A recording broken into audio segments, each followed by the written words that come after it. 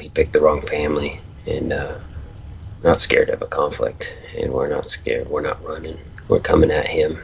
But it just tells the story of it's the evil and the ugliness of people's hearts these days is everywhere.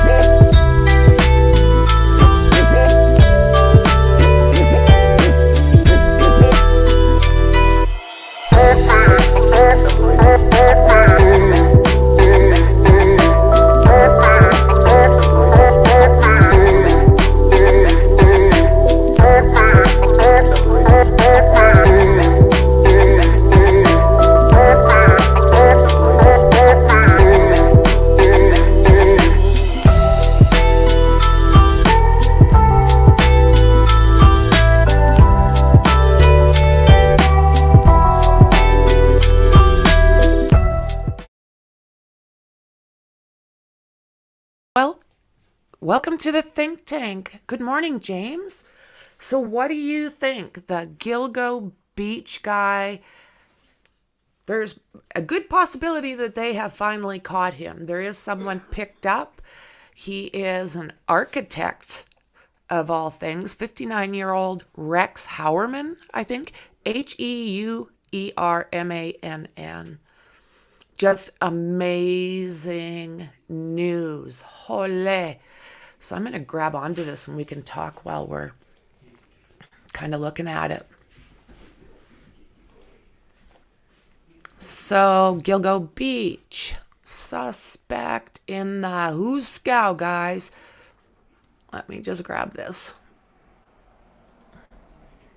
for y'all.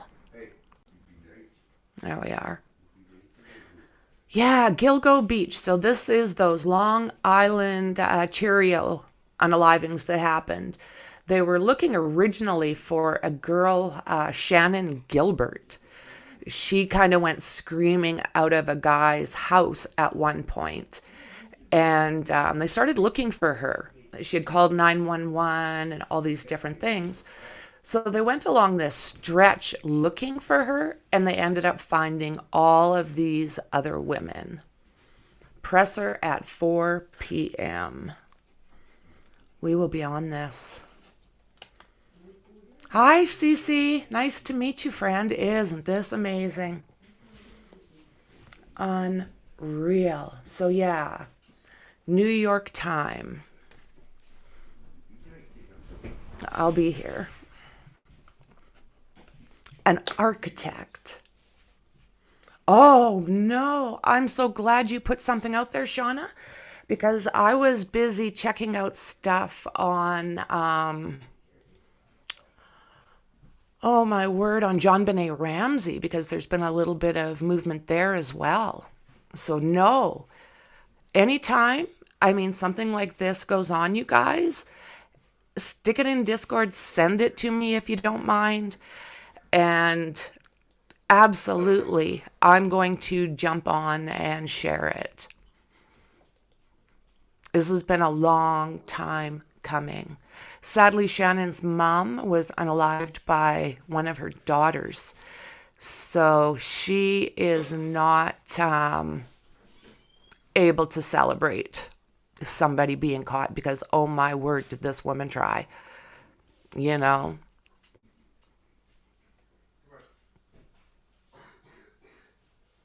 Yeah, absolutely.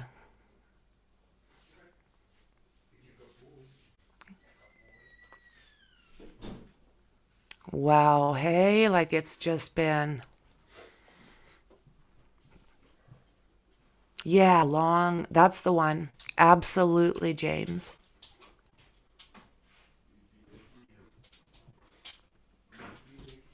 Yeah, on the Ramsey case, there is a fellow by the name of, okay, Gary, I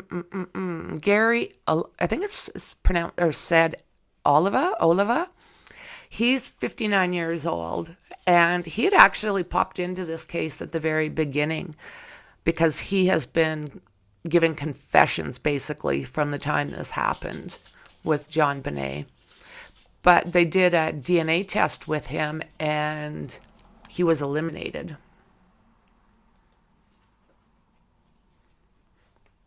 Yeah, that's what's happening. I think someone's been bragging about John Bonet. Yeah, he had like 300 and some images of her, but I think that they all came from magazines and what have you. So let's see what these guys have to say.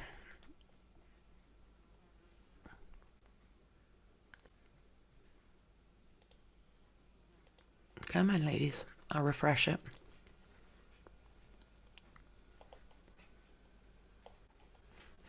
And these guys are in the description. Come on now, come on.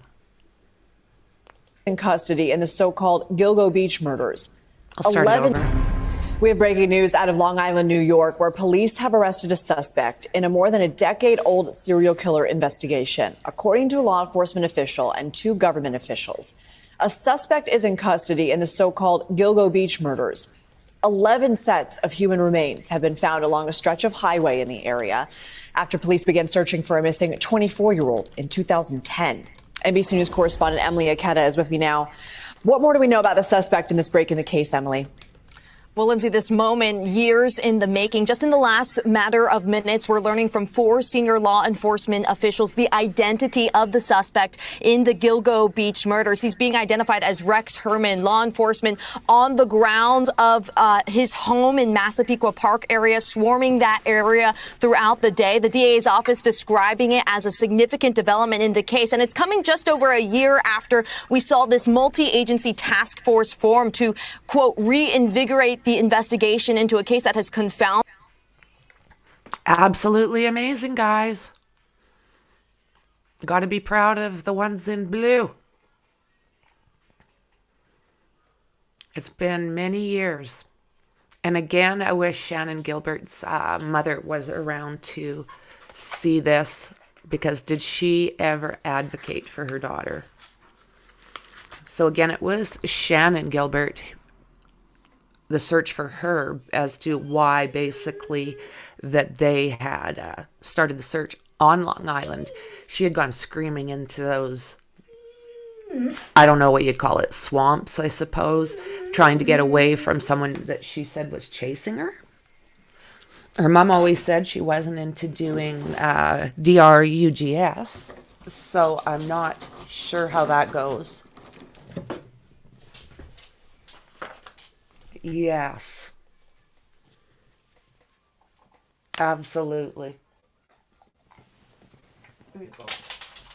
My girls know that I'm all worked up, so you'll probably hear them in the back a little bit. I think they're feeding off my energy.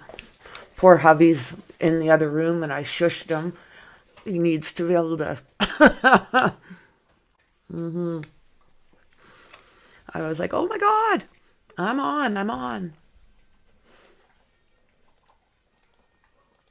Long Island police and really the country, a national spotlight on this just absolutely tragic case with so many unanswered questions. As you mentioned, a string of bodies found along Suffolk County. So this is ABC and is MSNBC. It looks like who originally shared it out. Remains belonging to 11 different people. For those in the area, they'll remember this. So again, 11 different people they were able to locate in this freaking area. Like, oh my God. And the animals that are out there, like crocodiles and oh my God. Sweeping search efforts, as you're seeing through that beachy brush for a long period of time. Those stunning discoveries really coming after police began searching for 24-year-old sex worker Shannan Gilbert back in 2010. So that's how long they have been working on this, since 2010, when they started finding these other remains. Sadly, they did all of this. They found all of those different remains, and it was still a while before they found Shannan, who was further out in the weeds. And they're saying, this is what they're saying, so I don't know if Shannon's name will be included in this arrest, because what they said originally was that she basically just got disoriented and ended up succumbing to the surroundings. This morning, again, police on the ground in Massapequa Park, the home to Rex Herman. According to sources, neighbors say they didn't notice anything. So he does live right there, guys. I was wondering. Out of the ordinary about the suspect. Take a listen here. We've been here for about 30 years, and the guy's been quiet, never really bothers anybody. You were kind of shocked, to tell you the truth. The guy, he keeps to himself. He pretty much keeps to himself, and we'd say hello to each other once in a while, and that was it. You know, morning pleasantries. And we should learn more information at 4 p.m. today. The news conference is scheduled on Long Island. A host of officials will be on the ground there, including the district attorney, police commissioner, sheriff, state police, and FBI after this major break in a case that has, again, confounded police and authorities for more than a decade and attracted national spotlight. Wow. Absolutely. We will stay tuned for more information at that press conference. Whoa. So again, I will have that. Jasmine. Sorry, guys. Unreal.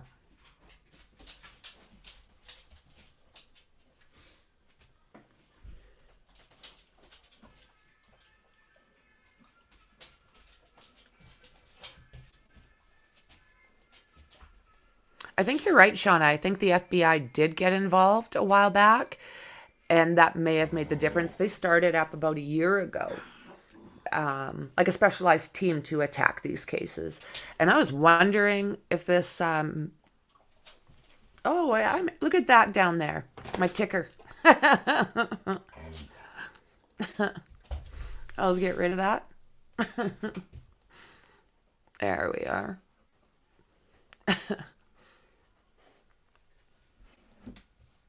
Let's see, guys.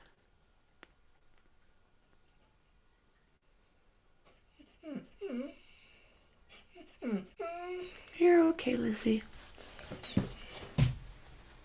Yeah, absolutely. Glad they came through for the families. Absolutely. That's a good question, Dandy. I was wondering the same thing, if he continued or went to a new dumping spot. You know, if he was right there, he had to have been a little concerned about what was going on. So there is, if he was in that area, you know, they were trying to say that Shannon was obviously intoxicated on something for her to have ran into that swamp. Now, if this guy has anything to do with that, again, you know, the cops have some explaining to do. Surprising good news. I can't wait to hear some answers. Oh, my word. Desolate, dark, and cold. Absolutely. Whoa. Yeah, I was kind of looking at that letter this morning, James. It's like, what? Written on paper. Yep. You bet. Yes, he did. This guy phoned the victim's sister. He sure as the hell did. So with that said, I'm going to say allegedly, because we think it was him that phoned the sister. I just have to put that out to cover my butt.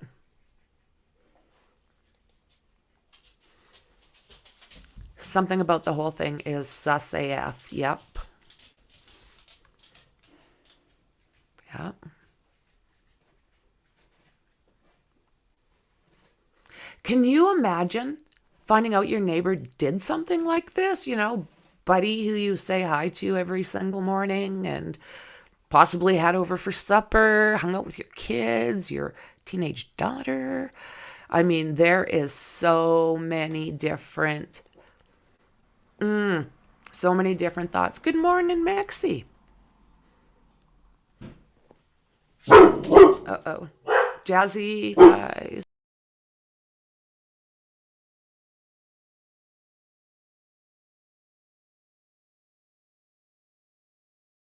Oh my God, these girls. Well, hello. So what do you think of this, Maxie? What the hell? It's about time. I'm glad they've got somebody in custody, and I really, really hope that they get a conviction if this is actually the guy that did this.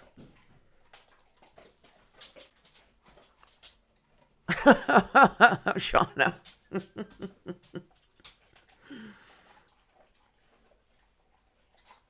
Oh.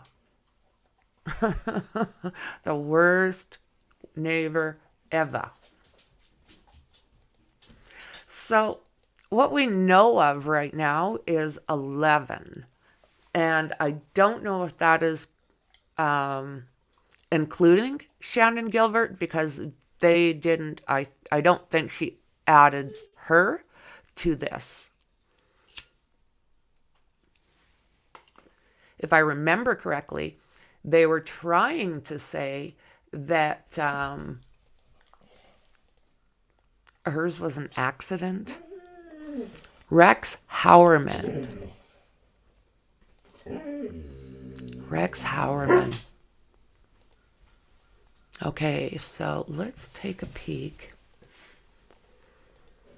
over here for a minute.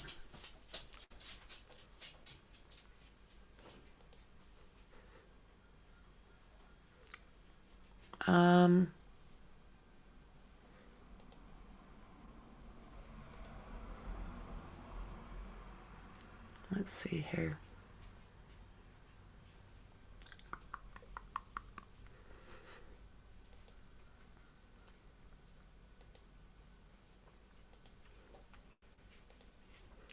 Gilgo Beach unalivings, Long Island.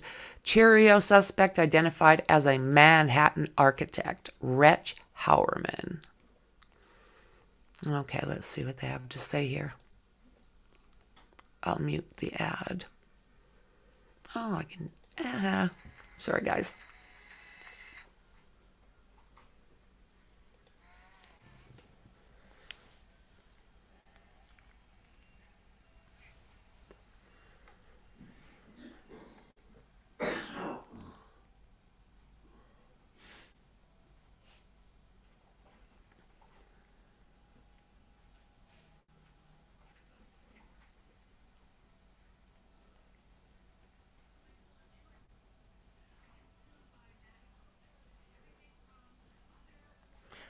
Okay, so they do have Shannon's picture in there. This is her down here.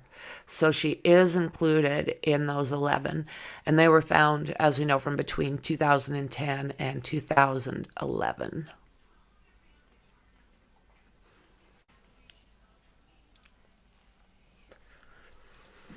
I'm going to go back there for a second.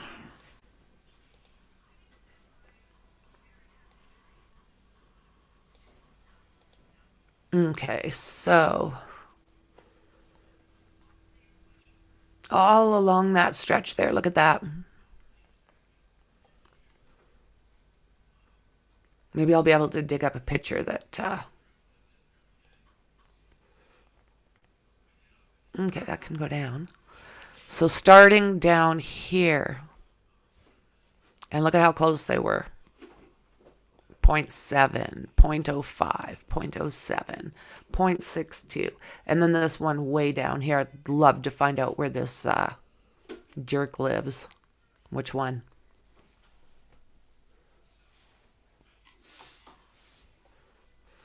I think it's going to be fairly close to that doctor's house.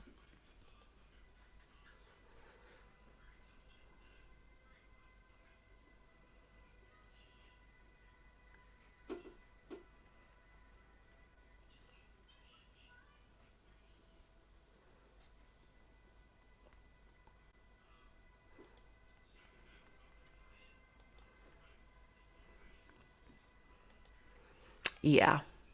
So looking for her, that's when they found everybody else. Shanann Gilbert, 24 years old, and was a street worker. I don't know. I don't want to say that. She was, I don't know, call girl. And she vanished after leaving a client's house, and she called 911 saying she feared for her life.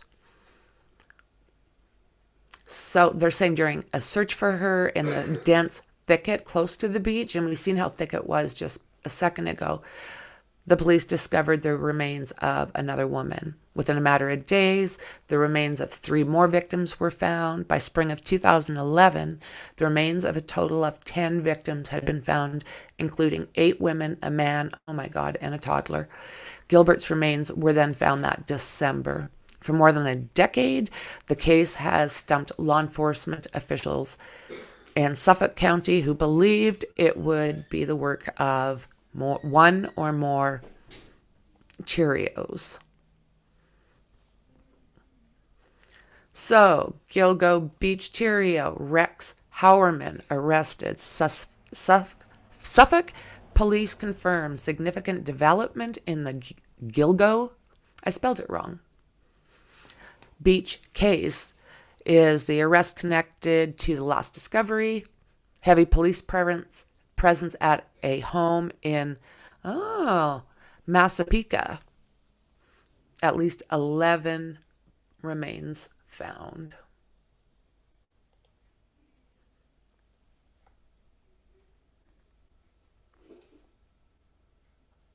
Okay. There is so much right now.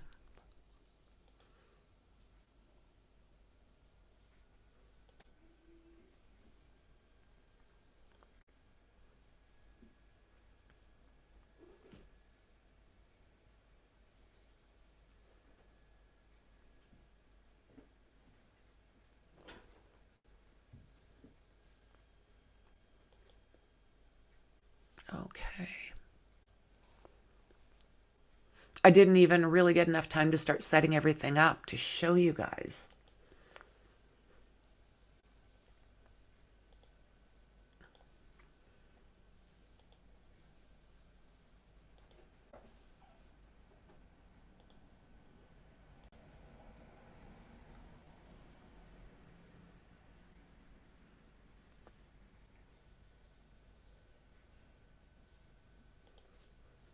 Okay.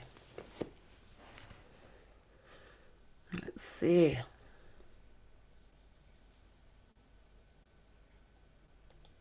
With neighbors and landlords, I'm worried about people. No doubt. Like, I always thought that this guy had changed dumping grounds. Cheerios rarely turn it off. You see, and I agree, like 8,000% with you, James. No, they don't turn it off very bloody often, do they? BTK maybe? But if he even did, I would think so, because he's always talked fairly freely. But yeah, I think that he probably found another disposal place. Yeah, they have been known to take breaks. So what do you think, Shauna? Do you think that like a 12-year break? I can't remember how long BTK's was. It was long as well.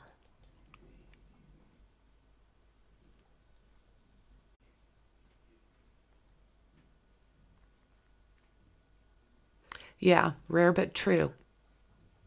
Absolutely. Yeah. Yeah. Exactly, Shauna.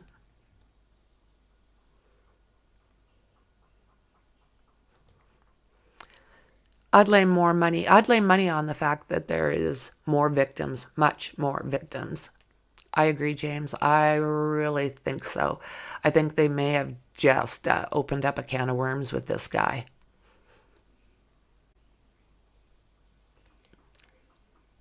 I think you're right. The way they were placed, that was significant to him, because they do. If he is a resident of that area, they were basically out his front door.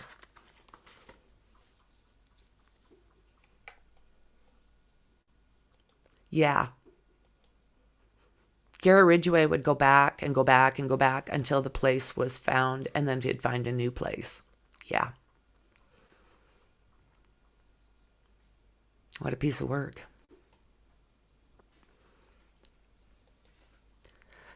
Do we know how close his residence is from where they were found? Not yet. All they've really said is that he was basically on that stretch. He was a resident. So we do know that's kind of a high end, right? It's kind of a high end area. Yeah.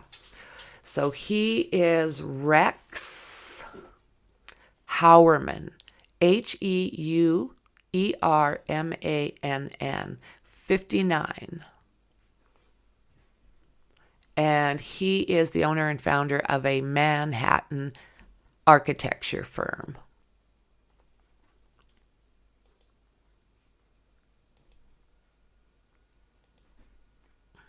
Okay. Take another look at this here, guys.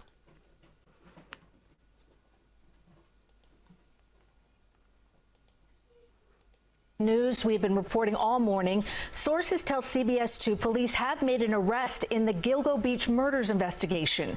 CBS 2's Natalie Duddridge joins us live from the newsroom with the story. Natalie?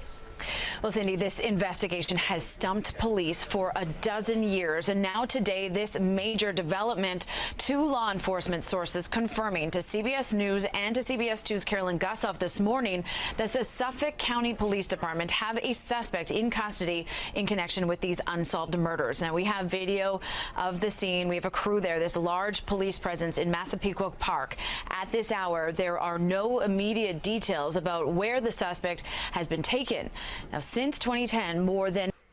I'm looking forward to finding out how they caught this guy. Is it going to be DNA, do you think?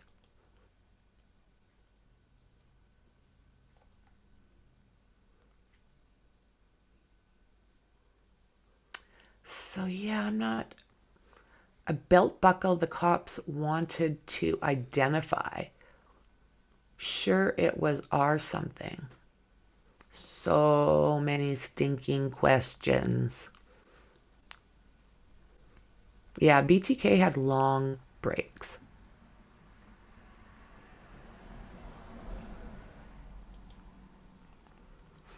Did he truly take breaks, or are there more undiscovered? You just never know. Yeah, good point. Hi, welcome, JJ.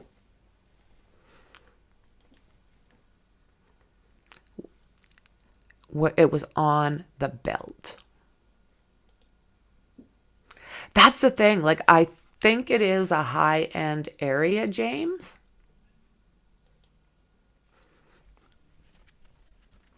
Yeah, I think it was kind of an upper scale neighborhood all in there. Doctors, lawyers, architects.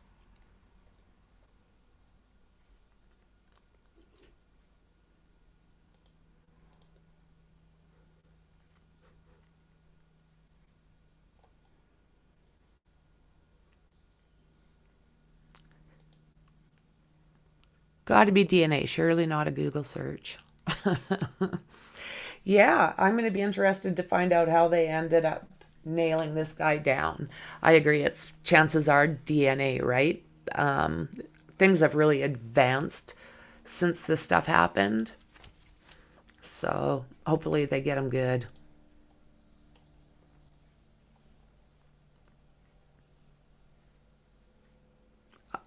Oh, was his office on Fifth Avenue? There you go. So he must make some good money. Absolutely. Absolutely.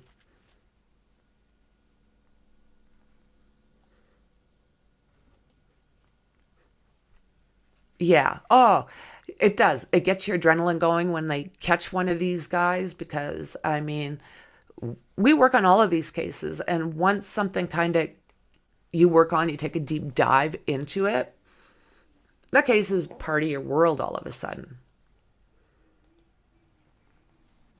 105 First Avenue. Okay. Oh, ha ha ha. Let me see if I can figure that out. Give me 2 seconds.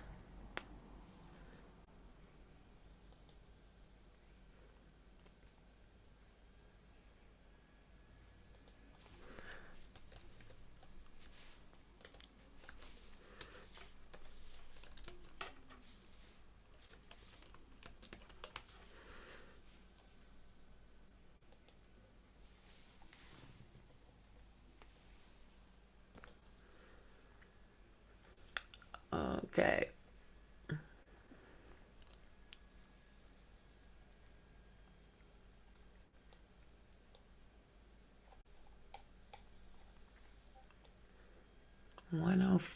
Fifth Avenue.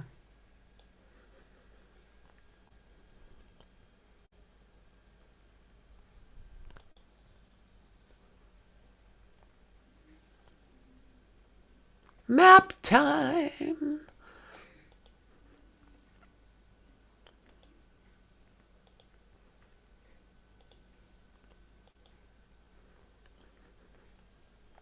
"105 Fifth Avenue, New York."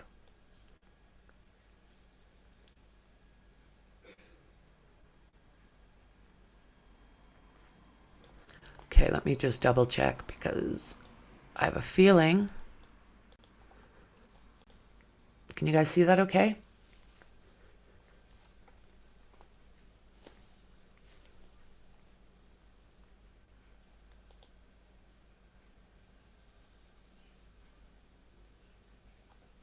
You got posted on Discord.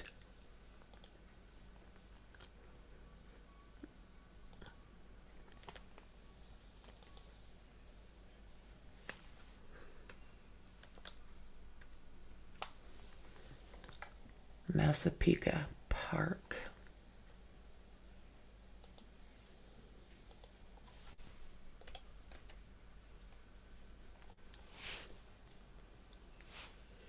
Okay, I got Fifth. 105.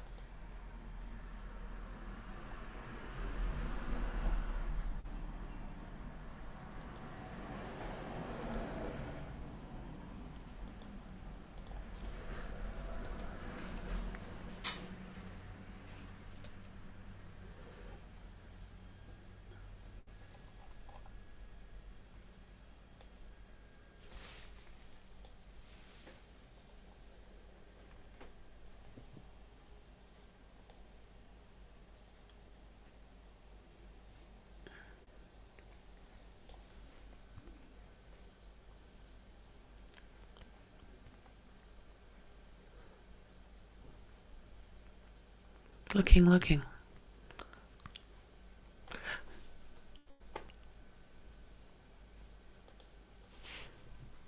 Massapequa?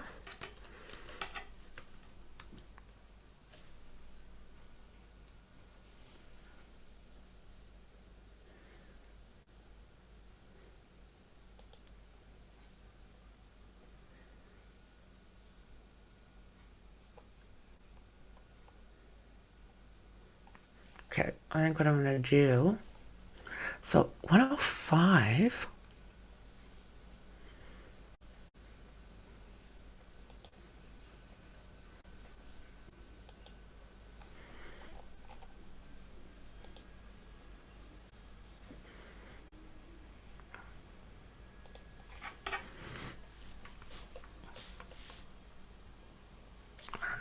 Sorry, guys. Taking me a second.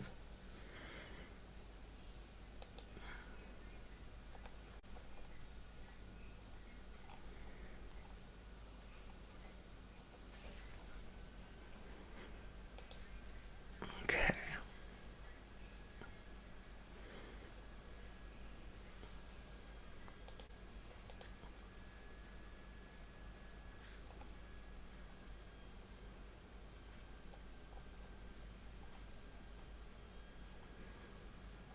Looking.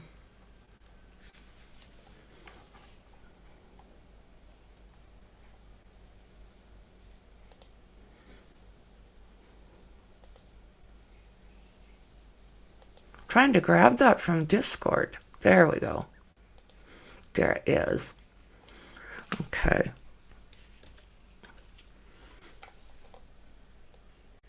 $105. Pico.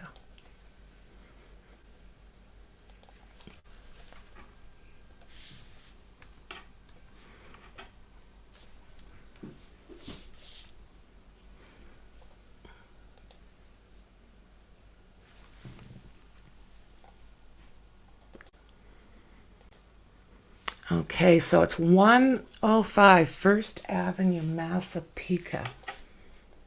Massapeq. AP.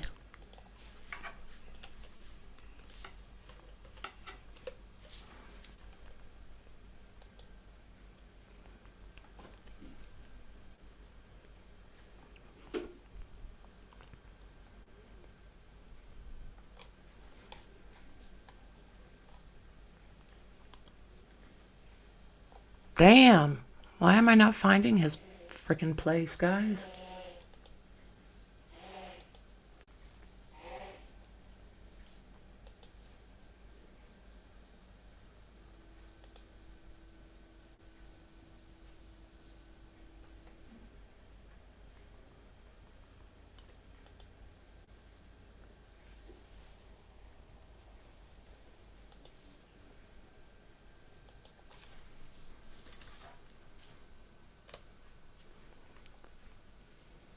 Okay. Do we know what this place is called?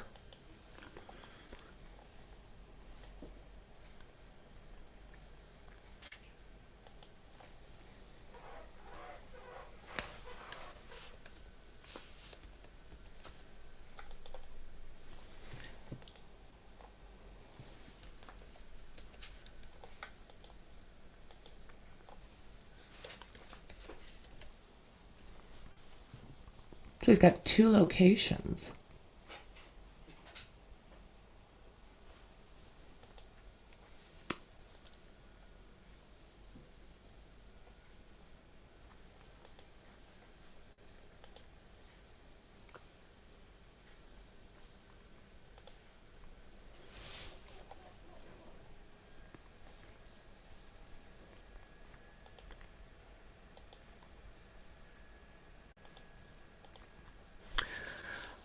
Okay, let's see if I can find this guy. 105.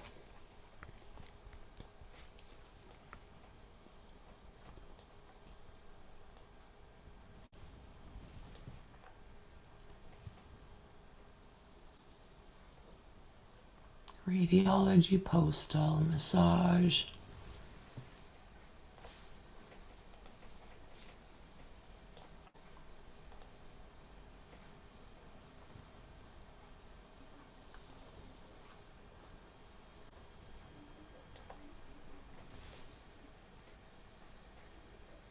I think I need to find out the name of this business. It might help me a little bit.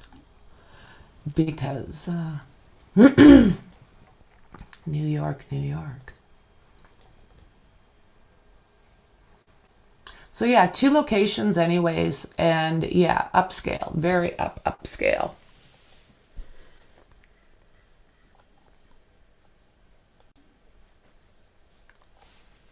Very interesting.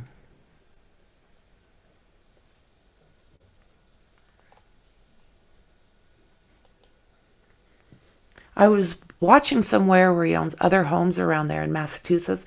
Do you know what, JJ? I'm going to have to go on some kind of deep dive. This just kind of came out of nowhere. So I'm winging it right now, kind of trying to find my footing with this guy. So let's let's look at this guy right now and see what's going on. 10 victims have been discovered. Their remains strewn across a stretch of Ocean Parkway on Long Island, several of whom were identified as sex workers. The victims' bodies were found initially as police were searching for a missing woman, Shannon Gilbert. Last summer, a new development. Investigators released 911 calls from the night Gilbert disappeared. Investigators had hoped that releasing this 911 audio would then lead to answers in the larger search for the Gilgo Beach killer or killers. Officials also doubled the reward for information on the murders to $50,000. Now, for more than a decade, this case remained a mystery. Again, this morning, an arrest. And we also have this active scene in Massapequa Park, and we'll continue to bring you the very latest details from the scene as we get them, Cindy. Natalie, thank you. Okay. You need Thanks, to know Dandy. what you're getting into. The enemy is everywhere, but he can't be seen. Why me? Okay. Where's this coming from? Right there. Jesus Lord Murphy. Okay.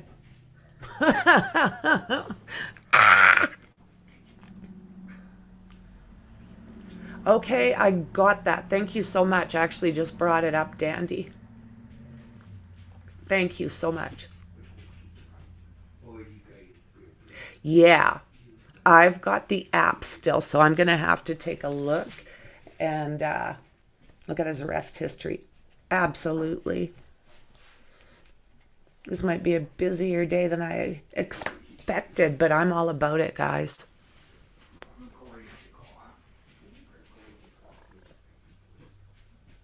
Okay, so which one?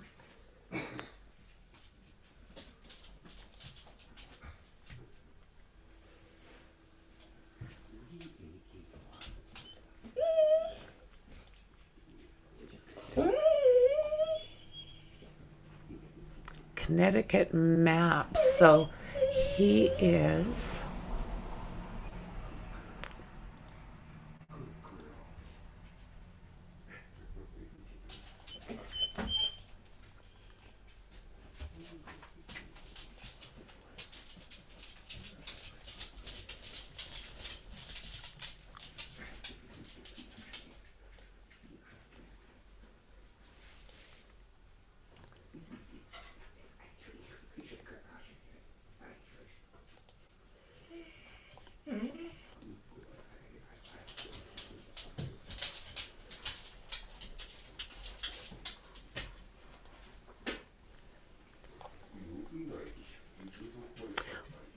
Okay, that's not it.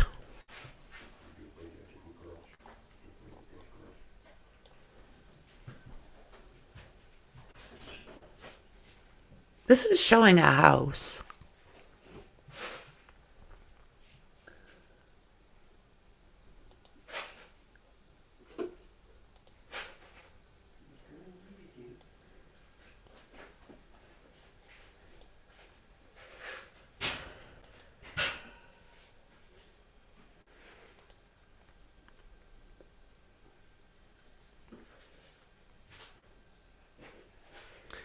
Okay.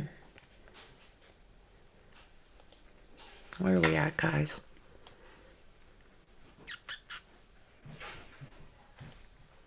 Where am I at?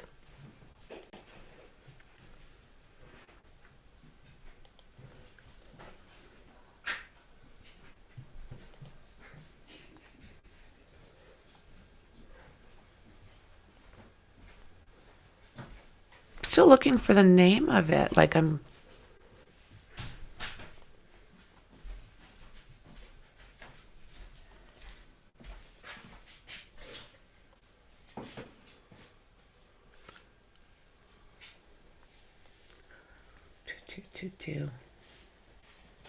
I don't have this down quite as well as Zav Girl.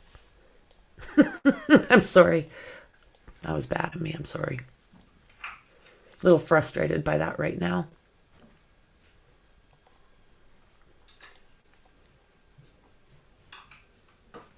No problem. Yeah, this is what it's looking like. Absolutely. Ooh, ooh. Are they memory? Do you know the name of it?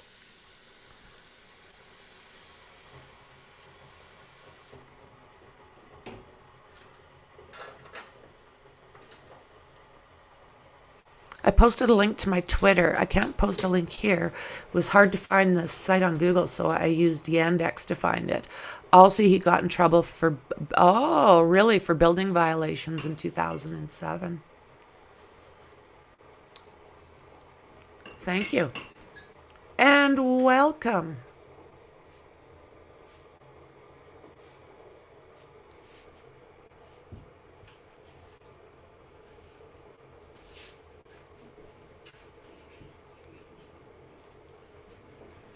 The park where they were found is really close.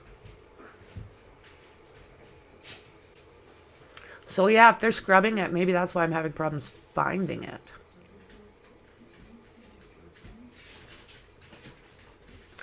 Oh my word, right, Memory? Thank you. Thank you for streaming this. I was shocked to hear the news. It is shocking. I could not believe it. That's why I'm a little bit unorganized, because this was just kind of, Shauna put it in Discord and all of a sudden it was like, are you kidding me? So yeah, all over it and jumped on real fast because this is important. This is very important. RH Architecture. Okay, I'm going to see if I can find it in there.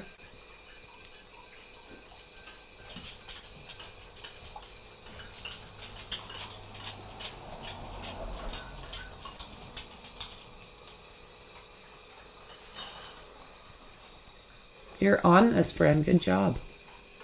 You should jump onto our Discord. Lots of information there. It is in the description.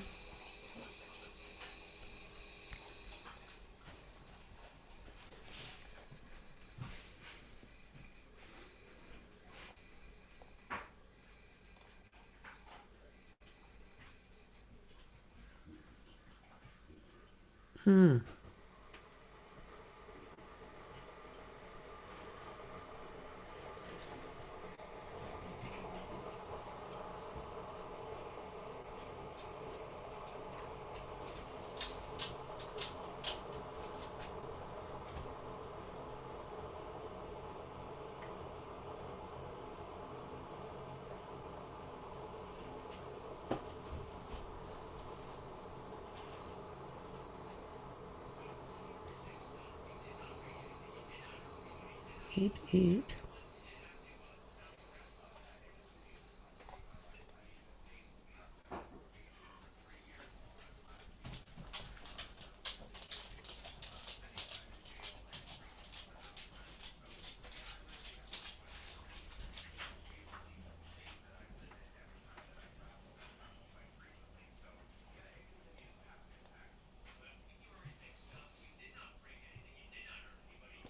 Damn. Okay.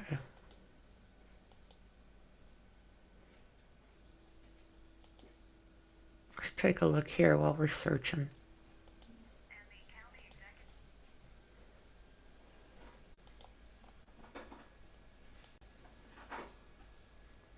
Okay. Let's do this. We're holding a press conference. Sources telling CBS2 police have made an arrest in the Gilgo Beach murders investigation. Let's listen in. That law enforcement has out here in Suffolk County.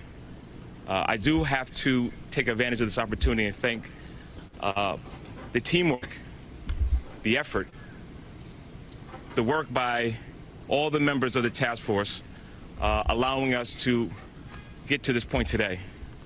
It was a collaborative effort. The resilient work that was done allowed us to place somebody into custody. But once again, there will be a lot more detailed press conference later on today, 4 o'clock, out in Riverhead at the District Attorney's office. I'm going to pass it over to our County Executive, Steve Malone. Thank you, Commissioner. This is my 12th year as County Executive. I've lived with the Gilgo Beach investigation for my entire tenure as County Executive. And I can tell you that during that time, the focus for me, members of our team, have been on.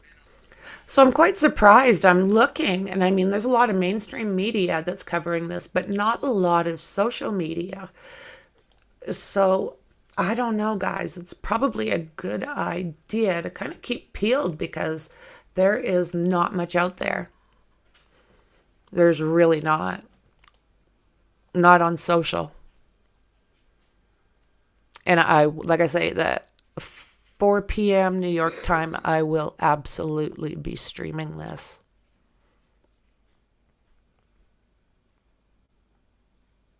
Massapequa Park. On bringing justice for these victims and closure to these families who have suffered. Today's developments take us a major step forward in doing exactly that. I want to thank all the members of law enforcement, but particularly here today, the Suffolk County Police Department, Commissioner Rodney Harrison. When I nominated Commissioner Harrison, I specifically spoke about one of the most important factors, and that is his background, his investigative background, his former chief of detectives in the NYPD, former chief of department in the NYPD, and that the focus that he would bring to the investigation. And he did that right from the start, even before he started visiting the site where the bodies were discovered, releasing strategically new information, reconstituting the Gilgo Investigative Task Force, and bringing together those law enforcement partners. And I want to thank all of our law enforcement partners. Certainly, I want to thank District Attorney Ray Tierney and his team for their great work. I want to thank the New York State Police, the FBI, and all of the law enforcement partners who have worked on this case for so many years. I want to thank our former police commissioners, Commissioner Tim Sini, who then was followed by Police Commissioner Jerry Hart when he was elected District Attorney. Commissioner Hart is former head of the FBI. When Commissioner Sini came in to office, he immediately re-engaged federal law enforcement. And that was Jerry Hart, again, the head of the FBI. When she took over as police commissioner, she continued to work with District Attorney Sini, and he continued to work to advance the case. And now here we are today with this arrest taking place, this major development in the case, and moving closer to that goal that we have all been working towards. I want the public to know, the message to the public is that we have never stopped working on this case. There are police officers, Suffolk police officers, who started working on this case who have retired now. But their efforts, their dedication, it has never stopped, putting more resources into the case. There are people who talked about this case never getting to this point, never getting to this resolution that we see today, this development that we see today.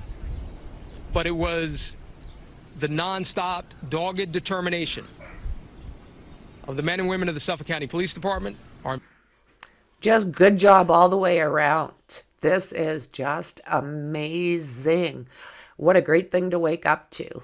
Investigators and our partners in law enforcement, including the Nassau County Police Department. I want to thank Commissioner Ryder. All of that work never stopped. And a message to the men and women of the Suffolk County Police Department. My thanks to you and specifically the investigators here and the team working under Commissioner Harrison. I've always been incredibly proud of the men and women of this department. This is one of the finest law enforcement agencies in the nation and the world. And I'm proud of the work that they've done here to bring us this much closer. The work is not done, and you'll hear more details on that later today. The work is not done here, but this is a major, major step forward in achieving the goal that we have had from the beginning, and that is, again, to bring closure to these families and to bring justice to the victims in this case.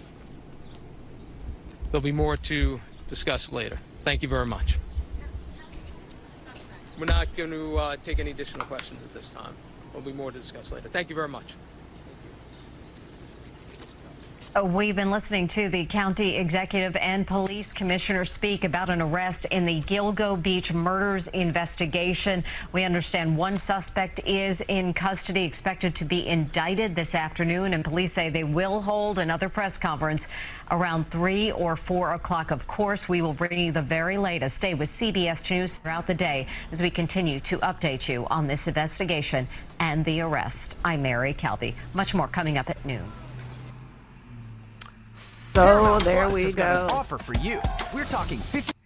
Shit. Okay, I'm gonna come back over here. See you guys. Okay, I don't mean to scare you, but I'm coming on. Probably don't want even lights. I'm still in my freaking jammies. I want to talk to y'all. This is crazy, guys. In the best possible way. So who is this guy? He is an architect from New York. Sounds like he's had a whole bunch of residences, probably 2 businesses, both in the architect, and he is high end because he is in the middle of New York City. We'll take what we can get, Mexi. That's what I said to her. You need to quit. Your job's getting in the way. Yeah, go to the living room.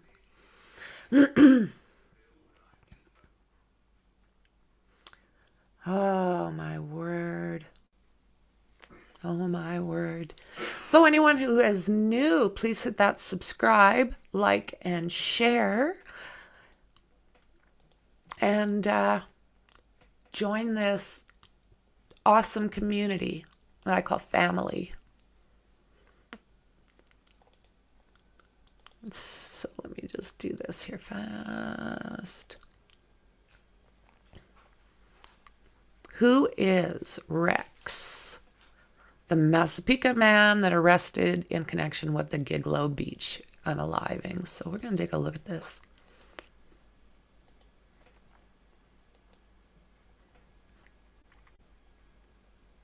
Okay, this is just fast, so let's check it out.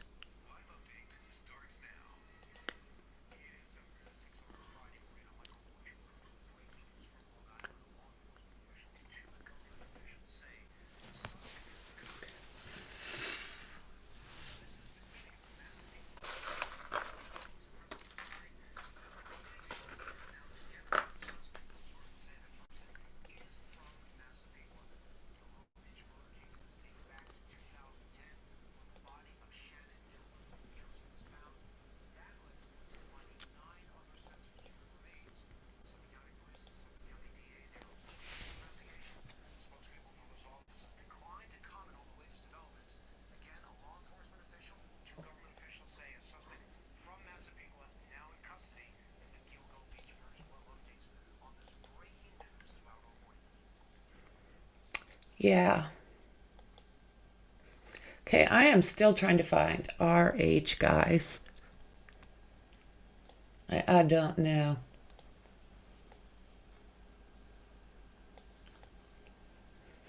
When I put in the address, this is exactly what I get.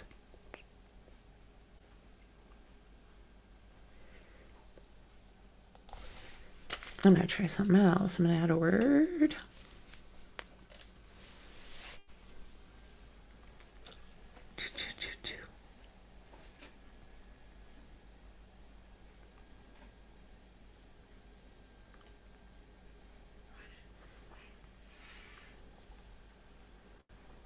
Looking.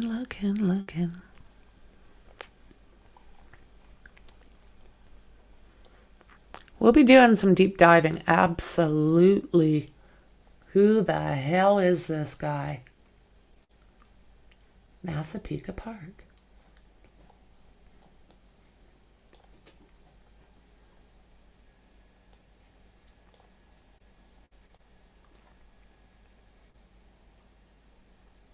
Good God, could you imagine driving in this city? What the hell?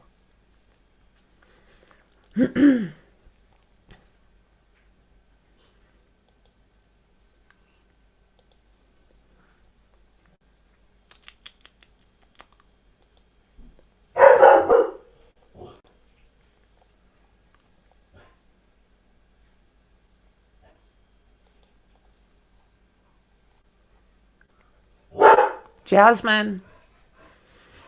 I love Montana, but I'm... Jasmine.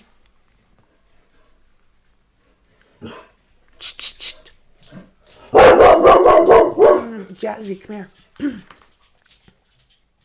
County executive are holding a press conference. Sources telling CBS 2 police have made an arrest in the Gilgo Beach murders investigation. Let's listen in. Okay, we just did that. So let's take a look at this other one over here. Thothori. Oh, God. This must be important to me because I absolutely look like shit.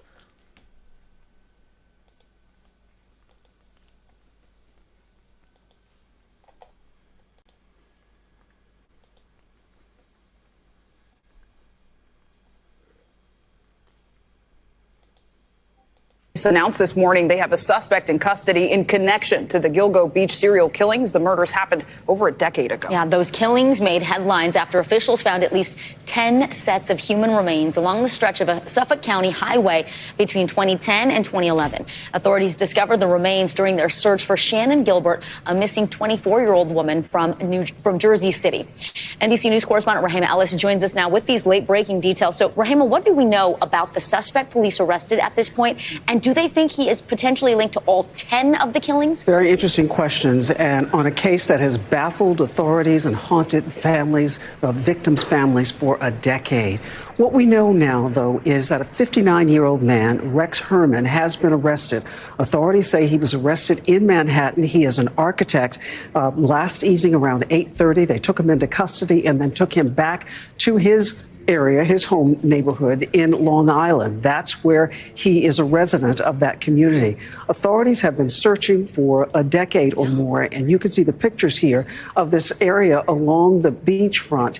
It's a marshy area. It's an area which thick terrain. You can see them in wet boots and basically stepping high to get through this area to see if they could find the remains. The remains of the first woman was found, Shannon Gilbert, in 2010, a 24-year-old escort, a sex worker. It was believed that she was coming from a client's home that evening and went out on foot and was never heard from after that. So here we are now. They're telling us that this man, Rex Herman, is a suspect in this case. We hope to find out more soon, but I should tell you also that an attorney representing Shannon Gilbert, as well as another one of the victims, says he's delighted, the families are delighted that this suspect is in custody, but they have doubts as to whether or not this person is responsible for all of the victims, the 10-plus victims who have been mentioned as a part of this potential serial killing. So still lingering questions, and it's so hard to believe. It's been a decade. Yeah. Families have been grappling with this for so long. What are the victims' families saying right now? Well, we're going to hear from them a short while from now, but many of them have been very disturbed. They thought that their loved ones had not been given enough attention because many of them were escort workers, sex workers. But just last year, in 2020, authorities created what they call the Gilgo Beach Homicide Task Force. It included law enforcement authorities from Suffolk County, the police, the FBI, state police, and Suffolk County Sheriff's Office. And some families are wondering, why was that only created last year in 2022, that task force was created? But what we're hearing now is that has led to an arrest of a suspect. They've been working hard, these guys. It's very, very impressive. We hope to find out at about 4 o'clock this afternoon. Authorities are saying they will hold a news conference. Hopefully some of these questions will be answered. You can imagine a lot of questions will be raised. What is it that they have that connects this person to all of these crimes after all of these years? Is it DNA evidence? Did someone come forward? Did this person slip up in one way or another? We don't know the answers to any of those questions. We think we'll learn something this afternoon. All right, time will tell. Really great and important. Yeah, 4 o'clock, guys. So I am still looking for a stream to grab onto, but it will happen. So what we're doing, I'm just going to jump onto something else that I find very interesting, and I appreciate this from Dandy.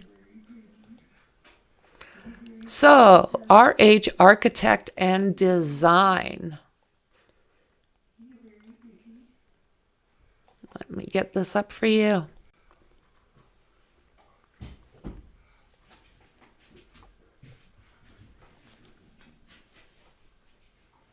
Absolutely. Absolutely. Anything with a heart that's beating matters. It blows me away. They're humans like the rest of us, regardless of how they choose to make their money. I mean, there's some countries that this is totally legal, and I think it should be. That's just my personal opinion. I'm sure I'll catch some flack for that, but in my personal opinion, this is not something that should be illegal. Other countries don't do it that way, so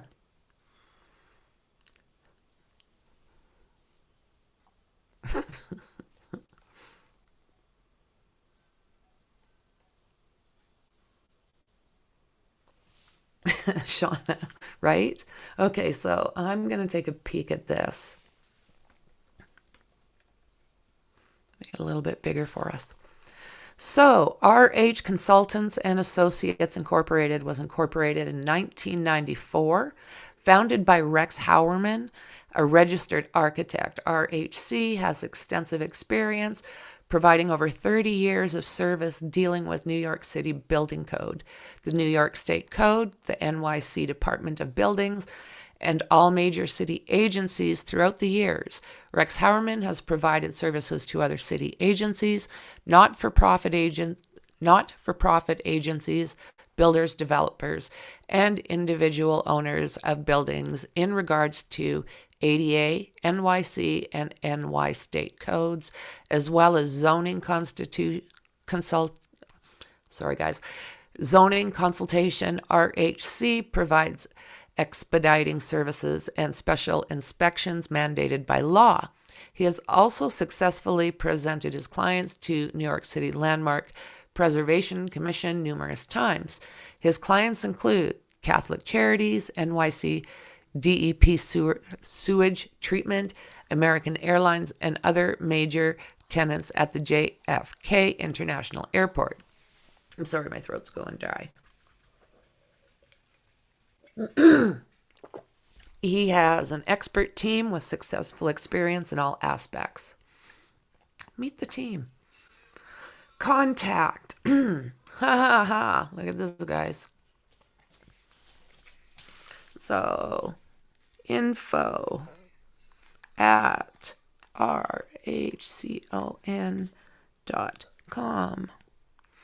212-947. Can you imagine how many calls these guys are getting if it's even in service still? So meet the team. Let's do that. Oh, couldn't find the page you were looking for. Home. Whoa. Okay, this is where we were looking earlier.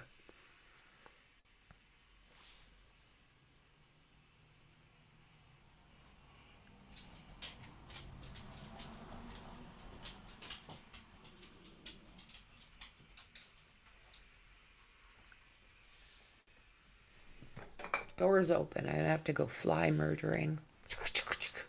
Unaliving. Beating the crap out of. Okay, so that's home services. So we believe architecture is the ability to shape space and light into an ecosystem which, when properly executed, forges a positive relationship between the environment and the people that inhabit it, creating a structure that inspires creativity, productivity, and connectivity is paramount, and our sole mission when partnering with our clients to design, build environments.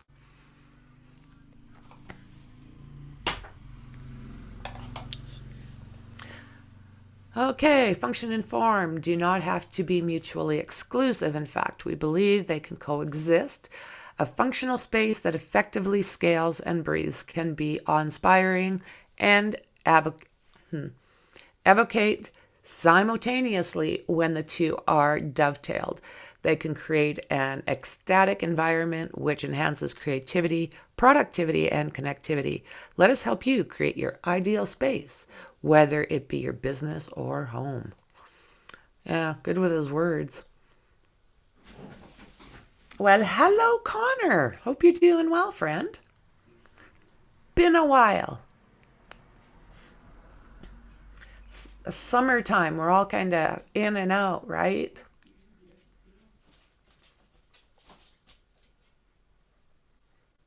Yeah, I appreciate that. Absolutely. Anything that you guys see that you think is going to be interesting to one of these cases, don't hesitate. Tag me or send it directly to me. I have no problems with that.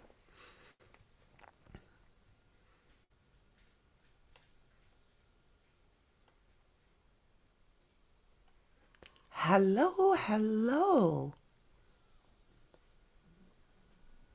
Movies. Okay, let's get back to this. I'm going to turn myself off for like 2 seconds.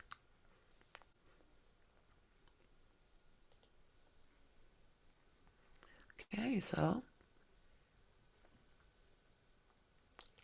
about. Okay, we've been that contact. Wow, look at this.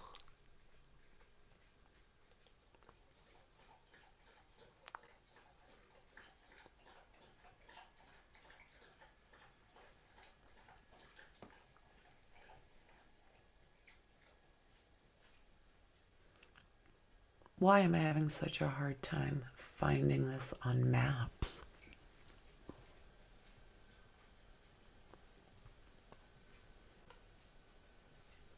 And this is their map. Okay, right there. Is that what you're saying to me?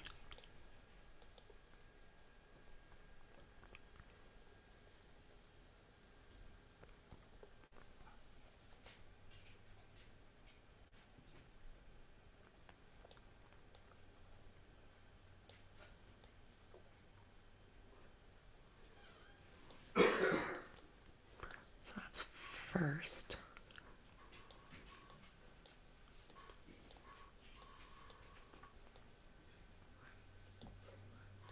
Like even their own map, I can't get there. Tabarouette.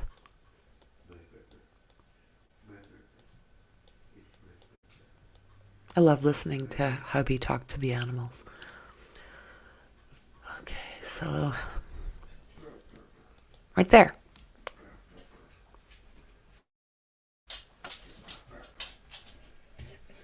Okay.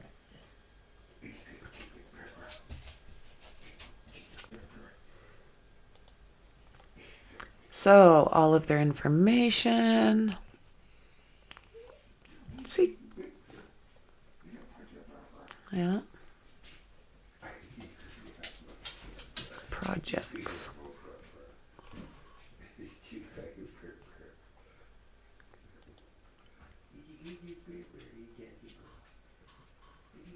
Oh, I appreciate that. Thank you so much. Hey, speaking of reviews, everybody, don't forget to hit that thumbs up button. Oh my word. I am just learning how very, very important that is for my channel. So yes, please subscribe, like, and share.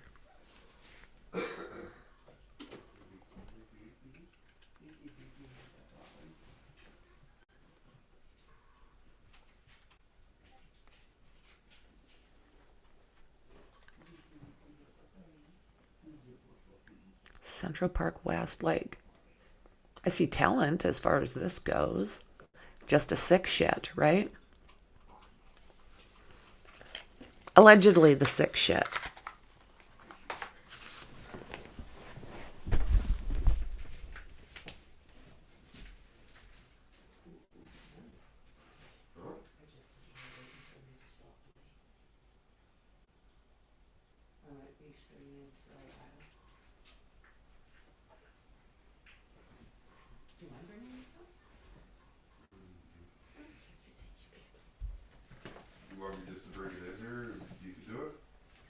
I can come there. Just let me know. Featured clients: Foot Locker, Target, Burlington Coat Factory, Nike.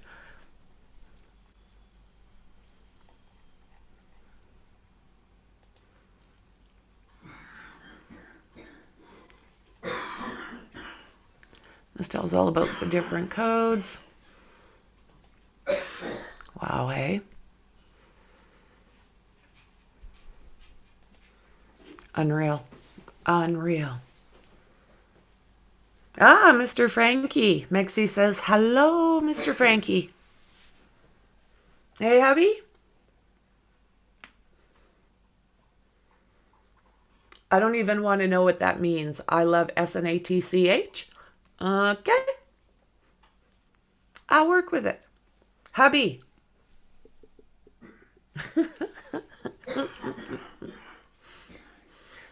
So where are we here?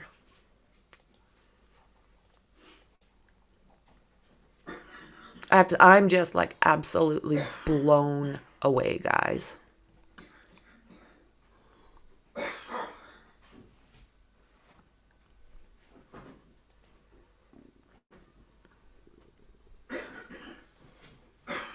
Let's take a peek at this.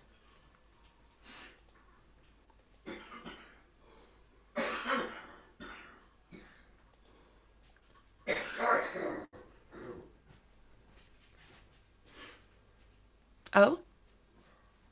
They say no, so fine. That's just fine. Let's take a look at this. Let's see what the neighbors are thinking of this mess. I'll blow it up a little bit better for us. Lifelong suburbanite, architect, and oh, yipes, father of two, guys.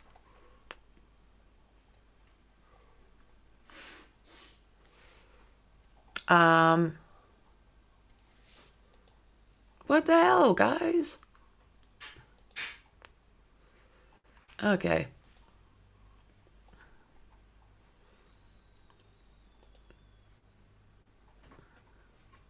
Nobody wants us to look at their stuff.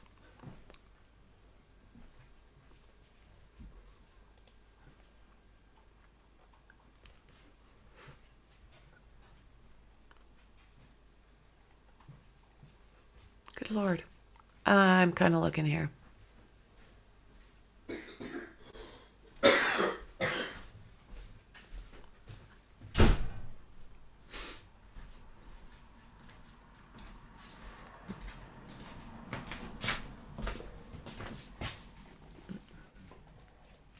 I'm going here, girls.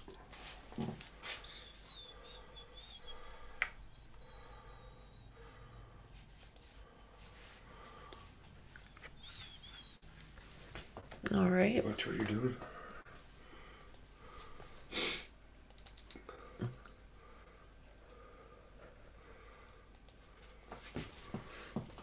I'll blow this up in a second.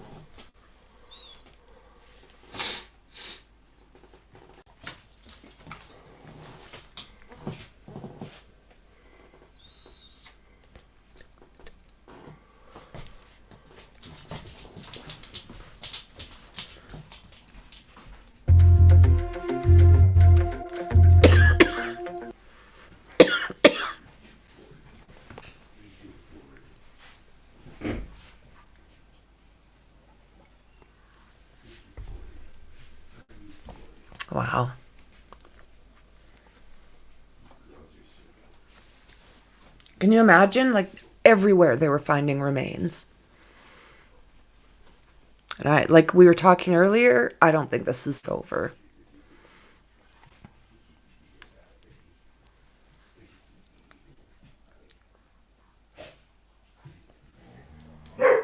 Look at how close that house is. Look at how close that house is, guys. Jasmine.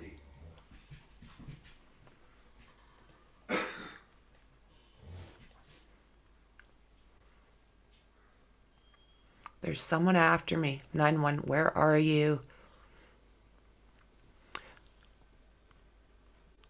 Right there. And these girls were found just across that highway.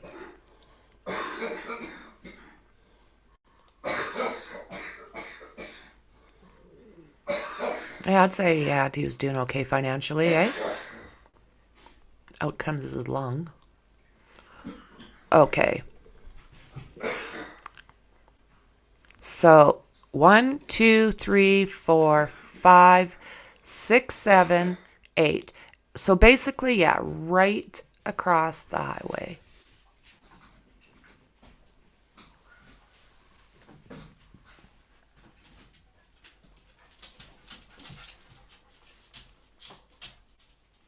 See, that's what they're saying, like, unfortunate accident, that she called 911 and said someone was after her. And then she was found unalived. So, yeah, I don't know. I don't know what to say about that.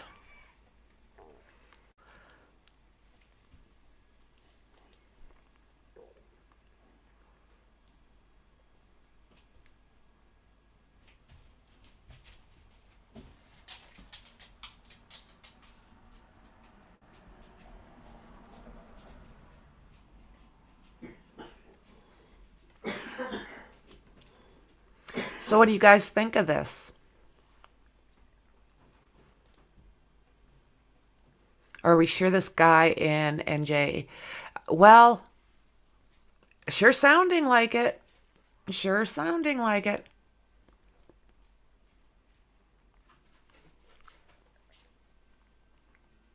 Sure sounding like it.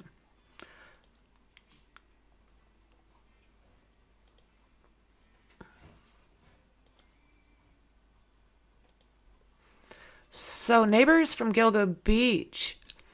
Suspect Rex Howerman's Long Island suburb flooded the street on Friday afternoon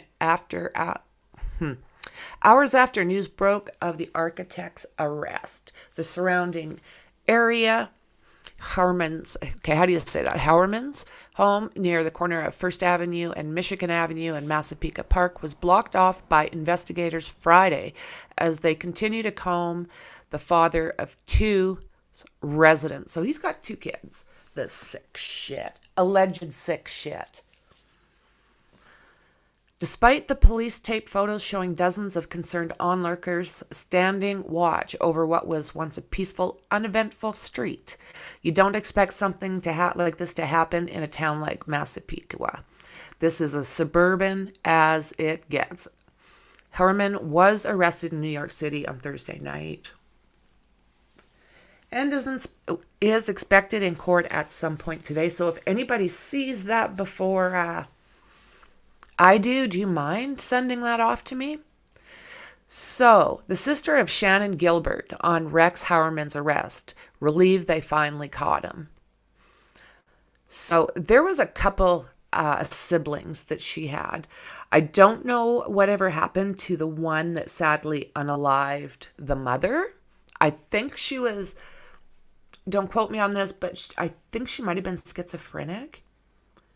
There was something that was going on with her mental health, and she ended up unaliving her mom. So the younger sister of the Jersey City woman whose disappearance prompted the search that uncovered the remains of the so-called Gilgo 4 said she was relieved about the arrest of the suspect in the infamous killings adding that alleged perpetrator deserves to rot in prison. It's been a long time coming, and I never gave up hope that one day justice would be served, Sherry Gilbert wrote in an email to NBC News. Look at everybody's just like, what? So Shannan Gilbert's sister, So her sister, Shannan Gilbert, disappeared in the Gilgo Beach area on May 1st, 2010.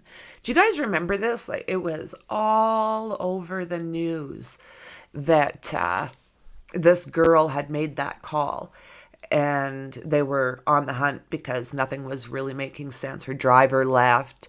The guy that she was visiting that night, he sounded a little hinky. And then there was some other guy, some other neighbor that they were checking out because he was kind of sketchy. And it's just been bizarre. And then the police are also saying, or were saying, I don't know if it still is, that they were basically saying she was uninvolved with any of these crimes.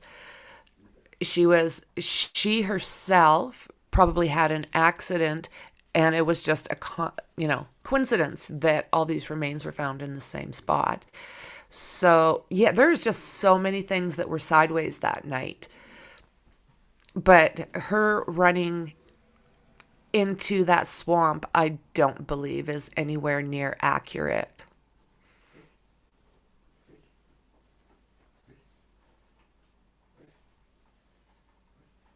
And that's what I think, Shauna. I think there's people everywhere that haven't been found. That's my thoughts, that they're going to have to keep looking. Jasmine, they want to play with their dad.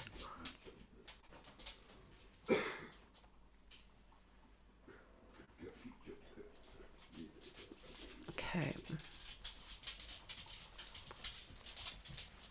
So the search for Shannan eventually led investigators to stumble upon the burlap-wrapped bodies of 4 women along Ocean Parkway in December of that year.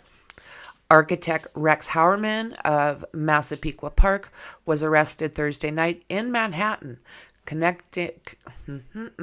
in connection with the 4 unalivings. She is such a pretty, pretty girl. I'm just happy that it happened sooner than later. The suspect, Rex, deserves to rot in prison for the rest of his life. He destroyed so many lives. So while it won't bring back our loved ones, it does help that one less monster is off the streets and can not hurt anyone else. So Shannan Gilbert was found in a marsh on Oak Beach in December of 2011. So it is unclear if Howerman is also suspected of unaliving her as well. I don't know how. Jasmine, I don't know how. So he flew under the radar like so many did. Isn't that what they said about Richard Allen? Hiding in plain sight kind of thing?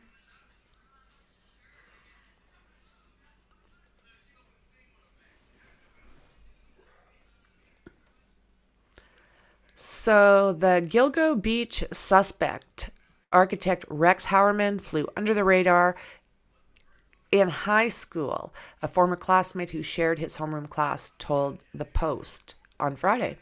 I'm sick to my stomach. The individual who graduated alongside Howerman with Berner High School class of 1981 said of the shocking arrest. Both Howerman and his former classmate stayed close to home on Friday morning. Police descended on the married father on his home on First Avenue, which they combed for evidence as neighbors looked on. He lives a couple blocks away from me, the classmate explained. You hear about this, and then all of a sudden, you find it's a former classmate and a neighbor. It's shocking. His yearbook picture, high school. Him now. Creepy dude.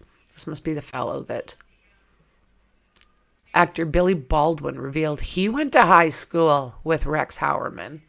What the hell? Is that who that guy is? Yeah, he's a Baldwin. Isn't he, though? He went to school with him.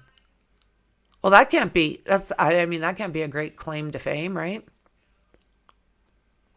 Yeah, he's married. 2 kids. Oh. Don't they say about, let me hang on here. That's not the one I was after. This one. So, and the phone call was traced to Times Square. Gotcha. Yeah. Is it?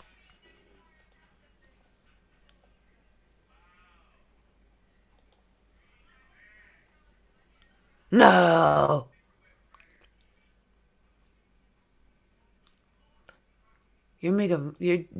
No.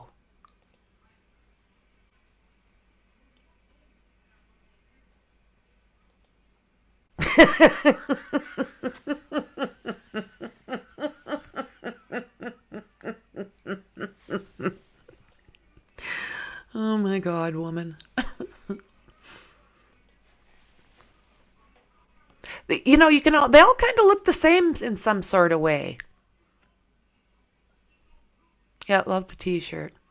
So arrested on Manhattan Thursday night and due in court today. Billy Baldwin revealed that Howerman was also a former classmate. Billy or his brother. A Baldwin, right?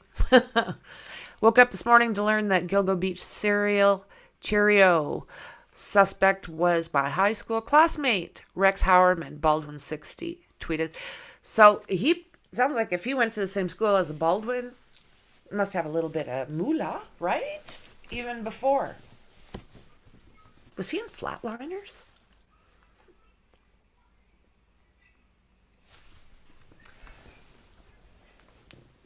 Oh, hang on. My moo-moo. Gotta fix my moo-moo. A little hippie that I am. Hang on. Okay. And I sit cross-legged usually, so I make a mess of me. So they're saying that Rex Howerman may have been the creepy caller who used the cell phone of one of the victims to taunt her sister after she vanished. So weren't we just talking about that earlier? Like, I know. I always find it strange that these dudes are married with a family, just out unaliving folks. It blows me away, Dandy. It really, really does, Like, how... Aren't these guys kind of off some way? But I guess you really, really... I don't know, you maybe want to be blind to things. I don't know. I find it weird that this potty mouth gets married and love letters in prison. I can't even get a text back. He.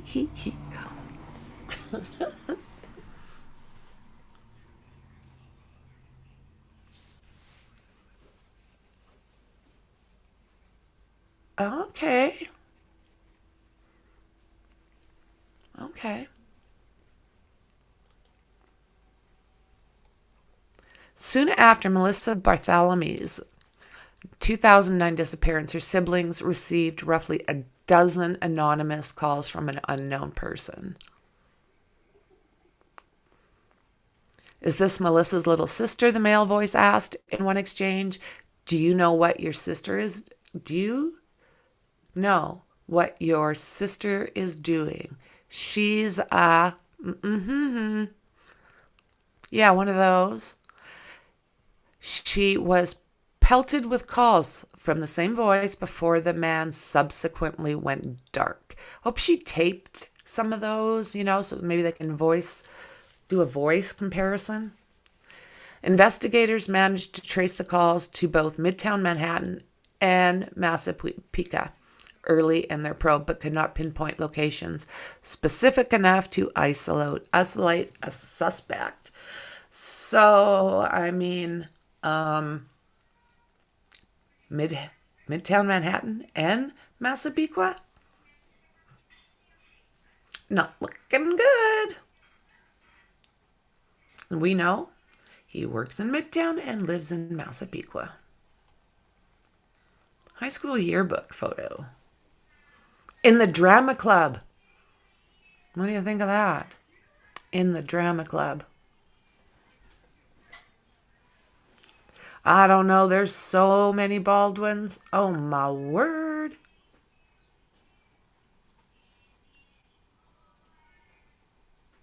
Yeah, I can't keep them straight. They all look alike. I don't know if that's okay to say, but...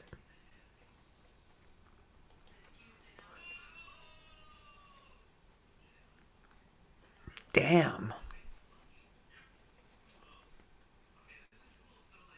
These are numerous pages of the yearbook for Burner High School.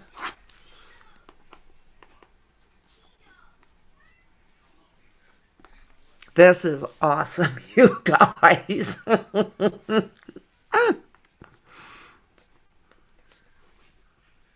What do you think, Mexi? Tell me your thoughts on this.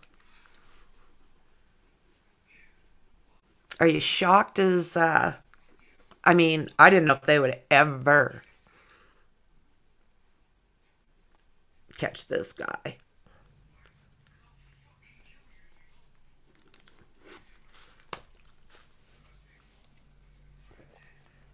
Gilgo Beach Cheerio suspect Rex Howerman ID'd a year ago after a DNA match.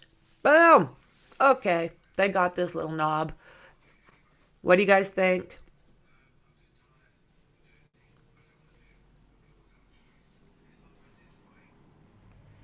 Yeah, I don't plan on sending any of those, personally.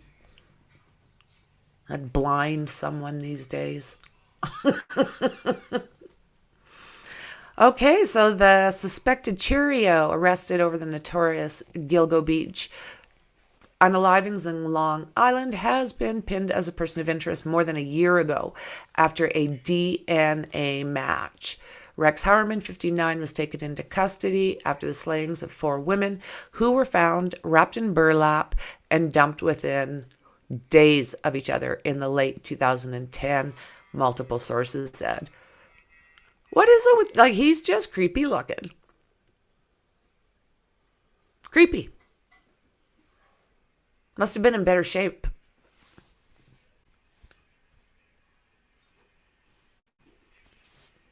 Because he was putting a chase on some of them, we know.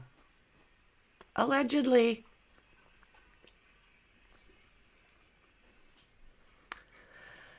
ID'd a year ago.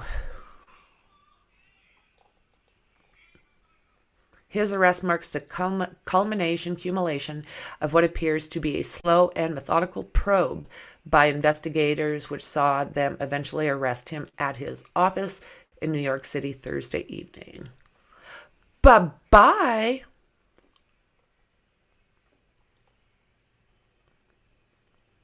Married, 2 kids. Average guy. Quiet. Quiet seems to be fairly normal, and sadly, so does Family Man.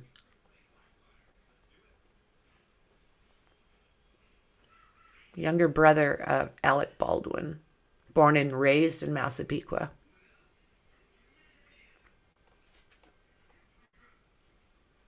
Look at this, eh? Neighbors just like, what? What the hell?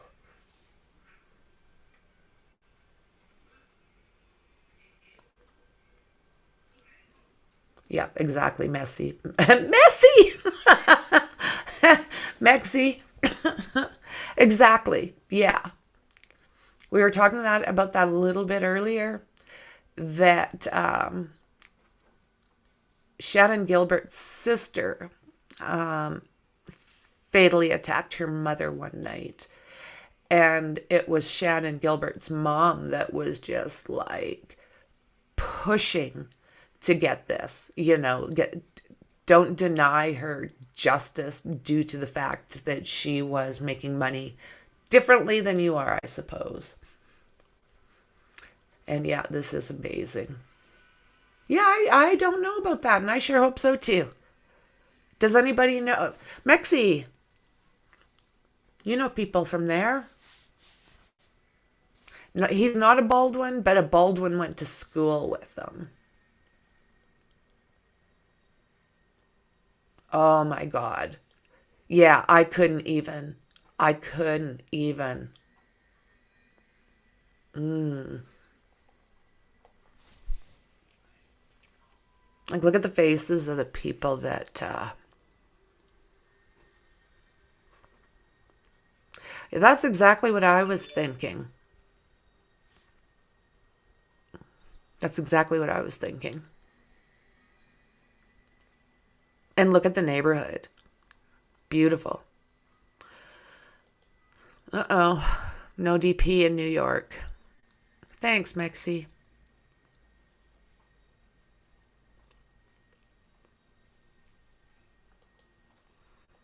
All those shocked faces.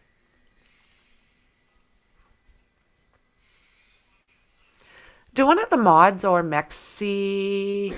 Can you guys see if you can find anywhere on YouTube that's either a court appearance time or the press conference time? I'm looking too, but if any of you guys see it first, can you just put it into Discord for me? I would so much appreciate that, guys. This suburb is about 20-minute drive from Gilgo Beach, where the remains of 4 women were found in late 2010. So look at that. Hey, look at that. Right around the corner. Why are these two smiling? That one's smiling. You guys, this is like nasty. So who are the victims? It says here that, again, the victims are taking center stage, where they should. Rex Howerman, 59 years old. A lump of crap. Look at that.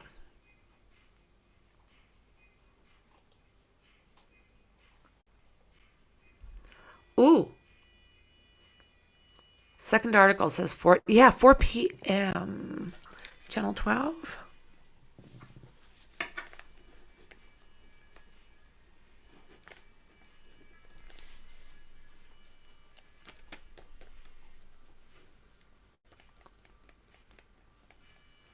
Thank you. I'll see if I can.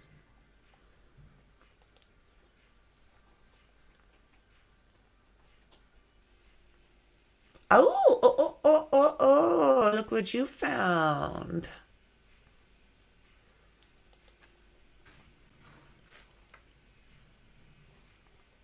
Let's see here, friends.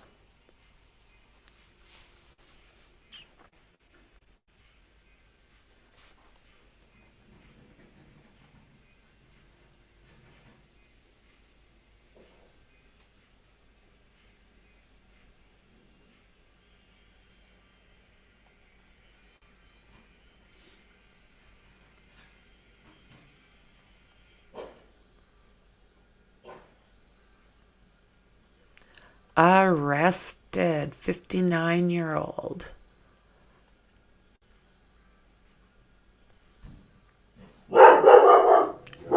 Jasmine. There's all sorts of banging and stuff going on outside. I'm surprised it took her this long.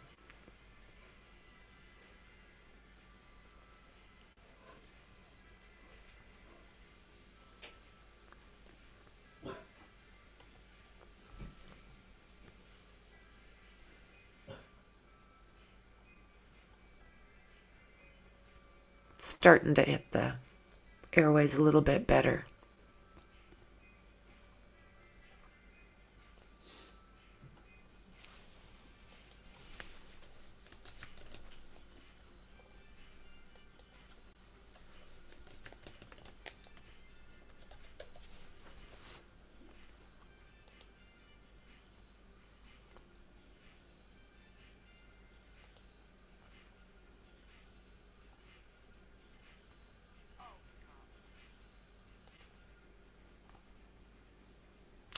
Okay, I don't know what the hell is going on here, so I'll just get back here.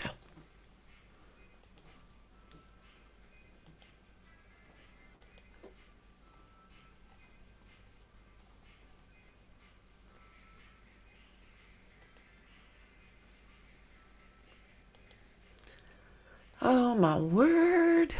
Rex Howerman.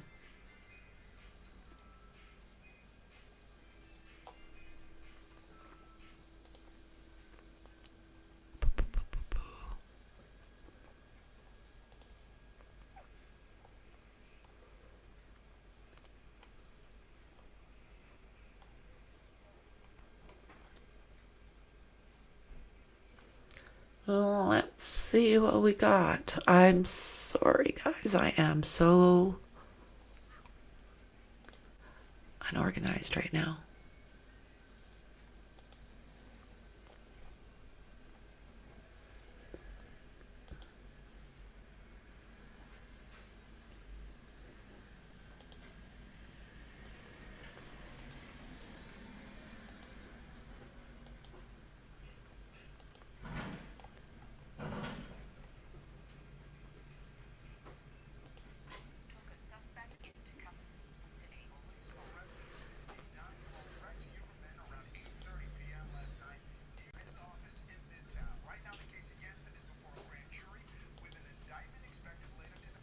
I'm gonna get back here.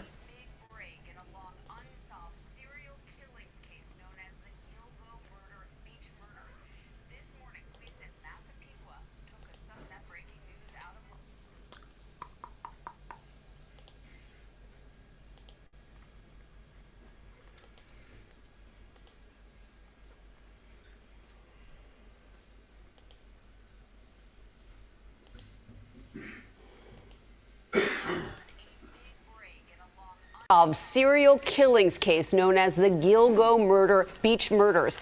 This morning, police in Massapequa took a suspect into custody. Police arrested 59-year-old Rex Uherman around 8:30 p.m. last night near his office in Midtown. Right now, the case against him is before a grand jury with an indictment expected later today. Authorities say he's connected to the murder of 4 women specifically. Their bodies found wrapped in separate burlap bags at different times along Ocean Parkway. The victims identified by DNA. Authorities later referred to them as the Gilgo 4. And the victims are part of a larger group of 11 people whose remains were found in thickets along Gilgo Beach. The case has long stumped investigators, and we have team coverage of this major break in the case. Stacey Sager is in Riverhead, where the suspect is expected to appear in court. Darla Miles in Midtown with more on the suspect, and we begin with Kristen. I think Discord, friend. I think that's probably my best way of doing it.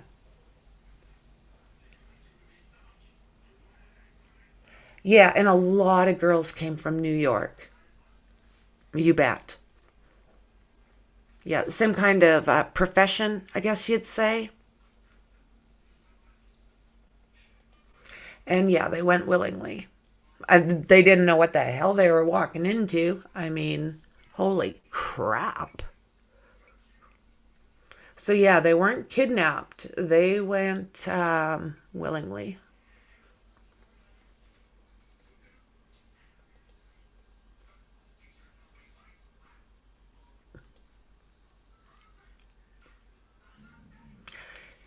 Yeah, maybe I don't know. I don't know quite how that will work because he did move them, right? So I guess it's maybe going to depend on where they were unalived.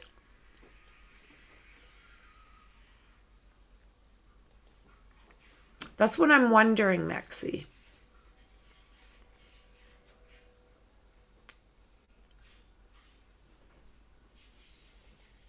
Yeah. Thorne, who's live in Massapequa. Kristen. Lauren and Dave, we know that police took into custody Rex Hoyerman at his office in Midtown last night, and there is currently an investigation going on there, but they are also focusing on his house here in Massapequa Park, 105 First Avenue. They've been here all morning. In fact, a neighbor told me that she first spotted a police vehicle here around 11 o'clock last night. This is a picture of 59-year-old Rex Hoyerman. He is the owner and president of an architecture firm on Fifth Avenue. Neighbors I spoke to about him really don't seem to know him, don't really recognize his name, don't recall him really coming in and out of the house at all. But we did see hazmat crews going into his house this morning. Obviously, they're dealing with some forensic evidence or believe that they met. Oh, hazmat suits going in. What the hell is that all about? That's really, really interesting because there's typically only one reason to wear hazmat suits. Okay. That's not what I was thinking when they said hazmat suit.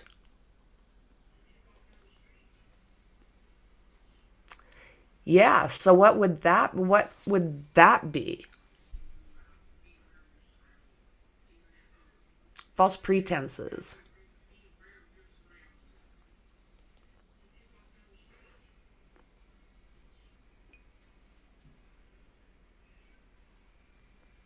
Yeah.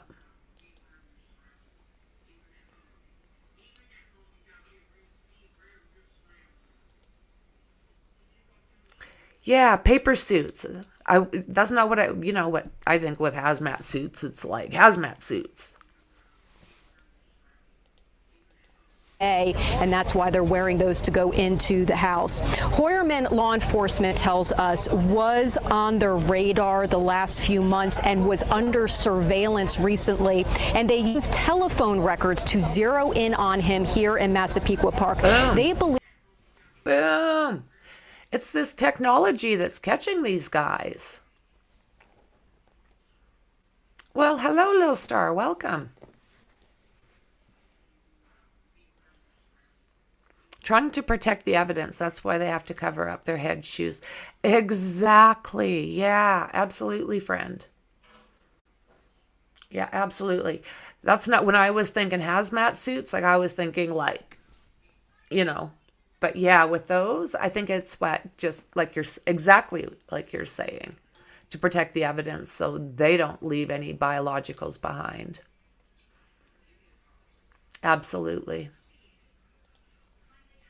Believe he is connected to the deaths of the Gilgo Four, the 4 sex workers that were found murdered and buried in a quarter-mile stretch of Ocean Beach back in 2010. Suffolk County officials spoke about today's huge development just moments ago. The effort, the work by all the members of the task force, allowing us to get to this point today. It was a collaborative effort. The resilient work that was done allowed us to place somebody into custody. I've lived with the Gilgo Beach investigation for my entire tenure as county executive. And I can tell you that during that time, the focus for me, the members of our team, have been on bringing justice for these victims and closure to these families who have suffered. And that's the biggest thing. These families need some closure. They need justice for their family member, friend, whatever it may be. That person deserves justice, and the family deserves the peace of knowing that this guy is like gone. Yeah, those are the ones I'm thinking of, James. Totally. Today's developments take us a major step forward in doing exactly that. The Suffolk County Executive Steve Bellone also said that there is more work to be done on this case because obviously there are still victims as part of this investigation separate from the Gilgo Four. I also want to. So what do you guys think? Is there going to be more people found? We know that he's lived in Maryland and in New Jersey now.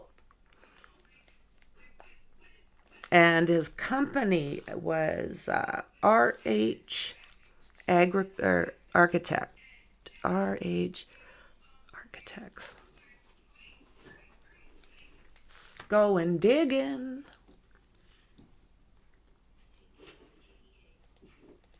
To talk about the neighbors and what's going on around here and has been all morning. I mean, this is really the place to be right now on Long Island. People are coming here, especially the armchair detectives, people who have followed this case for years and years and are now here trying to just get a look at everything that's going on. But neighbors who live near this house, you know, they always say the home was always kind of in a state of disrepair.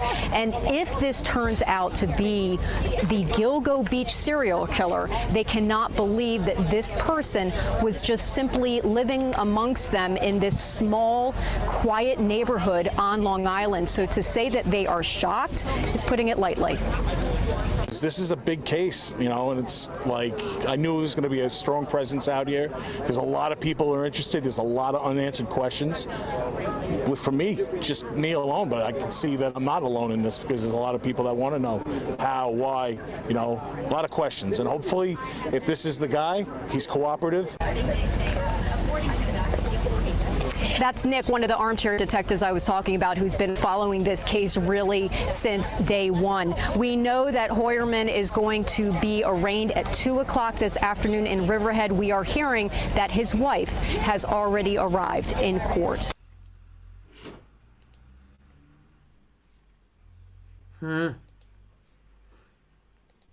His wife has arrived in court.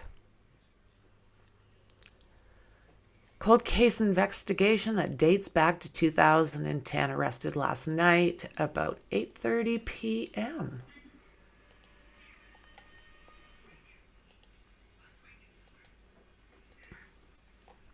Damn.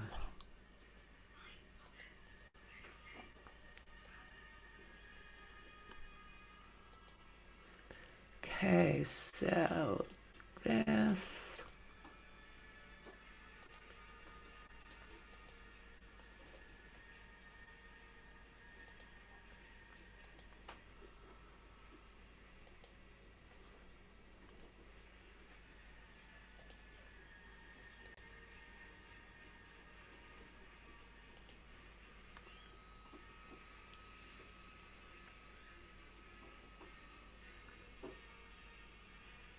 A series of murders on Long Island, New York, is being arraigned today. That's right. This is a major development. Several law enforcement sources telling CBS News the man you see on your screen, Rex Heuermann, was arrested this morning. This comes as officers say a large police presence early in Massapequa Park is related to the investigation. Now, since 2010, the bodies of at least 10 women have been discovered along Ocean Parkway on Long Island. No arrests have been made in this case until today. Joining us now in Studio 57 is 48 Hours correspondent Erin Moriarty. And we also have Pat Milton, the senior producer for CBS News' investigative unit, joining us on Zoom. Great to have both of you here on this significant day in this case. Pat, we're going to start with you. If you can fill us in on the latest, what do we know about what led police to this person? What do we know now about the suspect? Well, we're still digging in on the details, but he is expected to be arraigned in Suffolk County on Long Island this afternoon. We aren't clear about what the charges are.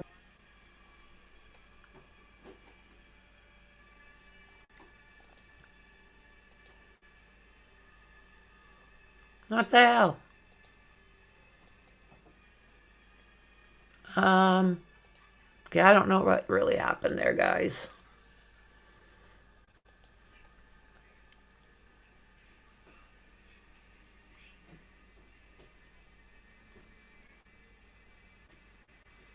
Let me see here.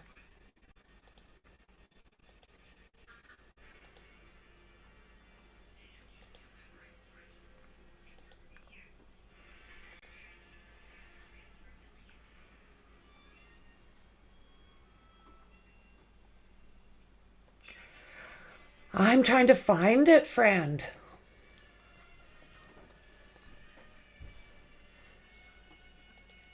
I'm trying to find it.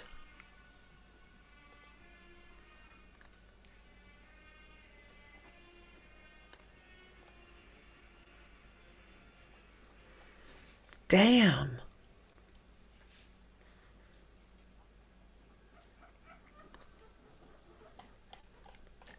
If anybody can find that link, because I'm not having any frickin' luck.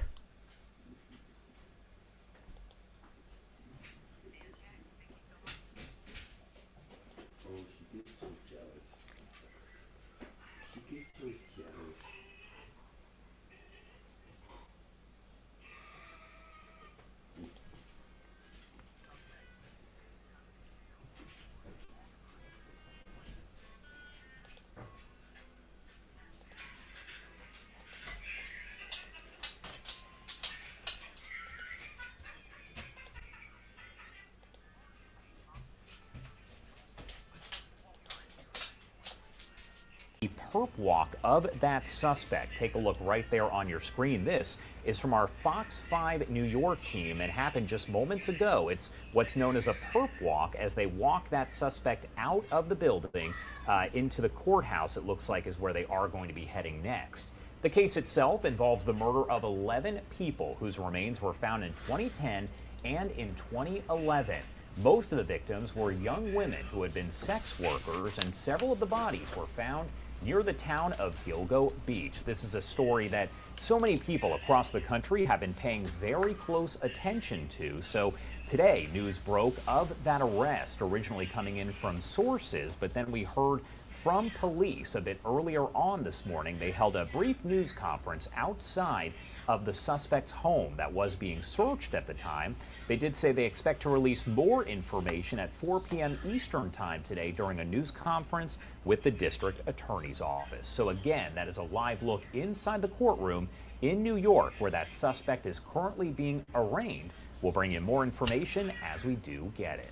In the meantime, I want to head to another breaking story that we are following. This is a live look inside a courtroom in Florida as Disney is asking a Florida judge to toss out a lawsuit against the company's efforts to neutralize a takeover of Disney World's governing district by Governor Ron DeSantis and his appointees. It appears we do have audio here now, so we're going to pop up the audio and listen in.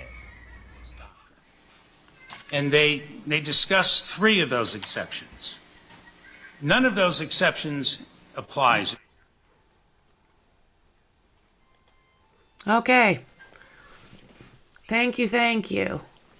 I'm going to see if I can find anything else. In the meantime.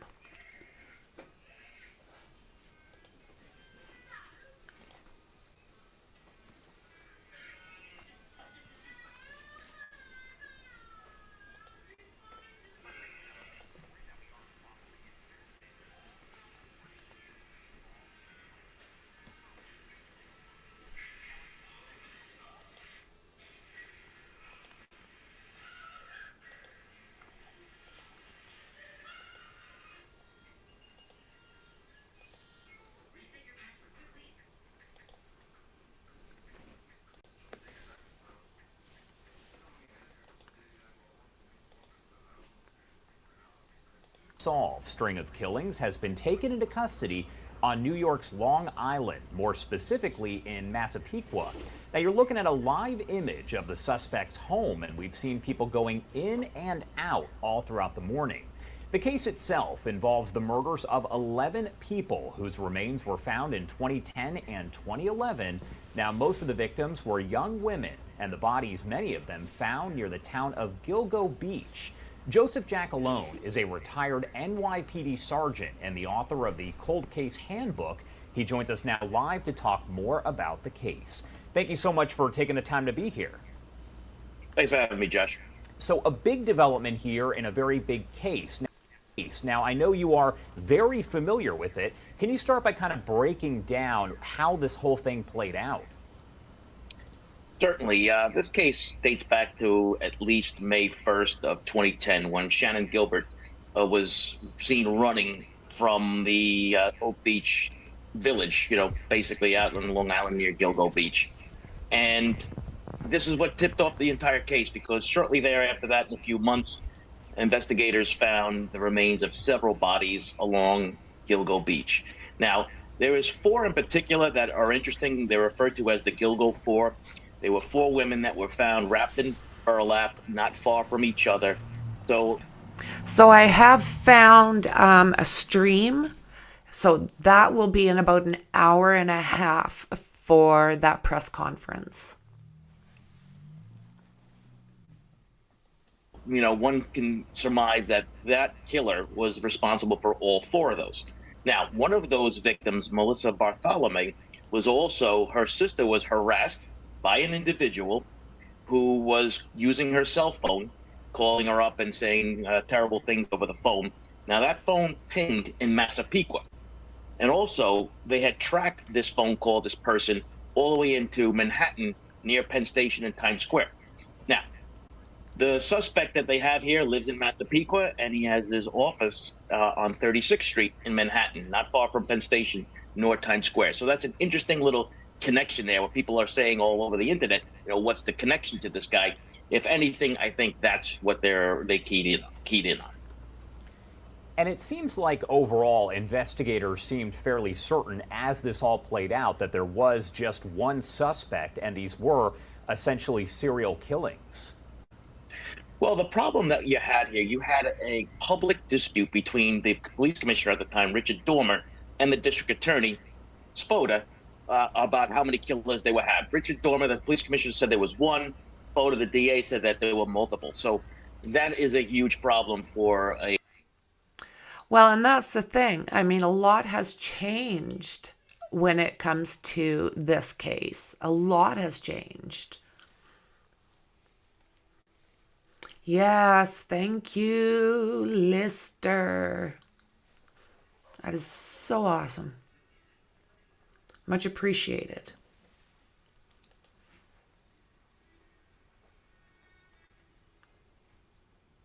$1 million Lil Star. Lil Star.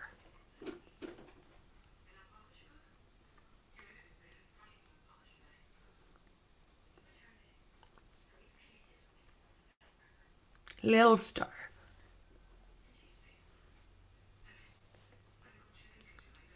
It's about an hour and a half.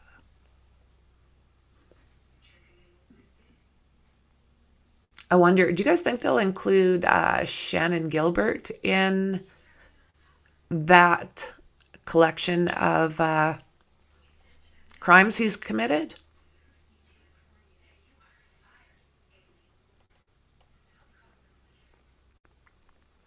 What do you guys think? Should I stream until then, or would you like me to come back?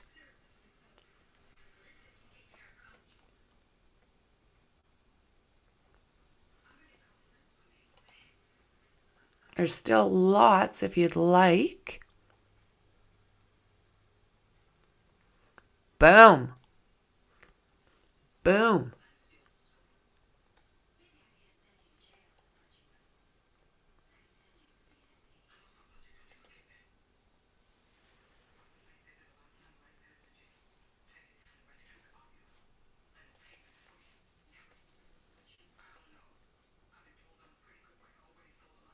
Down for either? Okay.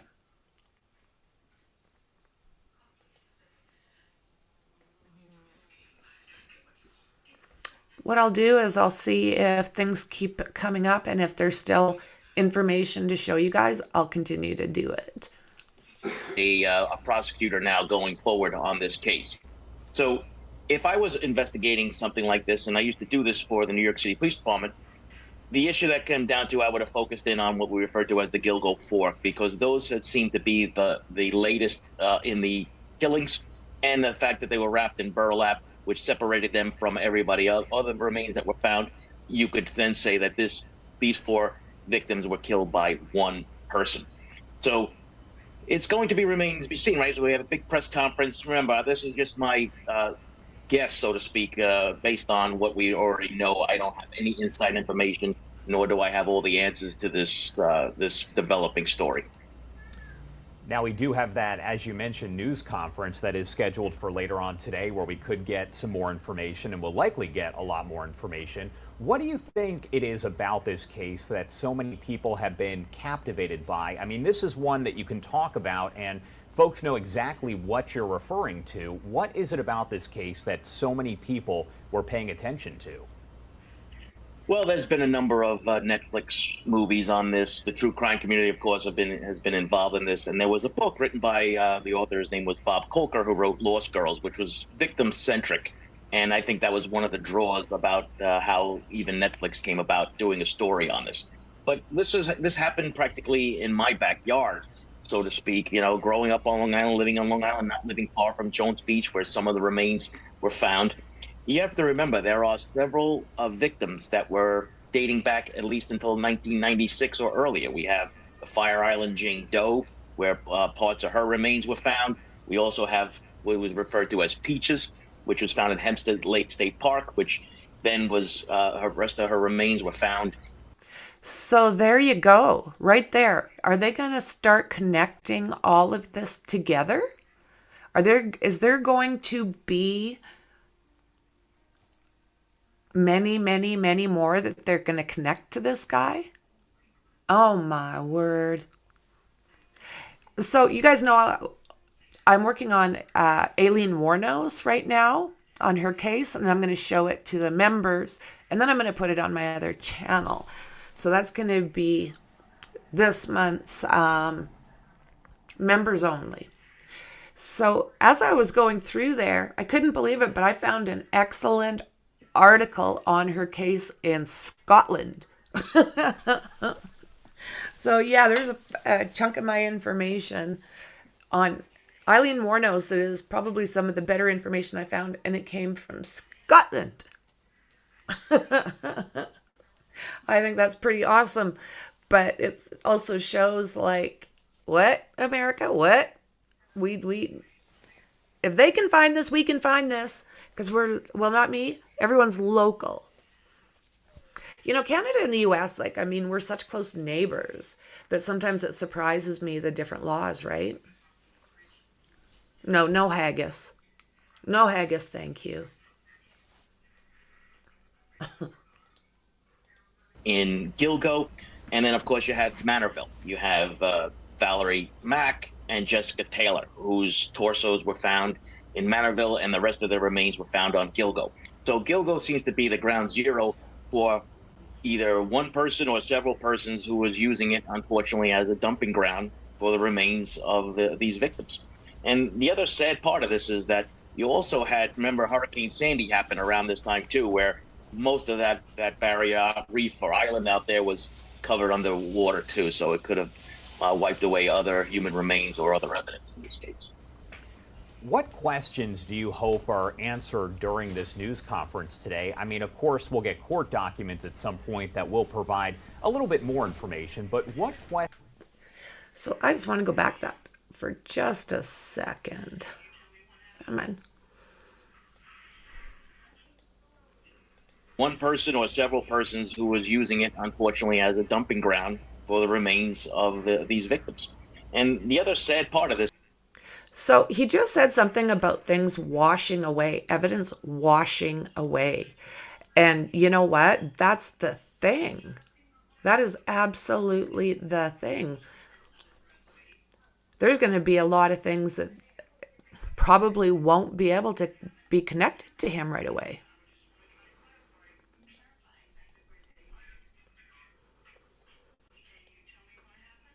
Let me see here.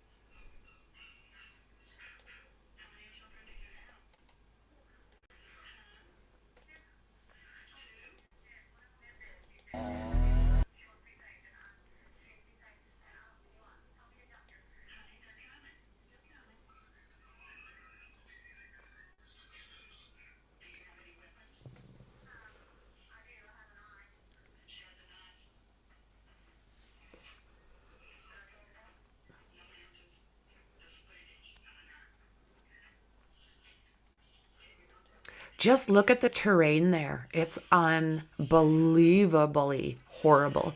And then you have to think the tide's going to go up, the tide's going to go down. So if remains were put in there when the tide was down, it's not going to take long until that is sadly taken out to sea.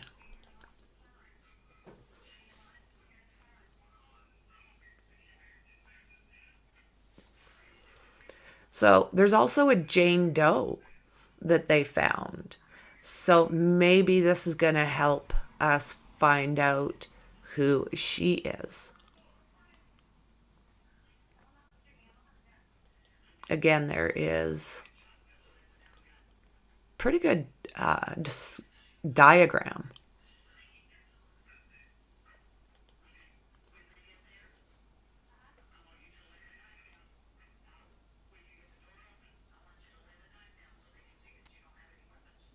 $500? Trying to figure out a way to gift you a membership, but it's like you got to buy 5. That doesn't make any sense. I no comprende.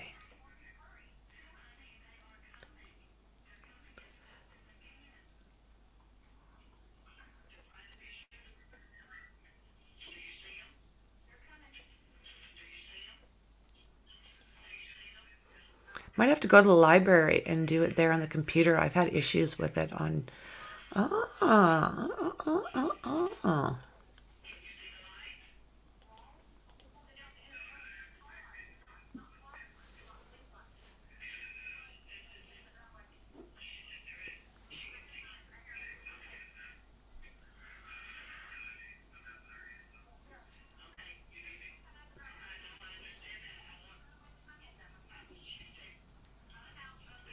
Just look at that, eh?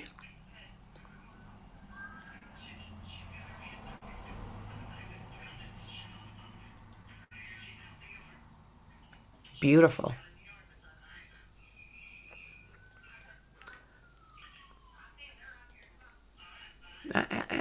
No. Thank you. So he is expected to be in court this afternoon to face 3 counts of unaliving in the first degree and 3 in the second degree. Okay. Mr. Howerman was taken into custody on Thursday in connection with the unsolved murders, of at least 11 victims more than a decade ago in Suffolk County.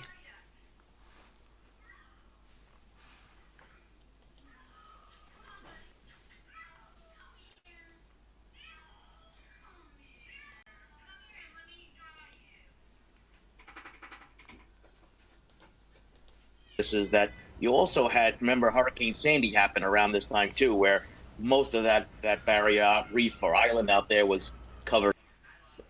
You see, I never even thought about that. Hurricanes will scatter things. Oh my word.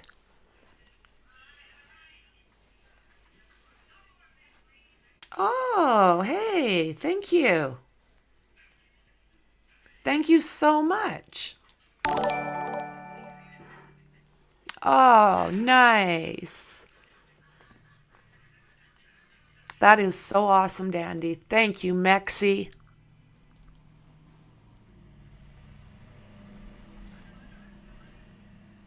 Yay. Yay.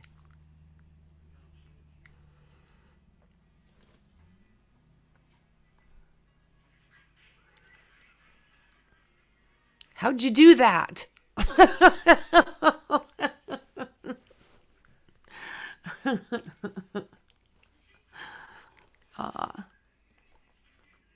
What a family we've got here, guys. Amazing people. Amazing. Underwater too, so it could have wiped away other human remains or other evidence in this case.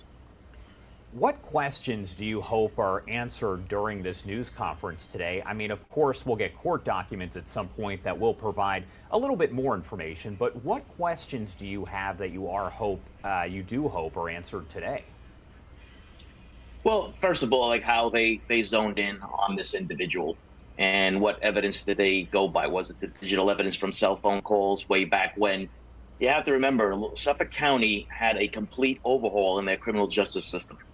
So we have two new people out there, Police Commissioner Rodney Harrison. You know, guys, that's got to help too. You know, when you've got a bunch of absolute, a whole different bunch of people, a whole bunch of different eyes looking at a case. I never think that's a bad thing.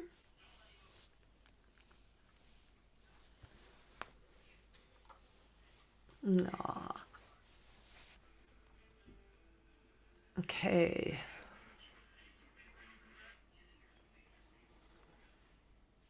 There you go. I had no idea either. Welcome to the new subscribers as well. Welcome to the family.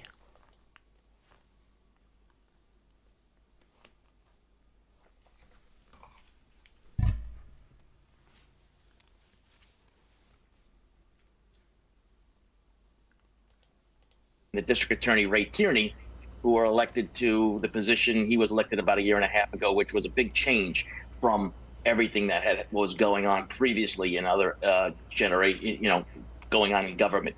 And here is the other issue. When you have a fresh set of eyes, and these two gentlemen took this case and said publicly in the very beginning that it was going to be first and foremost on their list. And here we are about a year and a half later discussing an arrest that was made. So sometimes that fresh set of eyes and the will to go to move forward on a case is something that all you need. There could be other things involved, like new forensic technologies and the like. So I hope that they just paint out a picture and tell us exactly what happened. But we're going to have to be patient, because from what I'm learning is that the indictment or the grand jury and the probable cause affidavit are going to be sealed, kind of like what we saw in Idaho, where a lot of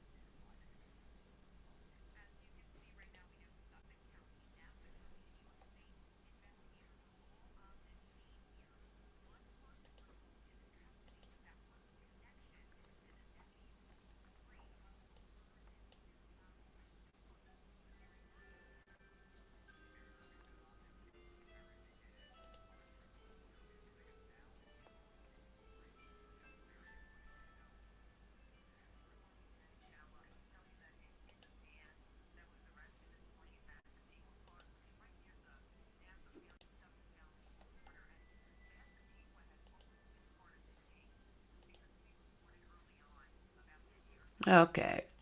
What the hell?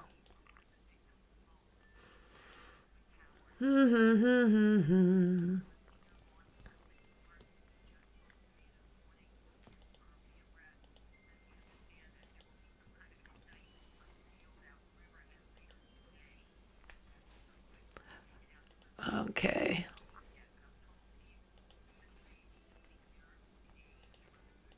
Okay, give me 2 seconds here as I'm trying to organize, guys.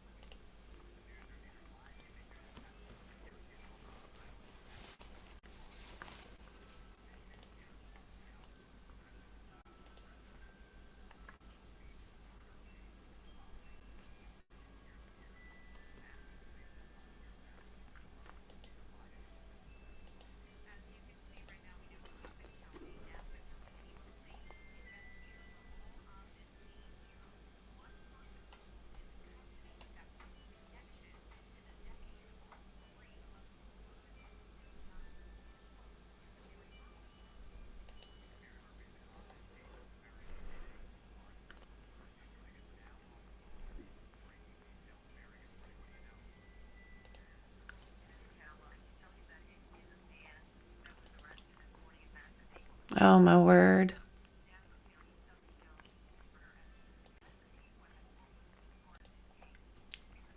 Early on, about 10 Okay. years ago, that there was a ping that came from one of the victims' phones. Straight up on 8 a.m. right now, and we are coming to you with breaking news. This just into the Pix 11 newsroom. These are live images out of Suffolk County, Long Island, and Massapequa Park, where we're being told, and this is big news here at the top of the hour, that there has been an arrest in the Gilgo Beach murder case, which we've been following over the years here. This is a massive police response here in Massapequa Park, and these are live images that we're closely following. As you can see right now, we know Suffolk County, Nassau County, and New York State investigators are all on this scene here. One person, we're told, is in custody, but that person's connection to the decades-old spree of unsolved murders is still not totally disclosed. But Mary Murphy has been looking into all of this. Mary Murphy has been on this case from the very beginning. Our intrepid reporter, she's joining us now on the phone with these breaking details. Mary, good morning. What do you know?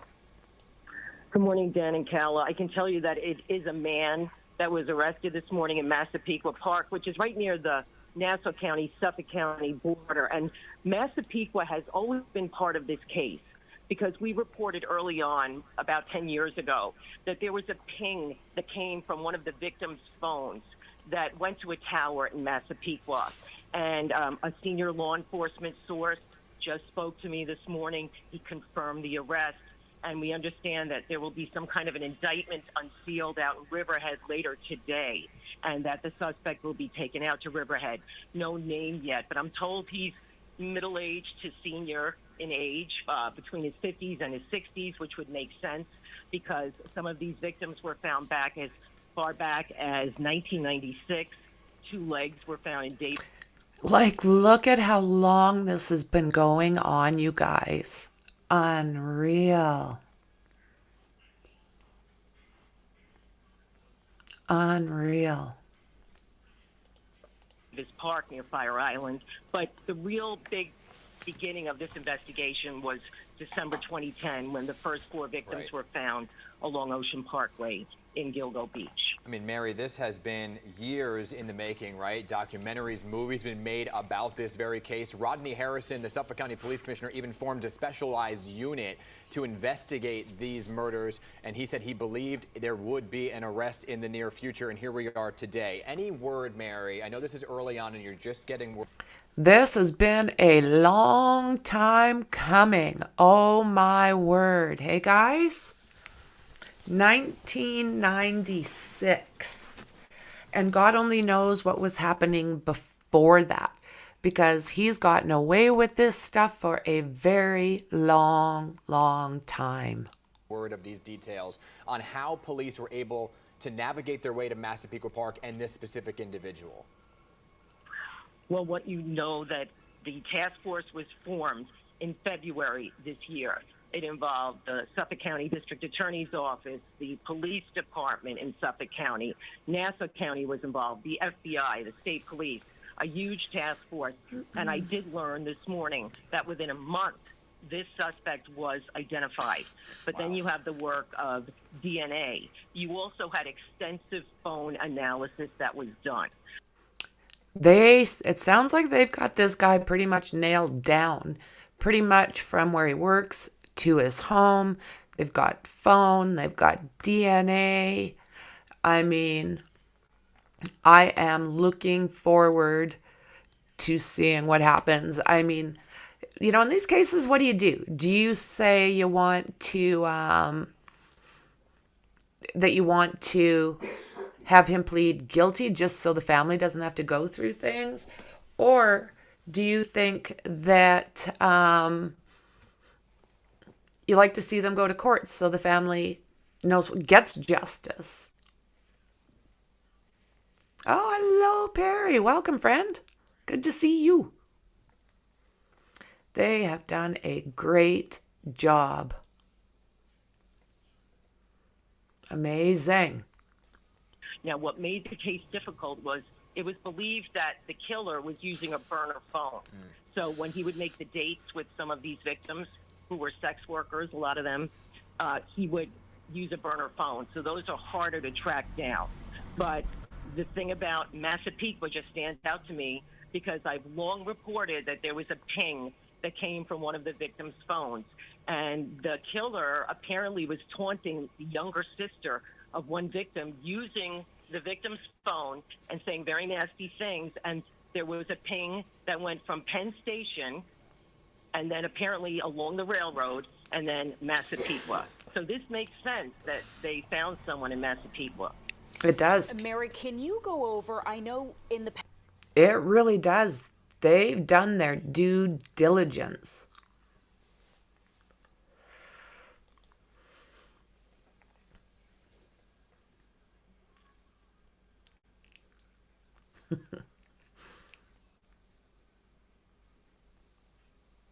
Yeah, amazing.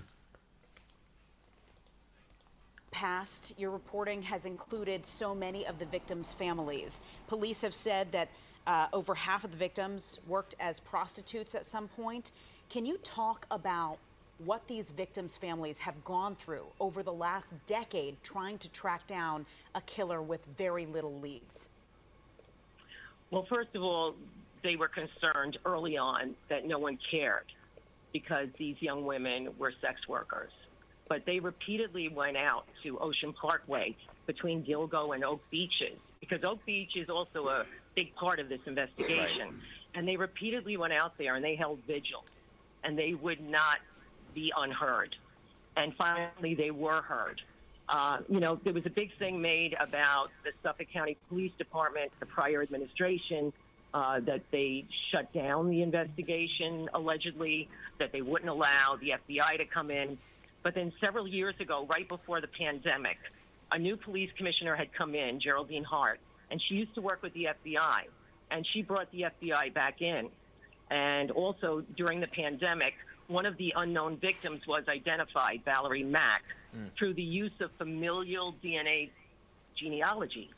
So the FBI was able to put... So I'm wondering if that is the one that we just seen not long ago, that the face was still a drawing, or does that mean there's still a Jane Doe?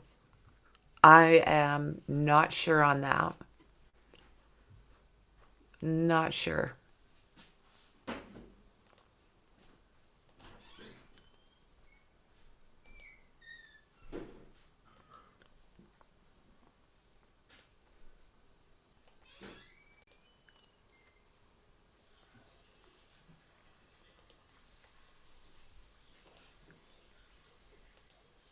The South Shore of Long Island began in 2010 with the discovery of a woman's body along Ocean Parkway. Over time, more bodies were found in the same general area. Suffolk County Police recently used new DNA technology to try and catch the killer. Eyewitness News reporter Stacey Sager continues our coverage. She's live in Riverhead. Stacey. Well, Lauren, let's remember that Suffolk County Police had a lot of help on this one, the kind of help that only the feds can provide. Analytical help with volumes and volumes of phone records. And here we are today, the suspect Rex Heuermann on the docket here in Riverhead. His wife, his defense attorney, already here in court. This is a grand jury investigation. We expect an indictment, at least for part of this case.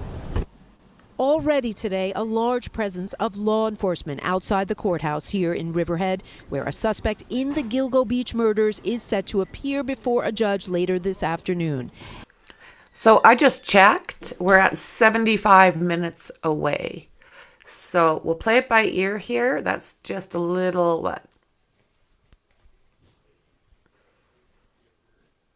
Well, a little over an hour, right? Let me double check that time. As I was saying it, I needed to double check. So again, if I've got information to keep giving you guys, I will. Otherwise, I will stop and set up another video or live. It's a cold case spanning 13 years now, plagued by gaps in time. Arrests of the former police chief and district attorney here in Suffolk County for unrelated corruption. But in recent years, at least 2 police commissioners in Suffolk County trying harder and harder to move the needle. We have decided now to leverage social media. There's some great leads that are putting us in a great place to solve this case. As of today, it is a case that appears to be solved at least partially. Authorities zeroing in on their suspect here in Massapequa Park, a well-known architect, Rex Heuermann, who they believe is responsible for the killings of these women, known through DNA as the Gilgo Four. They are 25-year-old Maureen Brainard Barnes of Norwich, Connecticut, 24-year-old Melissa Barthelemy of the Bronx. Okay, now I'm confused, right? Because we know how many they found. So I can't remember, guys. I'm going to have to refresh. Why the 4? Not the 11? 22-year-old Megan Waterman of Scarborough, Maine, and 27-year-old Lynn Costello of West Babylon, all of them located within a quarter of a mile of one another near Gilgo Beach back in December of 2010. But the remains of 6 more victims were found the following year, and the remains of Shannon Gilbert, who is no longer believed to be part of the Gilgo pattern. Also important to note, not all the victims in these cases were women. Remains of a toddler and a male included in the 10 that were found. And investigators have long believed. So that does make you wonder, did somebody else just randomly do this in another person's dump spot? Did somebody actually have something that was totally separate with the male and the child? I do not know if the child was on its own or with the male. Another thing a person's going to have to kind of look up, I think. Male and the child. But what do you guys think about Shannon Gilbert not being part of this? Do you guys think that even makes sense? Does that make sense to you guys? It doesn't make a lot of sense to me. I need to know more, I think. Some of the DNA into one of those ancestral type sites, and they identified one of the previously unknown victims. We're not sure if that helped in this case. We'll find out, we hope, later today. Yeah, I mean, again, we're looking at live images right here, Mary, from the Massapequa Park crime scene, where you see that massive police presence there. Obviously a massive police presence with this decades-old serial killer case that you have been on since the very beginning. But Mary, I still don't know. Do you guys think that he did this and then just stopped? Do you think he did this and then just... Or do you think he found another spot to put these women? Do we even know how many? I mean, that is a massive city with a bunch of boroughs, different little communities all kind of smashed into one. So how many women from this profession are missing right now over all of this time? And is there another place that the cops have come upon a bunch of more dump spots with no answers? I don't know. Or has he started spreading everybody out? Like, so many questions. What are your sources telling you about the moment they were able to locate this individual, if anything? I know, like I said, it's early on, so the details here are still coming in. You know, was this an easy arrest? What exactly happened the moment police arrived there on the scene? Well, the thing is, the person who confirmed for me did us a favor. And I think it was because we have spent so long reporting on this case. And there have been so many twists and turns, as you know. So I can't tell you right at this second what happened the minute they went in. Yeah. I can just tell you that apparently the suspect may already be on his way to Riverhead, because that's where the bail hearing is going to be. And there's going to be an extensive bail hearing. And I believe details will come out there about how they nailed this suspect, who is believed to be in his 50s or his 60s. And, you know, we should point out that there were so many people talked about as persons of interest in the past. A police commissioner. Yeah, well, the chief of police, because, you know, James Burke, he was the chief of department, the highest ranking uniformed officer in Suffolk County. He got into trouble for assaulting a person that was in custody because items had been stolen out of his police vehicle, and some of them were embarrassing. And he went and assaulted the guy at one of the precincts. And there was a lot of talk and belief that he was stymieing the investigation. Oh my God. Oh my God. The stuff that goes on behind scenes that comes to light when this stuff breaks is unreal, right? Like just totally unreal. And people speculated, was he involved? But I was told by numerous law enforcement officials in recent years that he was ruled out. Another person who was really looked at was this carpenter, John Bitroff, who was arrested on a cold case. I believe it was around 2014, 2015. And, he was accused of killing 2 sex workers, later convicted. They were found out in Manorville. And he was interesting to look at because some of the torsos connected to the Gilgo case were found in Manorville. But Bitroff apparently is not the one arrested. He's in prison. Yeah. And this person lived in Massapequa Park. Mary, are you able to go over again what is this scene here at First Avenue at Massapequa Park that we are showing live pictures of? Why is this relevant? Yeah, it's amazing. We were looking a little bit earlier, and there was, you would almost think that there was a performance going on in the middle of the street. There was so many neighbors standing there looking at what was happening. I don't think anybody expected this. Yeah, that's the thing. It's hard to know because I don't know how we could, right?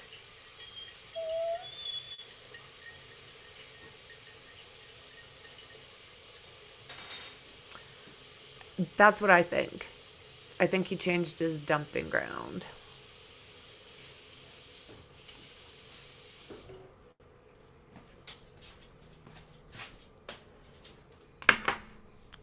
Thank you. It's relevant because this is where the elusive suspect in the Long Island serial killer case. There are 2 names for this alleged killer. We first called him the Gilgo Beach serial killer because the first 4 victims were found. Oh my God, guys. Okay.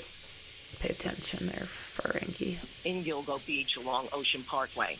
But later, a lot of people that worked this case extensively called him Lisk, which was short for Long Island serial killer. Okay, that's what I remember. That sounds more like it. Lisk, right? Okay, yeah, the Gilgo for it, and then it was changed into Lisk.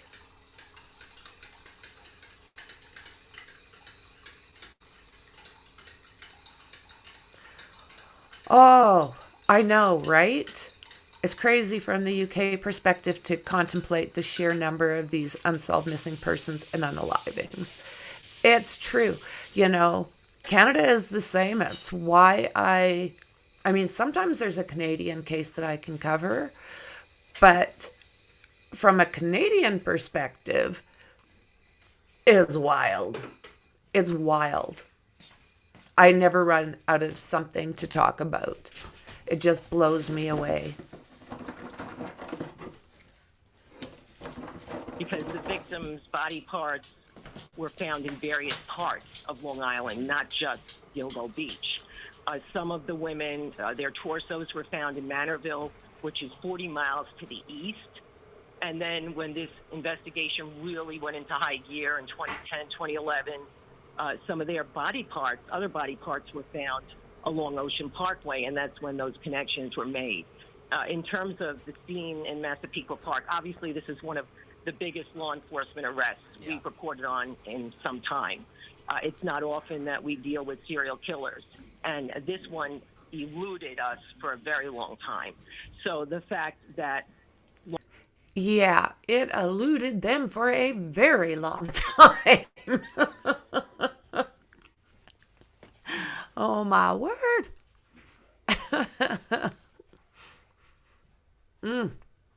Just blows me away, guys. I know I keep saying it, but it is so true. I didn't see this coming, but I am so grateful that this has happened.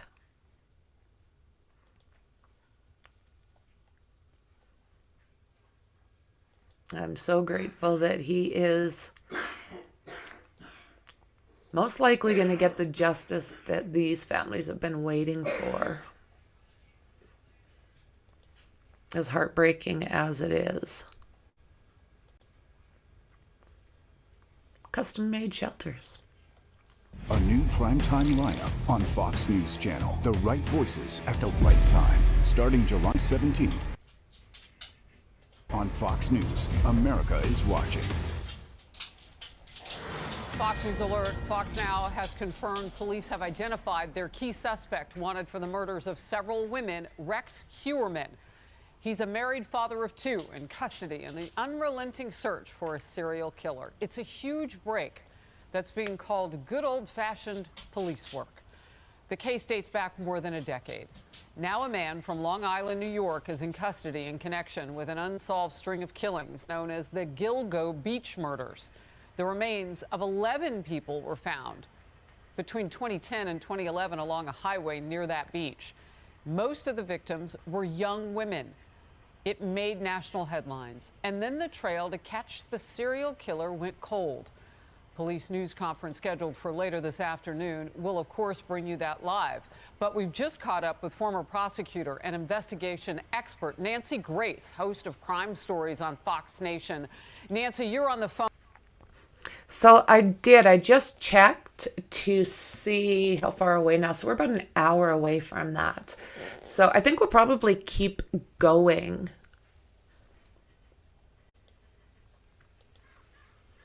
Appreciate the time right now. Want to get your initial reaction to this.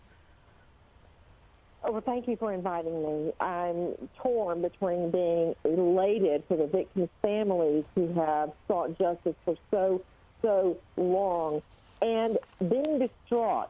The perp now in custody after an early morning raid is 59-year-old Rex Heuermann. And as you said earlier, married, according to neighbors, an everyday guy, a quote, family man with at least 2 children who would take the train in from Long Island to his architectural firm in the city of New York. It's disturbing because he wore the mask of respectability, all the indifference. Doesn't it blow you guys away? Like we were just saying, like the family, his family.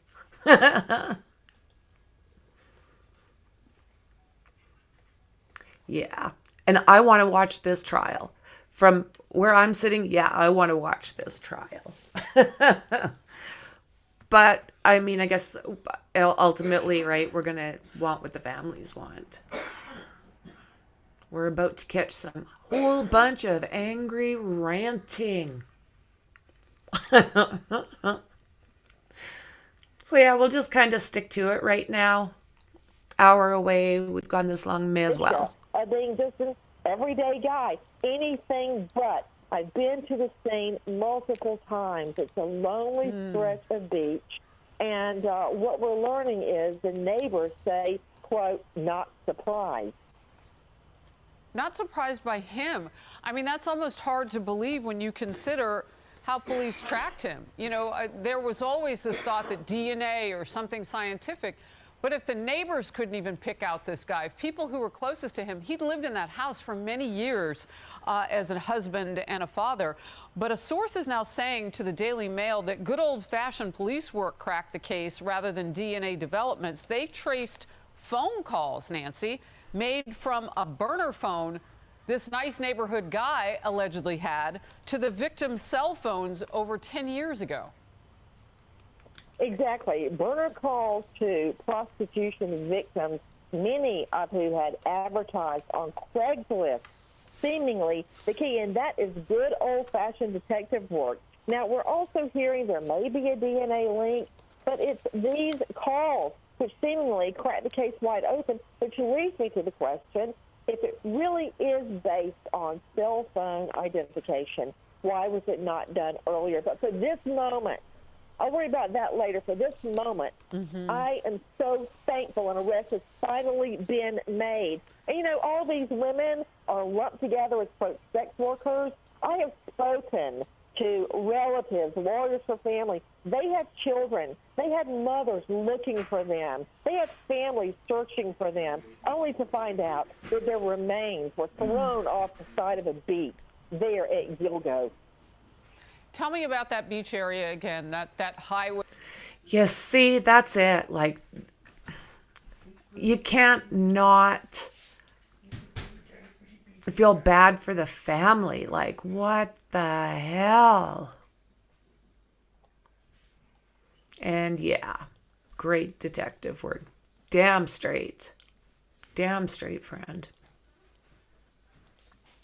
Way that was nearby, and you know, talk to us about the kinds of evidence that police had to work with in this case. But there were such, I mean, it's not exactly an area that people don't know about. No, it's right there on the beach in Long Island. And I've checked it out. It's about 26 minutes to 17 miles from the perps, the suspect's Massapequa Park home there on First Avenue. Whoa. Which even more closely connects him because he had such easy access. And as you know, on all the cases that we have covered, perps often dispose of bodies and commit murders in an area familiar to them, where they feel comfortable at the time, the date, the location, the hour of disposing of the bodies. Yes, it's right there along a beach front, which I always thought was very bold. And once the original body was found, that opened up a Pandora's box leading to 11 sets of remains. And that Pandora's box is being played out on the screen right now to the right. If everybody just looks up, you can see where remains had been found. And it's a real clustered area. And it is basically out in the open, especially if you live out on Long Island, you know. Even us looking at that, it just juts out and it goes forever. 17 miles of straight, basically nothingness is, what the hell just happened there? I don't know, I'm Biden.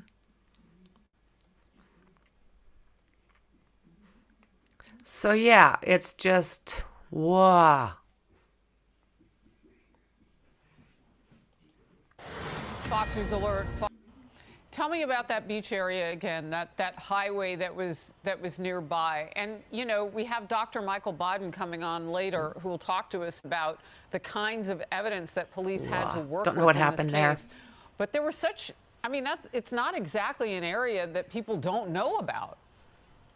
No, it's right there on the beach in Long Island. And I've checked it out. It's about 26 minutes to 17 miles from the perps, the suspect's Massapequa Park home there on First Avenue, which even more closely connects him because he had such easy access.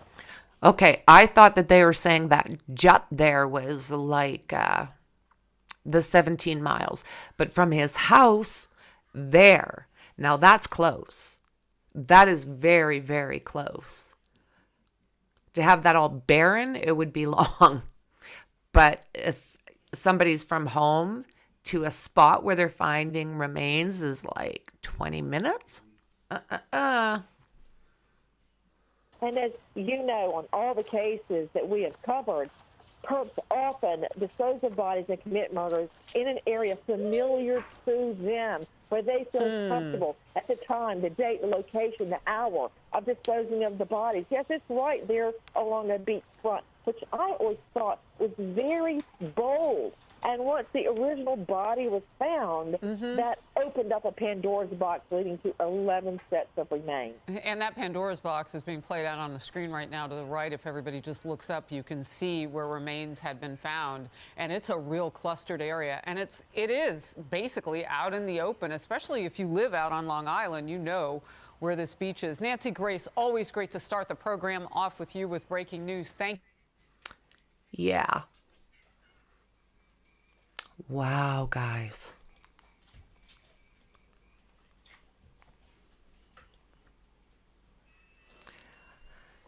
Glad he's off the streets.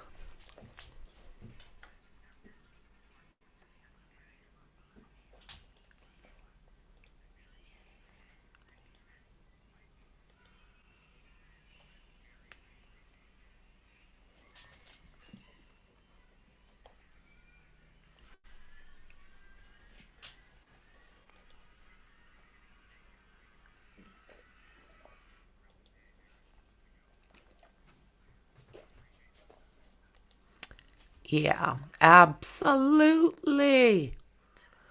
Okay, let's take a look at something I just found.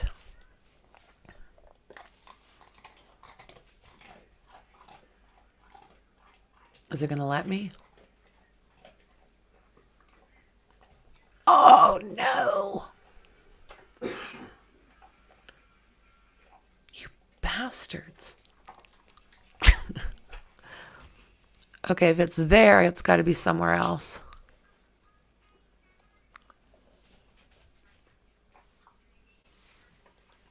Let's see if I can do this.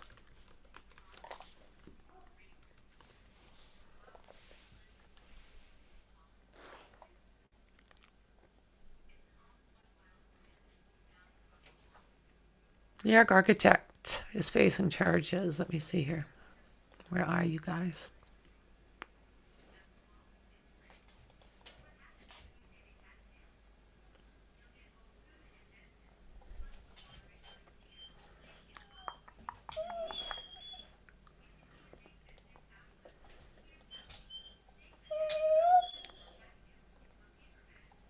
Don't be sissy.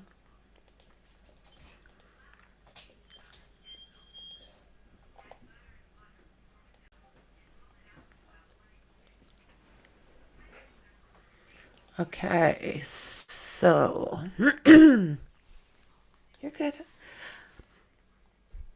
Rex Howerman is facing charges in 3 Gilgo Beach victims. Court documents released by the Sussex County. Oh, let me see these. Court documents. What the hell?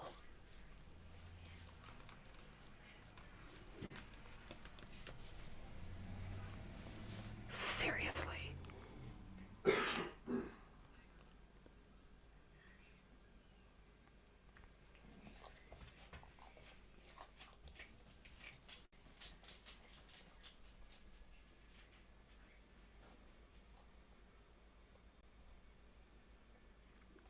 There's documents out, Mexi. There's documents.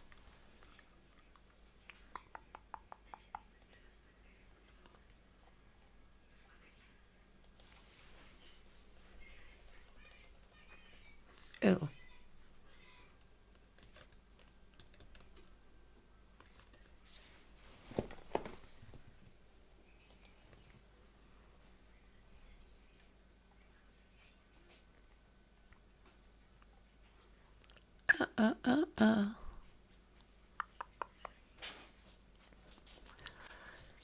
Come on now. Help me, help me.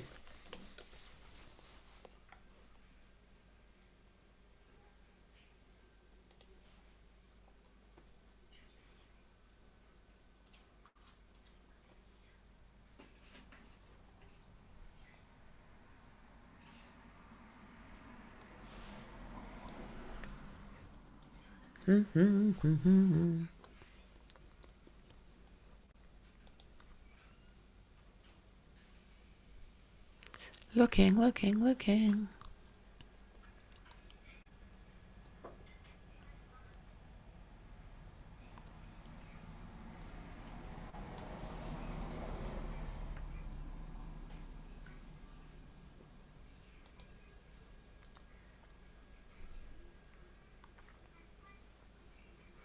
Okay, let's do this, guys.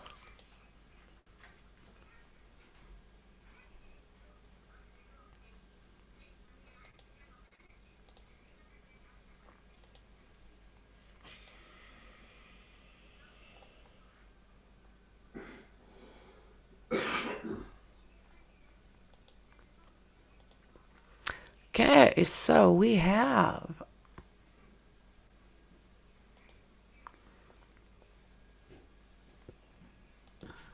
I'll do this first.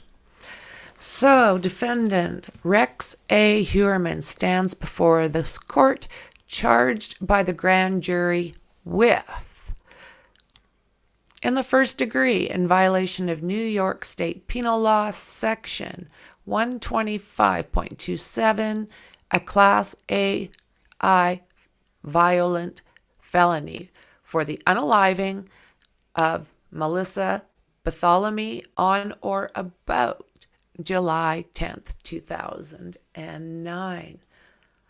So I was figuring I was doing that. I figured that's what I was up to. Good Lord, give me 2 seconds. Give me two seconds.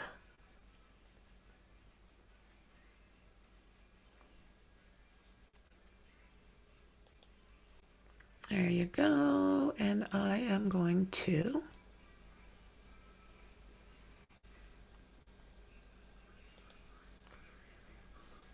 I'll be right with you.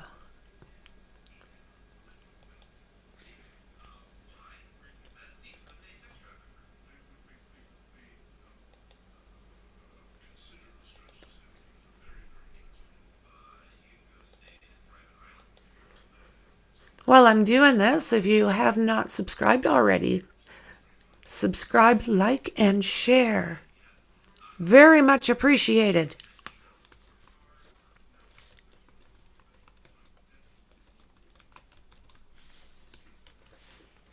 Okay. Just about.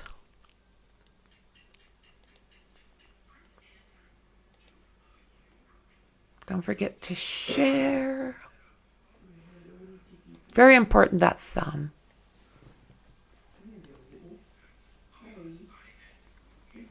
I don't know why it keeps doing this, but it is what it is, right? Okay, let's get to these documents. I've got so many things pinned right now. Okay, so this is the people of the state of New York against Rex A. Howerman. Rex A. Howerman stands before this court charged by the grand jury with unaliving in the first degree in violation of New York State Penal Law, Section a Class AI felony. I think it's AI, not A1. Violent felony for the unaliving of Melissa Bartholomew on or about July 10, 2009. Unaliving in the first degree in violation of New York State Penal Law, Section a Class AI felony for the unaliving of Megan Waterman on or about June 6, 2010. Unaliving in first degree in violation of the New York State Penal Law, Section a Class AI felony for the unaliving of Amber Costello on or about September 2, 2010. Unaliving in the second degree in violation of the New York State Penal Law,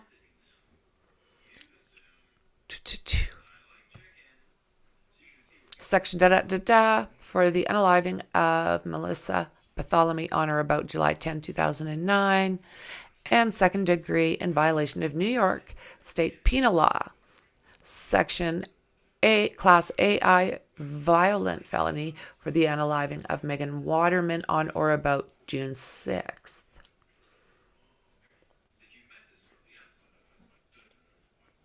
Okay, so I need... There's quite a bit of paperwork here, friends, which is fun by me. I'll come over here for a second.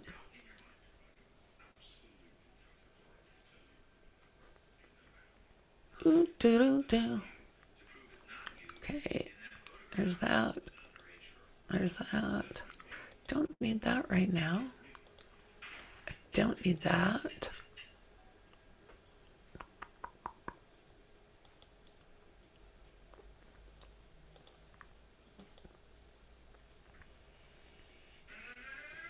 Okay, so now I need to just double check one more thing. No. Yes. 45 minutes left.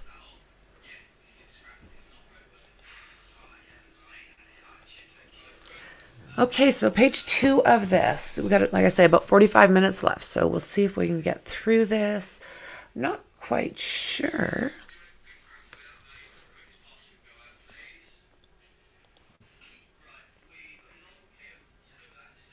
try and save it this way. Usually there's a I'm subscribed here, so usually I have a download link right there. As described below, based on the serious, heinous nature of these serial unalivings, the planning and forethought that went into these crimes, the strength of the people's case, the length of incarceration the defendant faces upon conviction, the extended period of time that this defendant was able to avoid apprehension, his recent searches for his recent searches for sadistic materials, CP images of the victims, images of the victims and their relatives. Counter surveillance conducted online as to the criminal investigation, his use of fictitious names, burner emails, and cell phone accounts, and his access to and history of possessing firearms. The only means to ensure defendant Rex A. Hauermann's return to criminal court is to remand him without bail. Okay, so I think I might just have to really fast put out a trigger warning again. I'll put it across the bottom of the screen, but there is a possibility. We're just starting to look at these documents, so there is a very good possibility that there's things in here that might be offensive to some people. So this might be the time. If to check out, then you go for it, I understand. Okay, guys, back to this paperwork. Damn. So on December 11th, 2010, Peace Officer John Malaya was conducting a training exercise with his canine partner, Blue, along Ocean Parkway in the Gilgo Beach, Suffolk County, New York. During the course of his training exercise, Blue located a set of human remains. The remains were later identified to be those of Melissa Bartholomew. 2 days later, on December 13th, 2010, the SCPD continued to search the proximity to where the remains of Melissa Bartholomew were recovered. On the date, members of the SCPD found 3 additional sets of human remains within 1/4 mile of the discovery. These additional sets of remains were identified as those of Maureen Brainard Barnes, Megan Waterman, and Amy Costello. The cause of death of all 4 women was determined to be homicidal violence. So this is basically where they were located, just not far from the beginning of the peninsula. And then he just started, right? Was he hoping the tide would bring them out, do you think? This is unfreaking real, friends.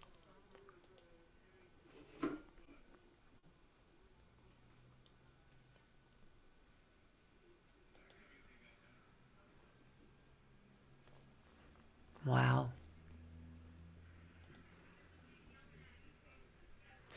The investigation into these deaths were linked as The investigation into these deaths were linked as, in addition to other factors, the victims each apparently to have been placed.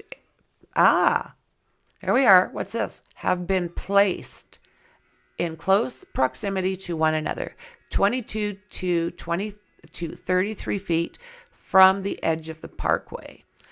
All were petite females, approximately 22 to 27 years old, believed to be working as S workers.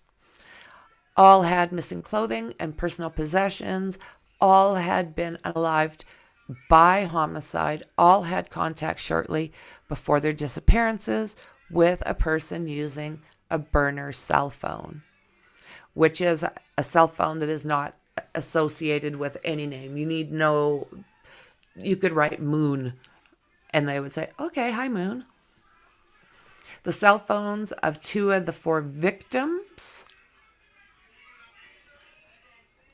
Brainard Barnes and Bartholomew, were used by the unaliver after their deaths. So I'm just going to read this little. Although the defendant is not yet charged with any crimes as to the disappearance and unaliving of Miss Bernard Barnes, as set forth below, defendant Rex A. Huerman is the prime suspect in her death, and the investigation, which is continuing and is expected to be resolved soon.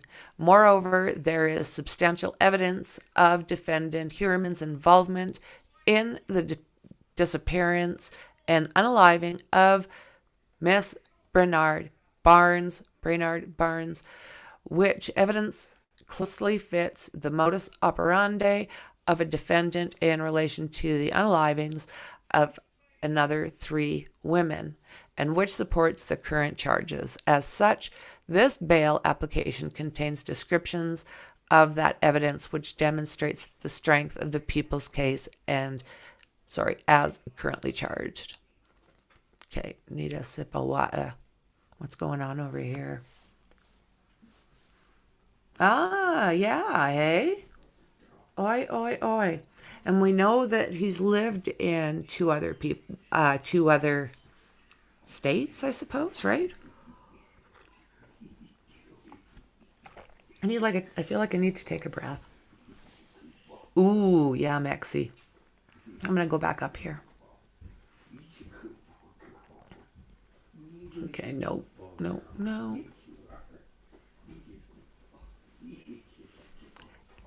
No, not back to Ron Logan.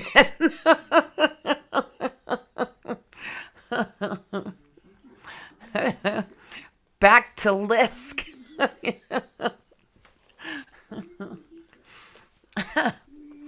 Okay, so in addition, each of the victims were found similarly positioned, bound in similar fashions by either belts or tape, with 3 of the victims found wrapped in burlap. So the recent investigation in January 2022, the Suffolk County District Attorney's Office assigned an experienced team investigator, analysis, and prosecutors to work jointly with law enforcement partners from the Suffolk County Police Department, New York State Police, Suffolk County Sheriff's Office, and the FBI. A comprehensive review of every item of evidence and information in this investigation was undertaken by the team.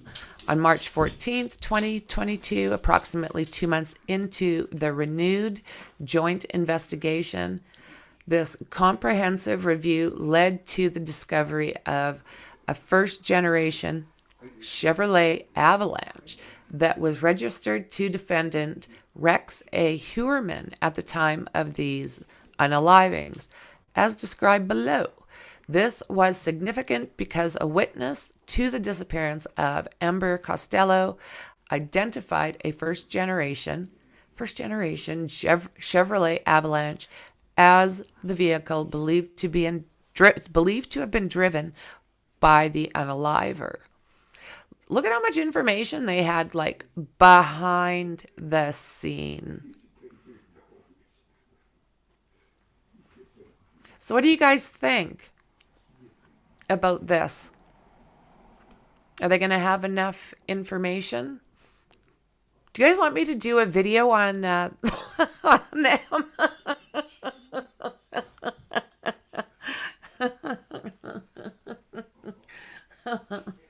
Because I can.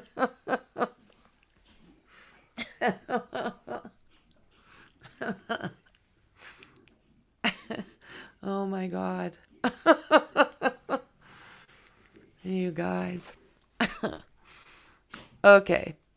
So this discovery led to a comprehensive investigation of defendant Huerman, which consisted of over 300 subpoenas, search warrants, and other legal processes to obtain evidence. As discussed more fully below, among the items uncovered were cell phone, billing records for defendant Huerman, corresponding to cell site locations for 1, the burner cell phones used to arrange meetings with 3 of the 4 victims. 2, the taunting calls made to a relative of Miss Bartholomew. 3, a call made by a detective to Miss Bartholomew's cell phone while looking into her disappearance. 4, calls checking voicemails on Miss Bernard Barnes' cell phone after her disappearance. In addition, Huerman lived in Massapequa Park, where the victims were believed to have disappeared from. And he worked in Midtown Manhattan in the vicinity where the taunting calls were made to the sister of Miss Bartholomew. As set. Yes, it's massively useful, I think. Let's see if what these guys are doing. Oh my God. Shauna, straighten these guys out.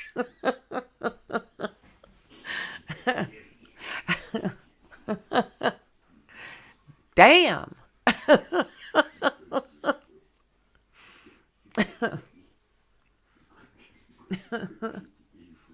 This is important.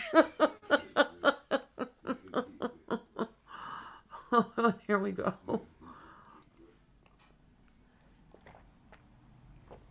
Oh my God, girls. Okay. I am going to do this for a second.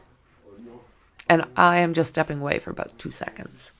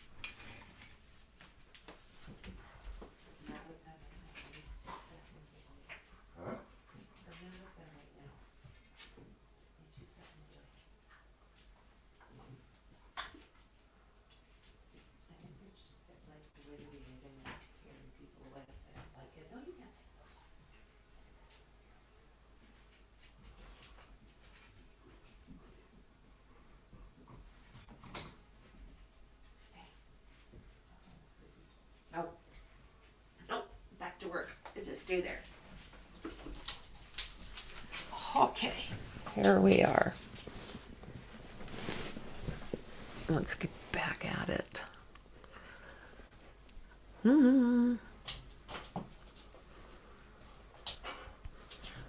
Okay, guys. I'm going to, as set forth fully below, defendant R.A. Huerman is believed to be a person who used the burner cell phones. Can you guys hear me okay?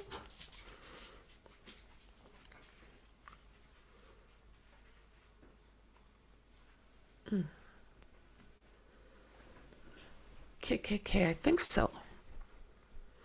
So it is believed to be he is believed to be the person who used the burner cell phones to communicate with the with each of the 4 victims prior to their disappearances, who used Miss Bernard Barnes' cell phone and Miss Bartholomew's cell phone after their unalivings. Both defendant Huerman and these burner cell phones had significant connections to both Midtown Manhattan and Massapequa Park. Park in New York. Okay, so this is going to be the disappearance and unaliving of Maureen Brainard Barnes. So I'm really hoping that everything, I'm going to slowly bring things into, I doubt very much there's anything we can't see, but if there is, I'll make sure that it's gone before. I'm not sharing crap we don't need to see. Okay, Maureen Brainard Barnes was last seen on July 9th, 2007 in New York City. At that time, she was believed to be working as a worker. Hey, Jasmine. On July 6th, Miss Brainard Barnes' cell phone was contacted by a burner cell phone. Between July 6th, 2007 and July 9th, 2007, there were 16 interactions between this burner phone and Brainard Barnes' cell phone. On July 9th, 2007, look at how far back we are going. The last cell site location for the Brainard Barnes cell phone was approximately at 11:56 p.m. in Midtown Manhattan, near the 59th Street Bridge. Thereafter, Jasmine, that's enough. Therefore, the Brainard Barnes cell phone had no further activity until July 12th, 2007. On July 12th, 2007, these 3 days after her disappearance, 2 outbound calls were made from her cell phone, checking her voicemail from a cell site location near Long Island Expressway in, Islandia? Islandia? What are you guys thinking?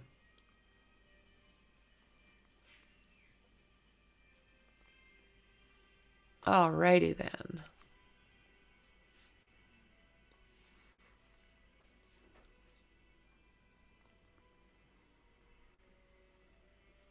Okay.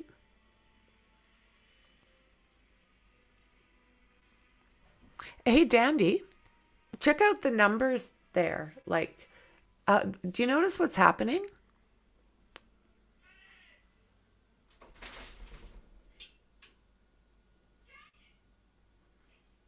Yeah, it's most bizarre. Longest stream I've done in a very, very long time, but I think it's important.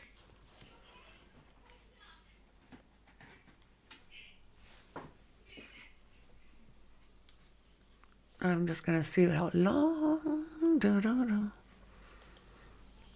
25 minutes, guys.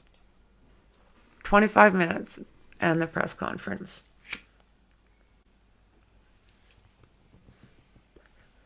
And when we're all done that, Franky's going to take a rest.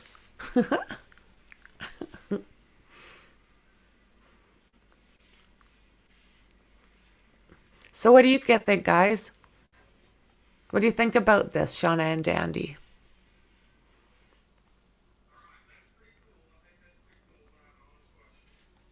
I'm giving my throat a tiny break. Have a sip of my coffee. It's getting cold.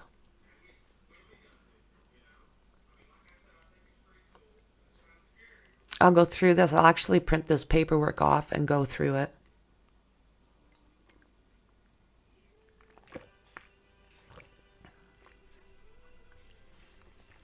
And I think what I'll do, guys, is we'll go through and do another Richard Allen video. Yes, they did. They absolutely did. Lots. Lots.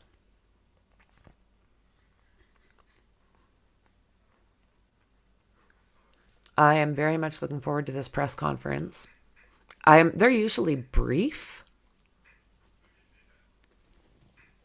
They found all sorts of things. They've got him going from Manhattan back there. They've got him basically using all these cell phones. They have his DNA. There's lots. If this is not the guy, yeah, that would be absolutely shocking. Oh, I didn't see Perry or James.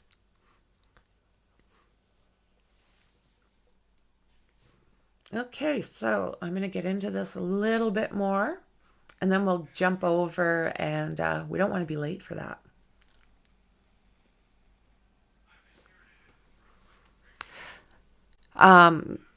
If things were found on Rex on his phone, and yeah, they are saying there was CP on there. So this is the disappearance and unaliving of Melissa Bartholomew. So Melissa Bartholomew was last seen on July 10th, 2009 in New York City. At that time, she was believed to be working as that. On July 3rd, 2009, Miss Bartholomew was contacted by a burner cell phone.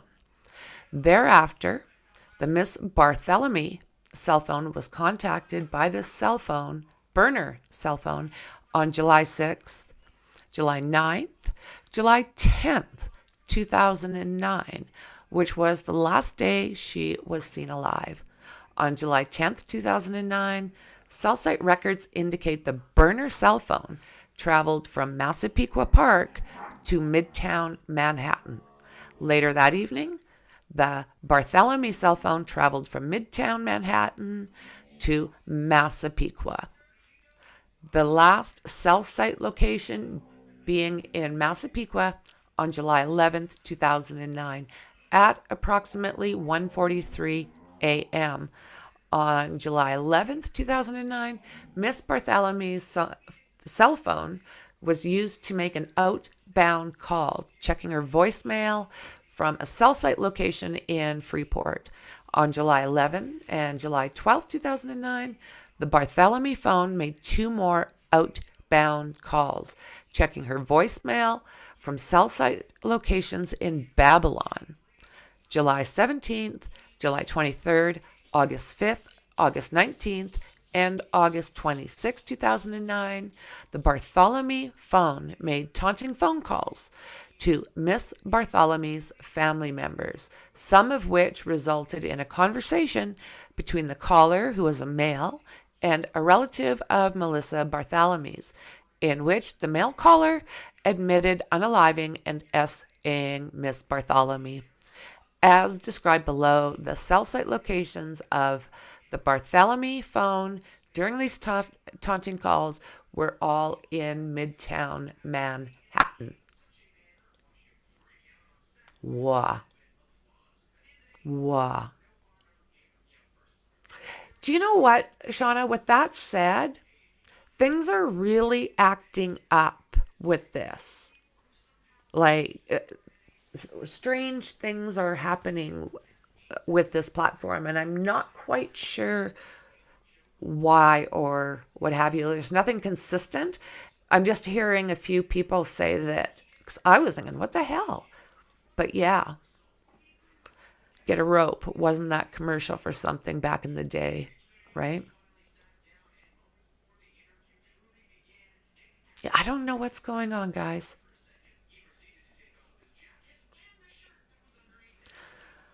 Okay, let's see. What's that? Calling the family and taunting them.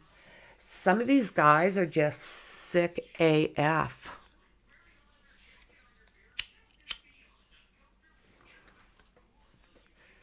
The disappearance and unaliving of Megan Waterman.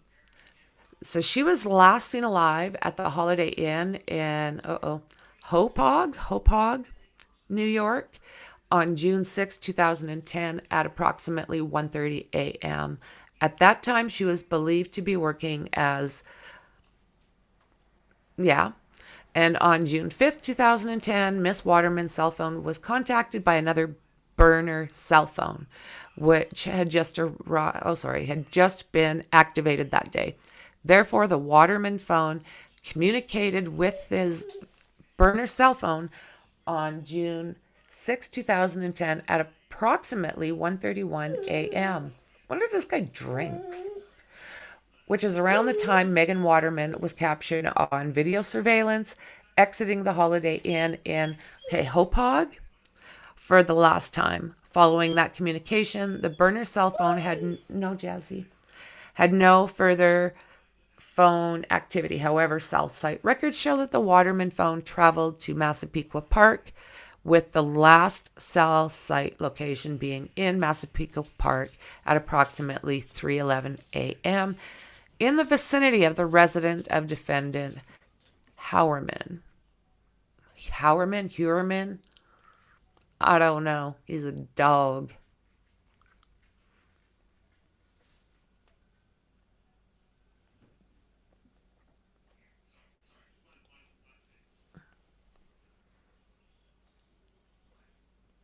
Well, I'm not sure how to take this, Shauna. I'm really, really not. They're saying for sure the 4. I'm looking forward to having this update just to kind of clarify everything. But so far, we've got 3 of the girls, right?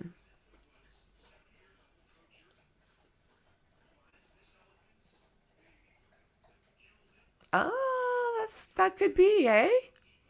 I never thought about that part. I really didn't, if it's a libido thing. Yeah, it's been acting up, Mexi, right? I am trying to follow every single rule. Staying on topic is big because they do check to make sure content and everything is the same as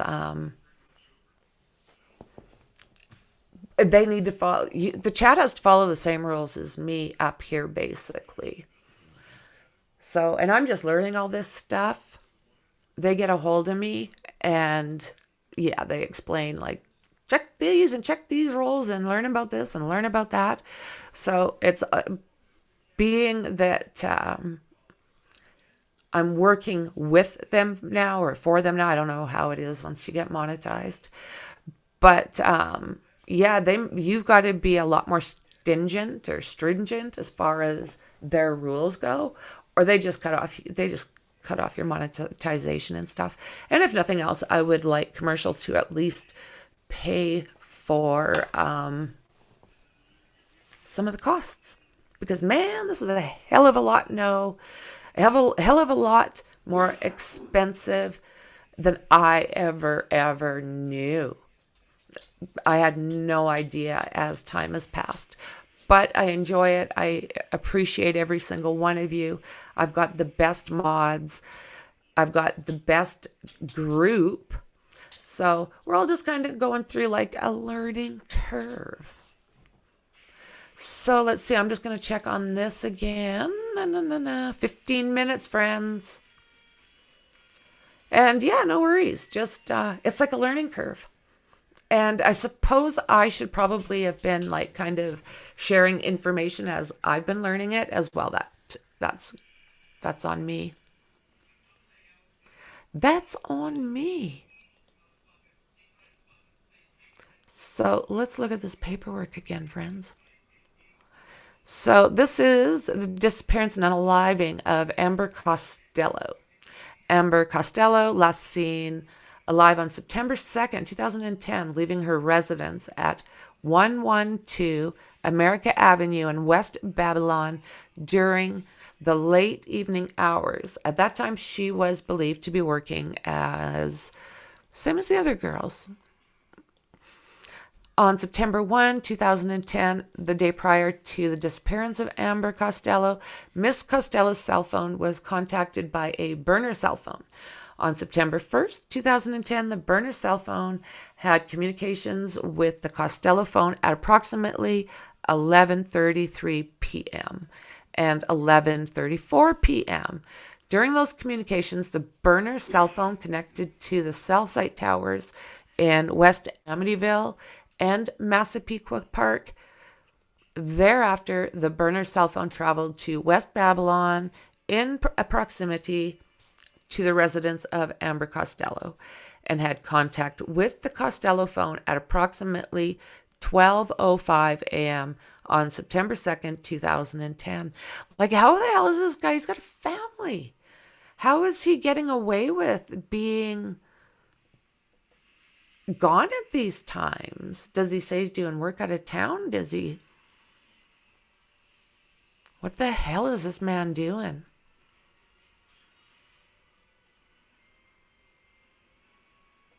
Absolutely.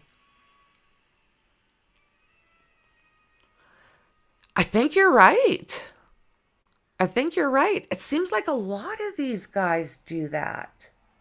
You know what I mean? Like, they seem to taunt. Maybe after a while they start to think they're smarter, right?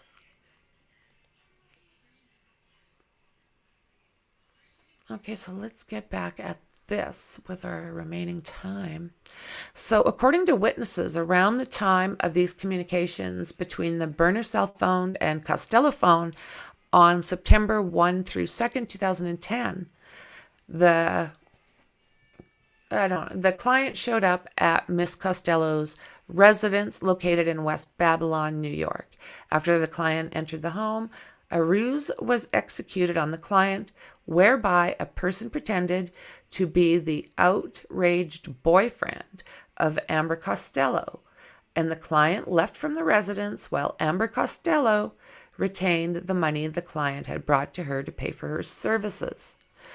Based on interviews, that client was described as a large white male, approximately 6'4" to 6'6" in height, in his mid-40s, with dark bushy hair and big oval-style 1970s type eyeglasses. The witness described to the police as appearing like an ogre. Furthermore, a witness noticed a first-generation Chevrolet Avalanche parked in the driveway of the residence. According to the witness, following the ruse, this client said he was just her friend.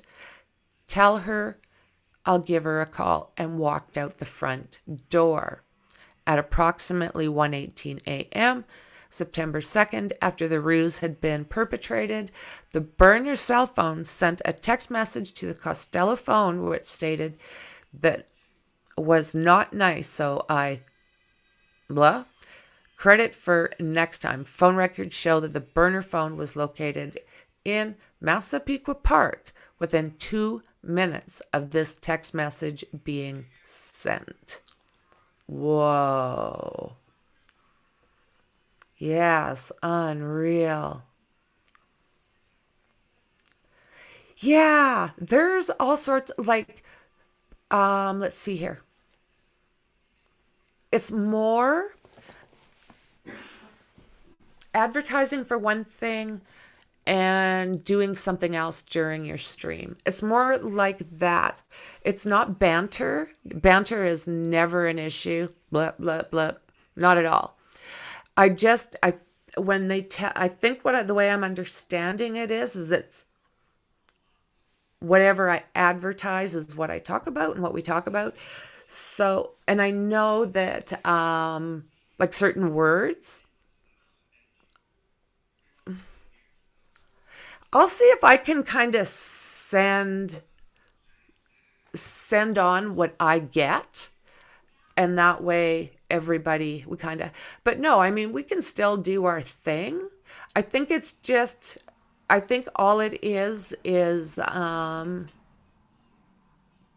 basically maintaining what I advertise. And like, there's so many different words. They they start changing things. So yeah, I mean, I almost feel bad because I'm not reprimanding. I don't do that. I don't like that. But I don't want to get in trouble. So I'll do my best to kind of share what I get with you guys. And yeah. Yeah. Yipes. Okay, let's see how far we are. We are 9 minutes away 9 minutes, my friends. What have we got left in this? I think it's done.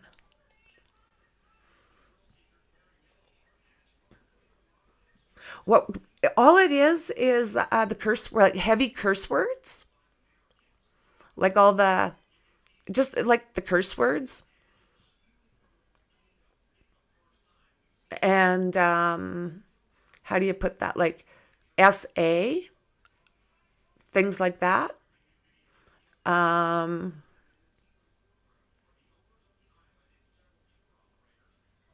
They, like I said, they kind of send me stuff.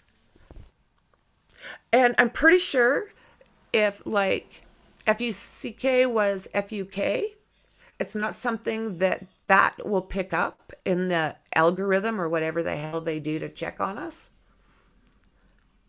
So I think that's okay.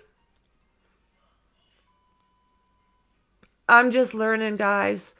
I don't know. And what they're doing, which kind of surprised me, I was talking to Mexi about this. They're going through my previous videos and they're sending me like stuff. Pretty, not on all of them, but on some of them. It's like, okay, this was there and that was there and this. Yeah, they kind of, so it surprises me how some YouTubers, they can say a whole bunch of things.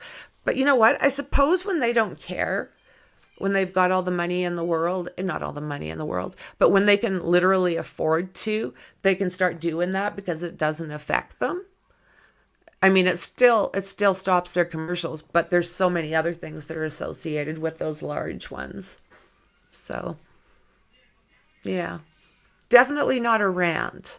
Just more trying to like learn with everybody.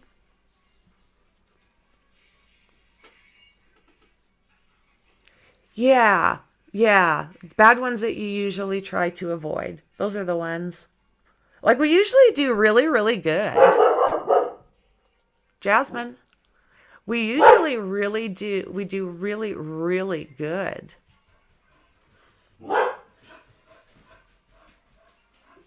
So, yeah.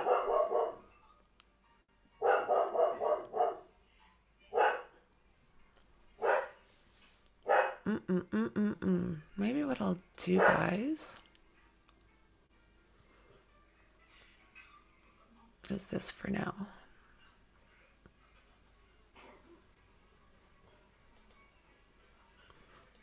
I feel bad now. Damn.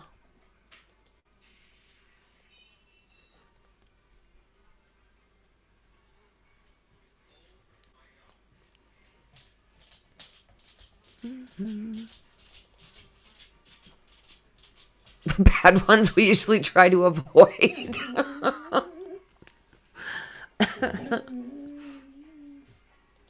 So we'll look at this for a few minutes.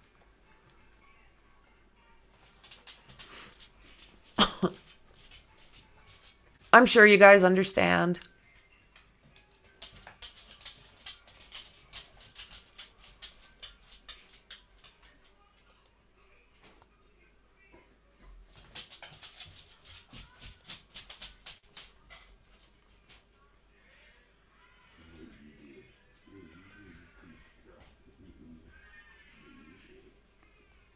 NBC.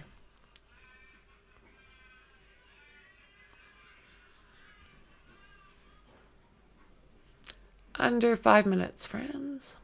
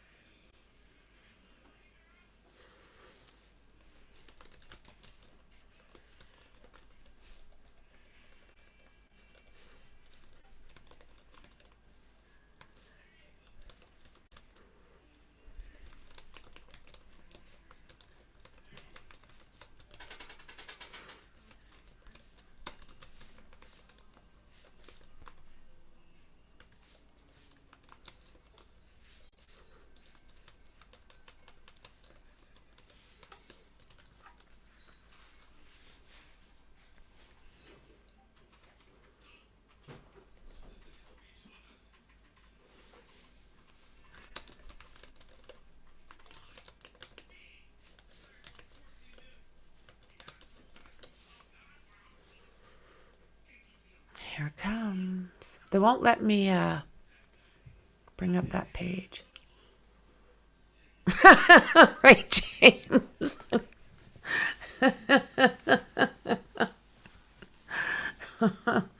Yeah, I mean, you guys, I appreciate you so, so, so much. Do you see how Jasmine acts? It's because I don't know how to discipline.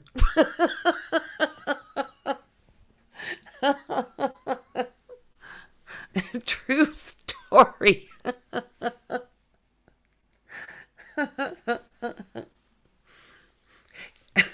Yeah, I really had no idea how, yeah.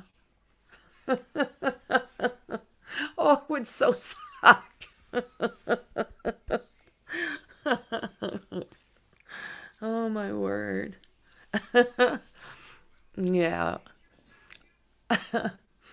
And so many things have changed like really, really fast. And I'm like, yeah, it just amazes me. I mean, I am so happy to be here. You guys have absolutely no idea. And like I say, I have the absolute best subs. And you don't even want to call them subs because most of them are turning into family. They're always here for us.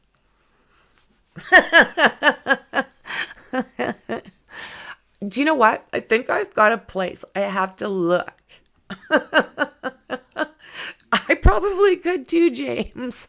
This is like not easy for me.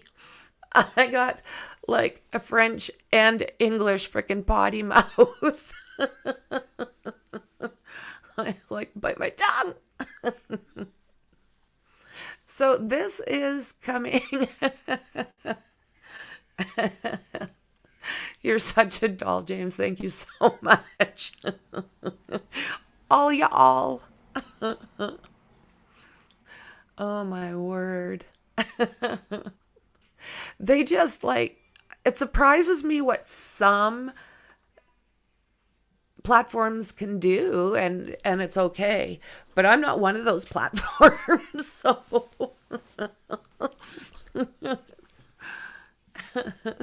sitting here in my moo-moo.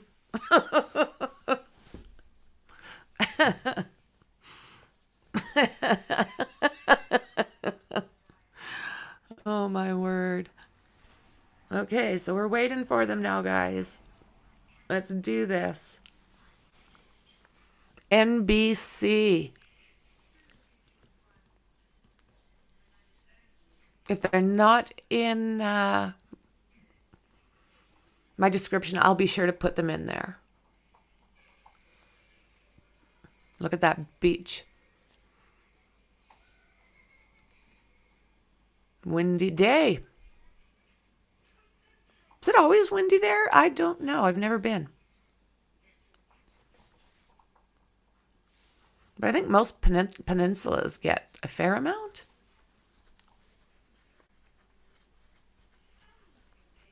I mean, come on, come on.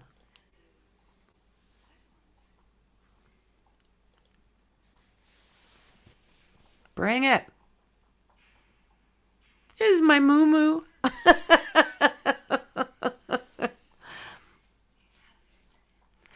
You're exactly right, James. That's it. That's the thing. That's the thing. And I don't chase after I don't chase after that. I'm more interested in meeting all y'all, getting to know everybody, work for a common goal, you know. And they can put commercials in there. I'm happy with that. I don't want to ever have someone say I do this for the money. That's not it. But it would be nice if the commercials actually paid for our expenses.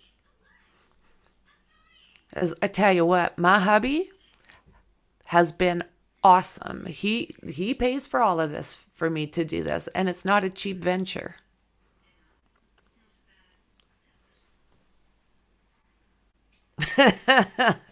It's true, Shauna.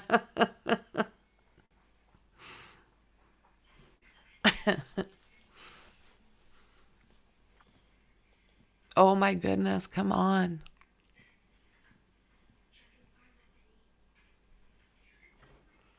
Thumbs up.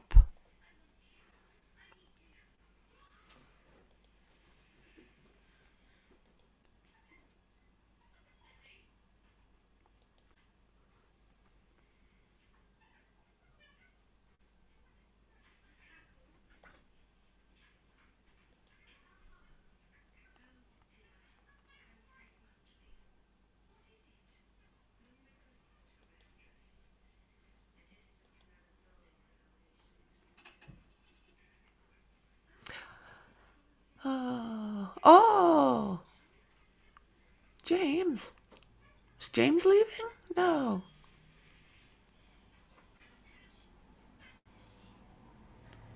Oh, so do I. I like that. Yeah, so do I. Yeah, I love that. Like a professional pilot. I'm trying to see. Did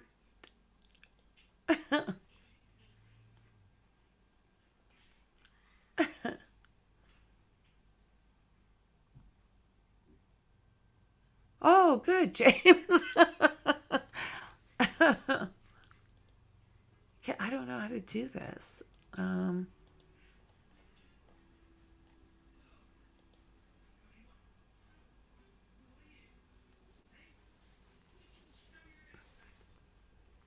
Okay, I don't know how I would have got there. I don't know.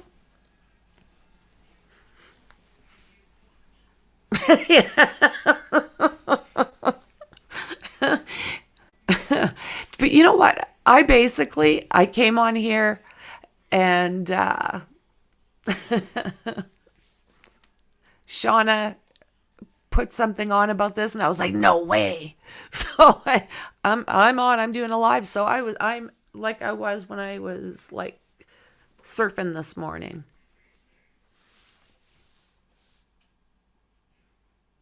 Spicy.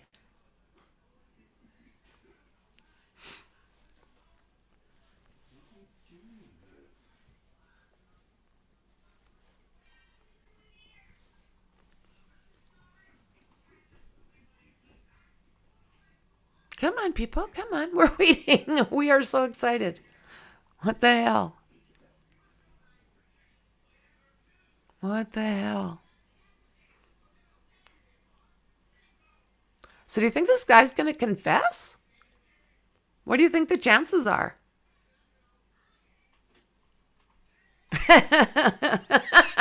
James.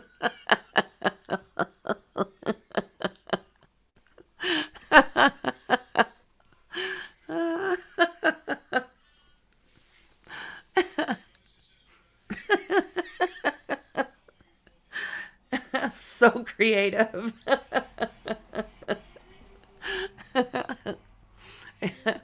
Thank you, you guys. Thank you so much. Oh my goodness. Oh, they got DNA. They got DNA.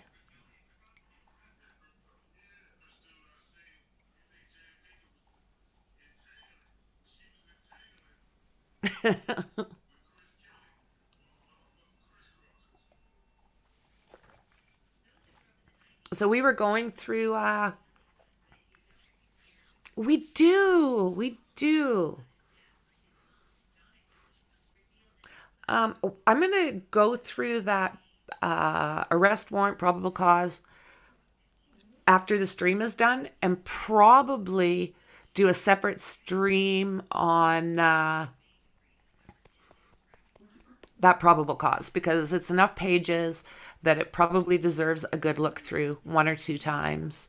I am going to print it off. Oh, here we go, guys.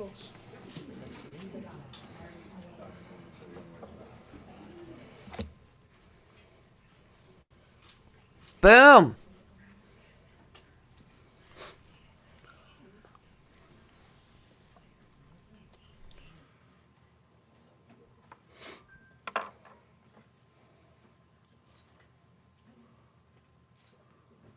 All set? Good afternoon, ladies and gentlemen, and thank you all for coming. I'm standing here with my law enforcement partners in the Gilgo Task Force to announce the indictment of defendant Rex Andrew Heerman, 59 years of age. And he's been arrested by the Suffolk County Police Department's homicide detectives, and he's been indicted in a grand jury presentation by the Suffolk County District Attorney's Office for the murders of Melissa Bartholomew, Megan Waterman, and Amber Costello. The investigation of Maureen Brainerd Barnes is ongoing. These young women went missing between July of 2007 and September of 2010. They were found in December of 2010 by the Suffolk County Police Department, and then there was nothing, absolutely nothing.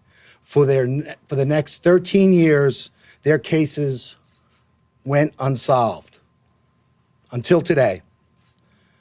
When I took office in January of 2022, I made Gilgo a priority. I made Gilgo a priority before I took office.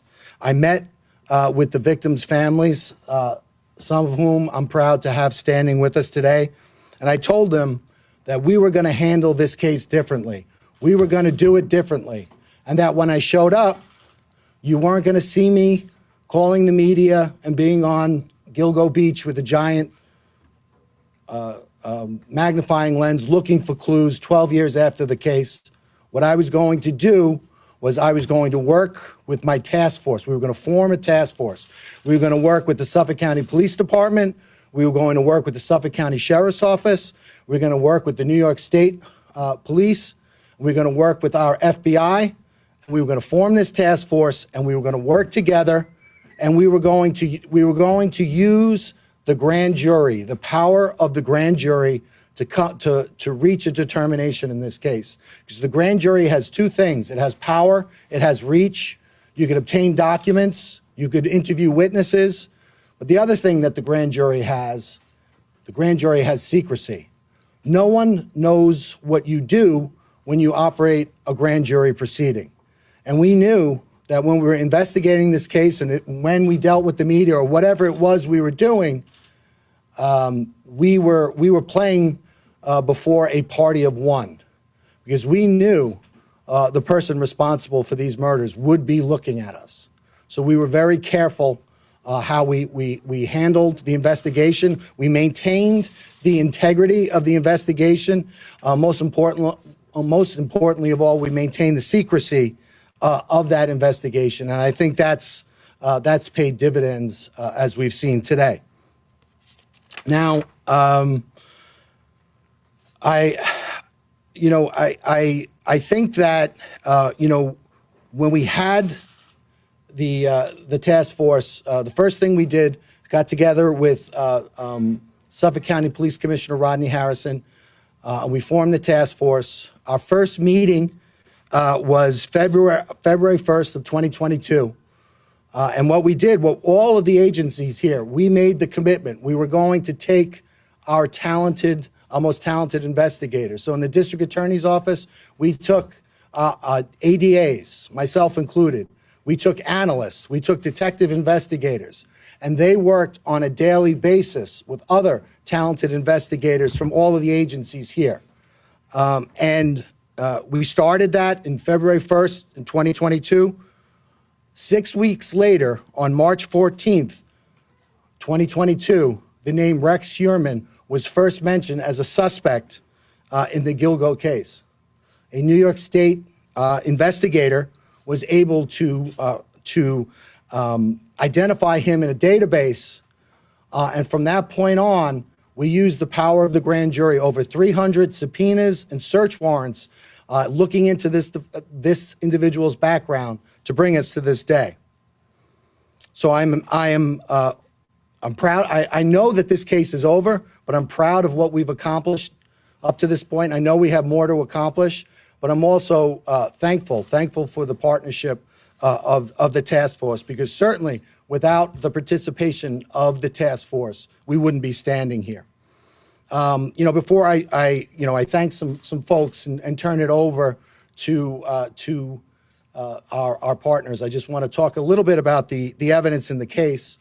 I know a lot of people know about the case. As I indicated, the victims went missing between July of 2010 and July of 2007 and September of 2010.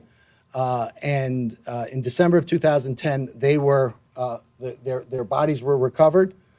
They were buried in a similar fashion, at a similar location, in a similar way. All the women were petite. They were they all did the same thing for a living. They all advertised the same way, and there were immediately there were similarities with regard to the crime scenes. All the women were bound at the head, at the midsection, or at the chest, and later at the legs. The other thing I think that that's been talked about in the media was they were bound by burlap. That has taken a life of its own in the media, and the burlap has been described or thought to be the burlap that's used at a nursery for. That's not the burlap that was used in this case. The burlap was camouflage burlap used for duck blinds of hunting. Obviously it was used to purposely hide the bodies. One thing that became immediately apparent was at the time of each of the murders, the murderer, the defendant Huerman, he got a cell phone and a burner phone, which is prepaid and anonymous. And for each of the murders, he got an individual burner phone, and he used that to communicate with the victims. Then shortly after the death of the victims, he then would get rid of the burner phone. And right away in December of 2012, FBI, CAST analysts, special agents with the CAST unit of the FBI, they immediately began looking at that cell site data. They compared the victims' phones with the burner phones, and they immediately honed in on some similarities, specifically in the Massapequa Park area. And they looked at an area of a confluence of 4 cell towers, and they realized that this had significance because the perpetrator of these crimes was probably located within this area at or around the times of the murder. And that was mapped out. That was called the box, and it was an area in Massapequa Park. The FBI also managed to do that for an area in Midtown Manhattan. And so that was an investigative lead. The other investigative lead at the time was, even though there was a significant amount of time that elapsed with regard to before the victims were recovered, there was some significant evidence recovered. Specifically, there was a hair recovered from Maureen Brainerd Barnes from a belt buckle that was around her legs. With regard to Megan Waterman, there were 3 hairs recovered from her, one from around her head area, one from around her leg area in the burlap, and then there was one caught in between the tape.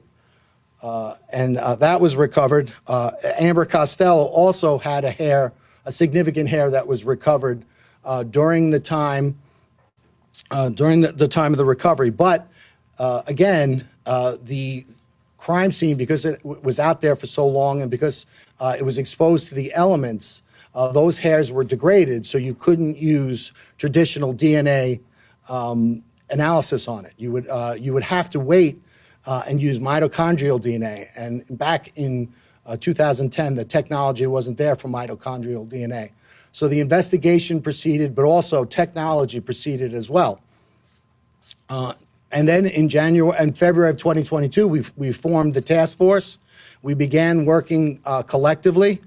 And then a mere 6 weeks later, on March 14th, 2022, Rex Huerman was identified for the first time. And the manner in which that was done was the New York State investigator looked at a database. Amber Costello, the day before her disappearance on September 1st, 2010, she met with an individual for the purposes of having him pay her money for her services. But she involved herself in a ruse where once the individual gave her money, and other individuals came into the house, pretended to be significant others, confronted the individual with the purpose of making that individual uncomfortable, having him leave without retrieving his money. And that's exactly what happened. So that individual was identified as a person who was between 6'4" and 6'6", a large man, thickly built, not necessarily overly muscular, but just a naturally big person with glasses, white, and dark hair. Also of significance was that the fact that he was driving a dark-colored black first generation Chevrolet Avalanche with a very unique feature that was between it's a pickup truck, so it was between the cab and the bed, and that was identified. Again, that was back in 2010. But it wasn't until March of 2022 that database was searched by the task force, and this individual was identified. That individual was Rex Heuermann, the defendant, and right away there were some commonalities that came right to the fore. Rex Heuermann, 6'4", largely a large person, not necessarily muscular, but a very physically large person. He has glasses. He has the dark hair, and also of particular note, he owned at the time that first generation Chevy Avalanche. But there was more. He lived at 105 First Avenue, which was located within that box area that the FBI first discovered in 2012. But there was more. Also, he worked at the time at an architect, he owned his own architectural firm at an address at 19 West 36th Street in Midtown Manhattan. And that was also the area of interest that was identified by the FBI in 2012. Again, that was March 14th, 2022. And from that point on, our partners and my office, we used the grand jury to continue to investigate, and we executed over 300 subpoenas, search warrants pertaining to this individual to find out more information. One of the things that we did is we followed him because we wanted to get an abandonment sample of his DNA, which we were able to do. We also got DNA samples, abandonment samples from his family. And then we went back and we got mitochondrial DNA testing. And with regard to, there's an aspect of New York State law that doesn't allow me to talk about DNA testing, specifically at press conferences. It's so I can't do that. However, at the arraignment and also when we filed our bail letter, we talked about the significance of that evidence. So if anyone needs to see that, but suffice to say, that evidence was significant, especially with regard to the other evidence that we had developed. But it was there was another interesting aspect. We looked at the Heuermann family travel records, and we learned that during the murders of the last three women, Barthelemy, Waterman, and Costello, that during the commission of those murders, the defendant's wife and children were out of New York State, and he was alone in the tri-state area. We also went back and looked at his cell site records, and we compared his personal cell site records with that of the 4 target phones, and we saw that there was areas of commonality. In other words, that whenever the target phones would bounce off a cell tower, if the Heuermann personal phone bounced off a tower, it was always consistent and in close proximity with the target phones. And at no time was there ever an instant where those target phones were, for instance, in New Jersey while the defendant was on Long Island. So that was completely consistent. The other thing that we looked at was we looked at his use of burner phones. And we followed, using the grand jury, using the great investigative help from our partners, we followed his use of burner phones. We were able to identify 7 separate burner phones that he used. We were able to use fictitious or fraudulent email addresses and get Google warrants. And from there, we got his searches. And we learned what the defendant was searching. In a 14-month period, he had over 200 searches pertaining to the Gilgo investigation. Not only was he looking at investigative insight, he was trying to figure out how is the task force using cell phones to try to figure out what's happening. What are the developments with regard to the task force? And this really supported our decision to keep our investigative focus secret, because we knew that this one person would be watching, and we didn't want to give him any insight into what we were doing. And we also didn't want him to know just how close we were getting. So we maintained the grand jury secrecy, and we maintained the integrity of our investigation. In addition to those Gilgo searches, he was compulsively searching pictures of the victims, but not only pictures of the victims, pictures of their relatives, their sisters, their children, and he was trying to locate those individuals. In addition to that, there was a lot of torture, porn, and what you would consider, depictions of women being abused, being raped, and being killed. In addition to all of that, we continued to look, and we were able to determine that Chevy Avalanche that was used during the commission of the Amber Costello crime, that Chevy Avalanche was in South Carolina. And again, with the help of our partners, we were able to seize that Chevy Avalanche pursuant to a search warrant, and we're certainly going to analyze that. In addition to that, pursuant to the arrest of the defendant last night by the Suffolk County Police Department, we obtained one of his burner phones, his last burner phones. As I said, this case is not over, it's only beginning. We're continuing to execute search warrants, and we anticipate getting more evidence. Before I turn it over to my partners, I want to thank a lot of people in the room. First and foremost, I want to thank the victims in this case. You know, it's always inspiring as a prosecutor when you get to meet the victims. And while sometimes our defendants could embody the very worst of humanity, it seems that invariably our victims embody the very best of what it means to be human. And in this case, it was no different. I've gotten to know the families, and I'm inspired by them, and I'm impressed by their patience and by their dogged persistence in not only supporting their lost sisters or mother or daughter, but also really, really standing for victims everywhere. So I want to thank them all so much. And I want to let them know that we're going to continue to work this case.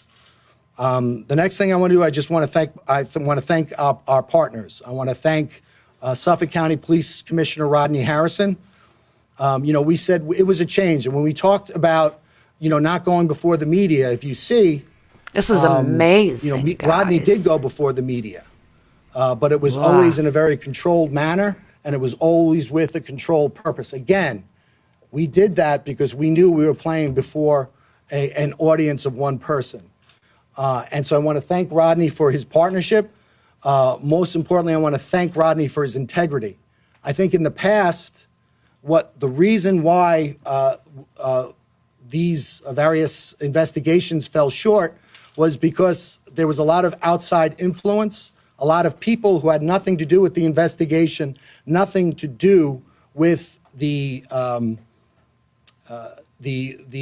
investigation or any of the agencies that were actually handling the investigation. They still asserted pressure on those investigations.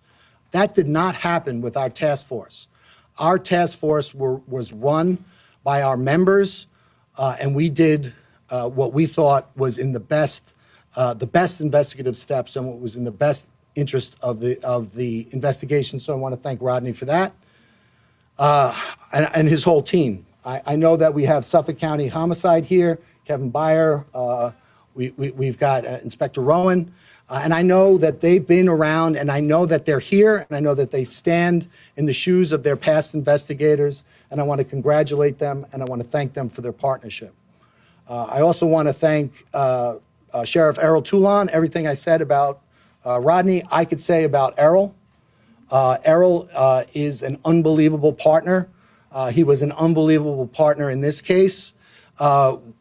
During the pendency of this case, and one of the reasons why we had to take this case down was we learned that the defendant was using these alternate identities and these alternate instruments to continue to patronize sex workers, which of course made us very nervous. But with the help of the sheriff and his database and his analysts, we were able to continually stay one step ahead of the defendant. So thank you, Sheriff Toulon. I want to thank the FBI. I know Assistant Director in Charge Michael Brodak is here. I want to thank his entire team. You know, when you have the FBI, not only do you have tremendous resources and insight, whether it's the Behavioral Sciences Unit, whether it's CAST, whether it's CART, which is their computer unit, but you also have the ability to seize a car in South Carolina. I can't seize a car in South Carolina without the FBI. So thank you for that, and thank you for your partnership, and thank you for your willingness to work with us. I want to thank the New York State troopers. I know Major Udis is here and his team. This case is emblematic of great cooperation, but we always get that same level of cooperation from the state police. No matter what case we're working, so I want to thank them. Their investigators did great work on this job and in this case, and we couldn't have done it without them. Lastly, I want to thank Nassau County Police Commissioner Pat Ryder. I don't know if he's here. Did he make it? This case, as I said, spans 13 years, and during that time, Pat Ryder has been our neighbor to the west. When it started, I think he was a sergeant, detective sergeant, maybe uniform sergeant, but whatever. Whenever we needed something to be done, or whenever the task force needed something to be done, Pat Ryder would do it, and he would do it quietly, without much fanfare, and we know he would keep the confidentiality of our grand jury and our investigation. So I want to thank him for that. And with that, I will turn it over to Commissioner Rodney Harrison.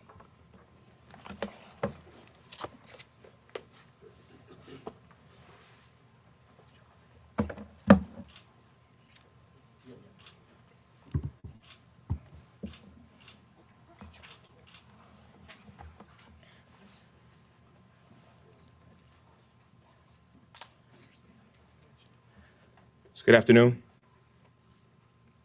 Today is a good day. And before I acknowledge the individuals that had a role in getting to this place, I would first and foremost like to offer my deepest condolences to the family members.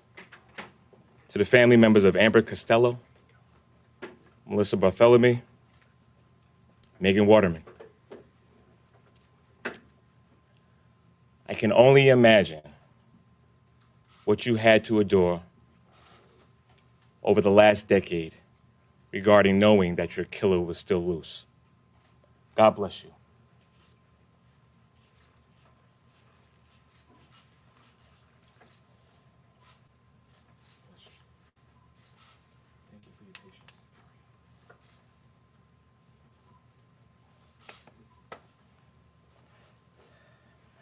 So I've had the privilege of being the police commissioner nearly about 2 years now, and I have had that investigative experience in the NYPD as a detective, as the chief of detectives. And when I was going through the process of being the police commissioner, my engagement with the county executive was I was very familiar with this unfortunate homicides. And I wanted to let it be known that this was going to be our #1 priority. But I also want to make this very clear, that this arrest was made by the investigators assigned to the task force.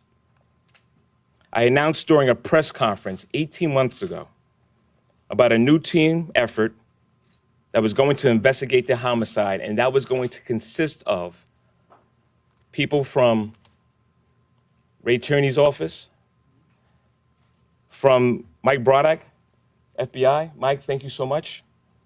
State Police, Steve, appreciate your support. Dr. Earl Toulon, Jr., thank you, sir. As well as the investigators from the homicide detectives in Suffolk County.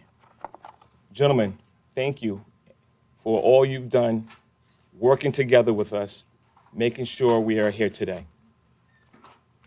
I also want to thank my partner, Pat Ryder. Pat, good seeing you, man. And former NYPD Police Commissioner, Keyshawn Sewell, for providing resources to assist in the investigation that brought us here today. So, one of my first acts was to survey the scene. When I first got assigned as a police commissioner, me and Kevin Breyer went over to Gilgo Beach.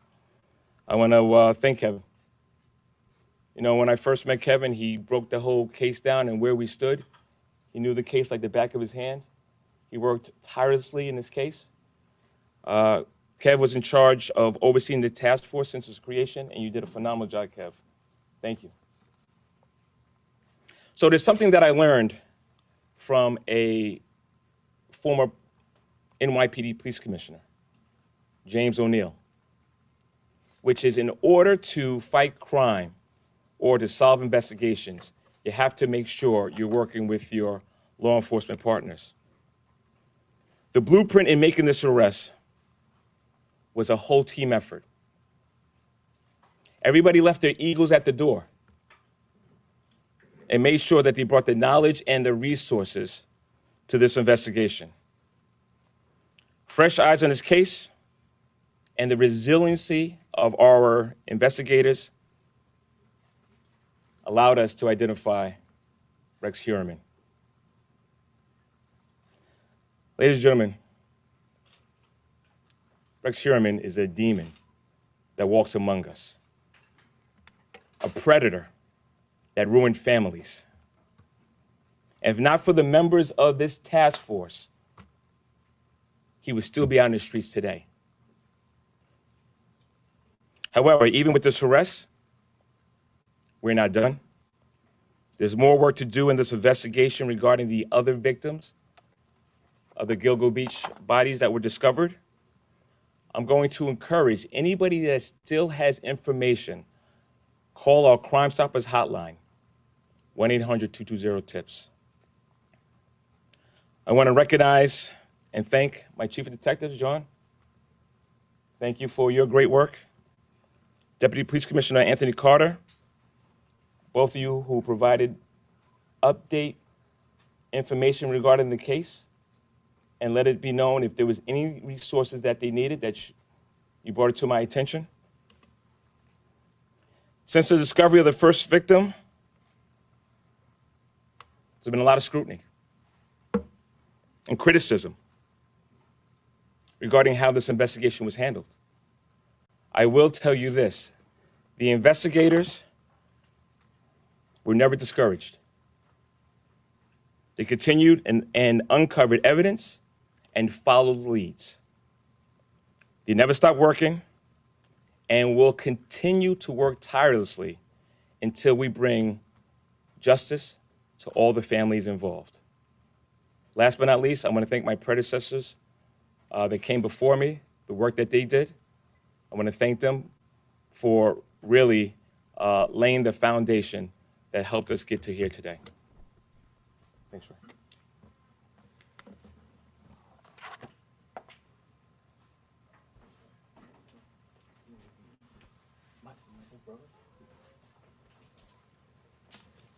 Good afternoon. My name is Michael Brodak. I'm the FBI Special Agent in charge of the New York office's Criminal Division. The FBI expended its full set of resources in support of our local and state partners to advance this investigation.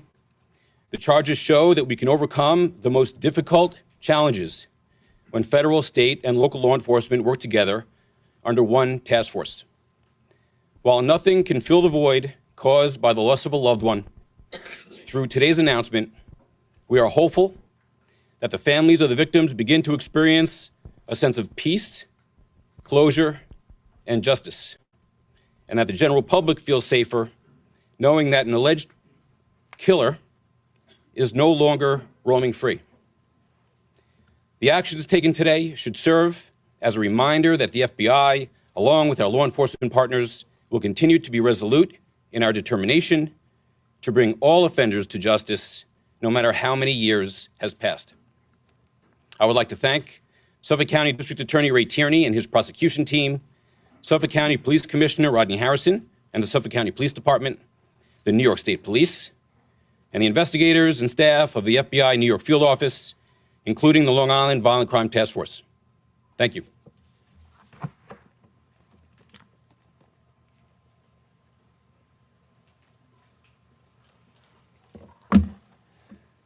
Good afternoon. My name is Dr. Errol D. Toulon Jr., and I'm the Sheriff of Suffolk County. I would profoundly like to thank the District Attorney and the Police Commissioner for including me not only here today, but for including the Suffolk County Sheriff's Office and recognizing the importance of jail intelligence.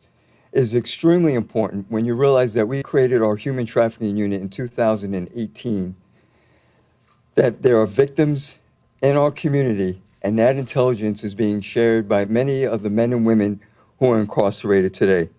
And we have seen many disjointed investigations occur, and leading up to the leadership of these two men have really brought everything together. I am proud that today we stand here a little bit closer to bringing closure to the families and extend my deepest condolences to all of you. Because of the nature of this case, and recognizing that human trafficking and corrections intelligence is so important, we realize that there are many other cases that are going on that we will help to solve going forward. So I thank my intelligence staff and team that are here today for their diligence and their work. While we did our part in this investigation, we continue because we have to house this individual. We have already designated or talked about certain locations where we will house them, and in addition, the security measures we will implement in our facility to make sure that this individual is brought to justice the way he should be. Thank you very much, and have a good day.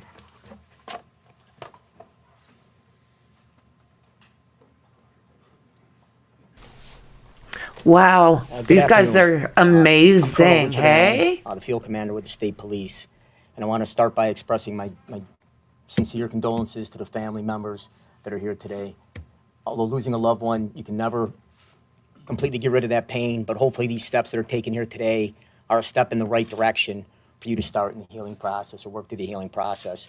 I want to thank the members of the task force, all the agencies you see behind me. When we were approached in 2022 to be part of this task force, we were fully engaged. Glad to be part of this.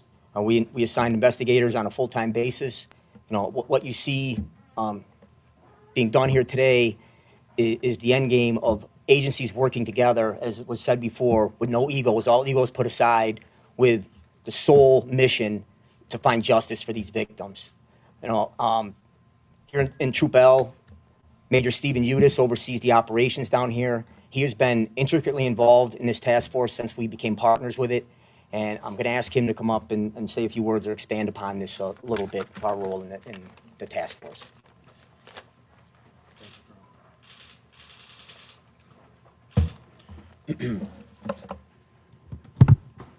Thank you, Colonel.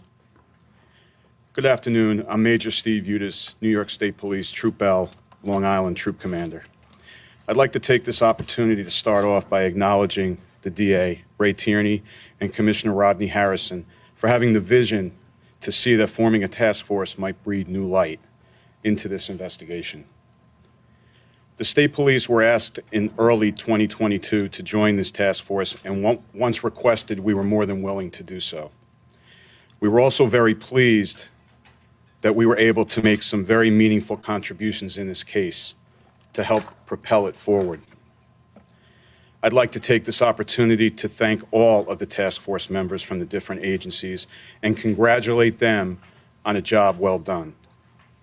I think this case represents an example of what we as law enforcement can do when we pool our resources together and we work together. I would also like to mention the state police member assigned to this task force. You were provided with a mission, and that mission was to participate in this task force, put everything else that you were doing aside, place 100% of your attention on this case, and help push this case forward. You more than accomplished that mission. I congratulate you on a job well done, and I commend you for your outstanding work.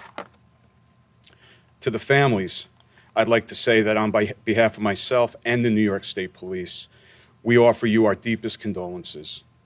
We recognize that these crimes may have happened years ago, but that pain continues.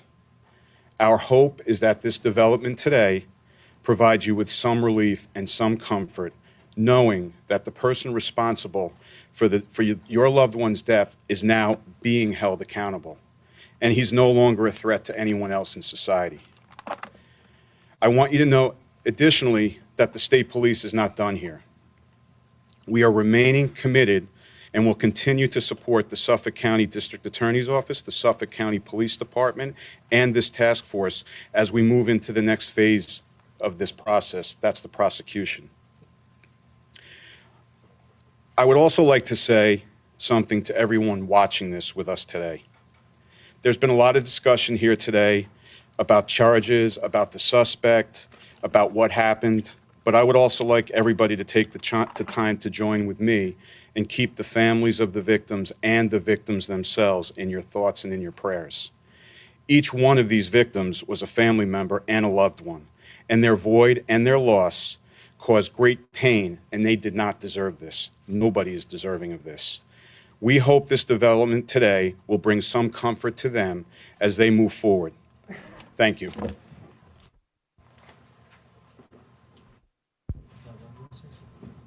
want to say something?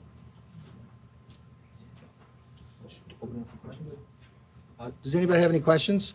DA, in court you said that the investigation had to be cut short at one point because of, I think you were fearing the defendant didn't flee, but more importantly, the safety of people in the community. Can you just explain that more here? You know, sure. Before I do that, I'm standing back there. I realized I didn't thank my own team. So I want to thank my chief investigator, Rich Zacharis, who is I am so lucky to have. I want to thank Nick Santamartino, ADA Nick Santamartino, ADA Michelle Haddad, ADA Andrew Lee. I also want to thank my chief assistant, Alan Bodie, and I want to thank all of the incredible analysts that we have working for us at the Suffolk County DA's office. So having said that, I will now answer your question. I think that there was a tension in the task force, and it was a good tension because, there's a tension between getting the evidence necessary to charge somebody, but also keeping the public safe. And that's the tension that we always deal with. So as we were working forward, we had Suffolk County PD, we had the FBI surveilling the defendant. Obviously, that can't be all the time, but we were reasonably assured with that. But this individual was a person that continued to patronize sex workers at all hours of the night. He continued to use fictitious email addresses, fictitious identities, burner phones. And so as we worked through the case and we got closer and closer, all of a sudden, and we built the evidence suddenly the balance tips in favor of public safety. So, I think we all wanted as a task force to continue it, but I think collectively we felt that it was time to strike that balance and to take him off the street. So that's what we did. Yeah, I see that you have some of the family members gathered here today. Could you introduce some of them if they wanted to say anything about the news? I don't believe they. Does anybody want to say anything? No, they're here. They're. I can tell you they're the Waterman, Bartholomew, and Brainerd Barnes family members. But they're here. They're here first and foremost to support their loved ones, and we're happy and grateful to have them here. Are you looking at any other people? Do you believe that there are multiple people responsible for the remains for the murders? This portion had to deal with the deaths of these 4 young women. And that's what we focused on. That was what the grand jury investigation was focused on. I talked about the commonalities, and the commonalities, all of those commonalities that we talked to were unique to these 4 separate cases. So that's what we're working on. I think the other members of the task force said, we're going to continue, and continue to work and investigate and try to get a small measure of closure for all the victims' families. But for right now, this defendant, it's this defendant with these 4 victims. So you guys have remains. Is there any relationship between the Huraman and the other remains, other than the 4 women? I'm here to talk about what we did with regard to these 4 victims, and as I opened my address by talking about the need to maintain investigative secrecy. So we are going to maintain that investigative secrecy, and when I talk about other individuals and other cases, it will be after they have handcuffs on.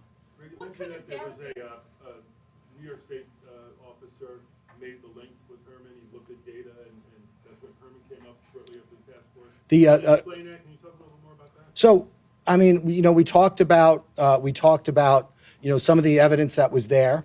Obviously the cast, that phone evidence was great evidence.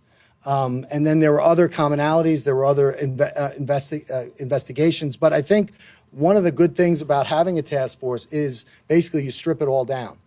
And you start from scratch, and then you use the DA's office, because the DA's office has to get you the lifeblood of an investigation is information. And the way you get information on a cold case is the district attorney's office issues subpoenas in conjunction with the investigators and executes search warrants, again, in conjunction with the investigators. And then you mine all that data, and then you let that data take you where you need to go. So that's what we did in this case.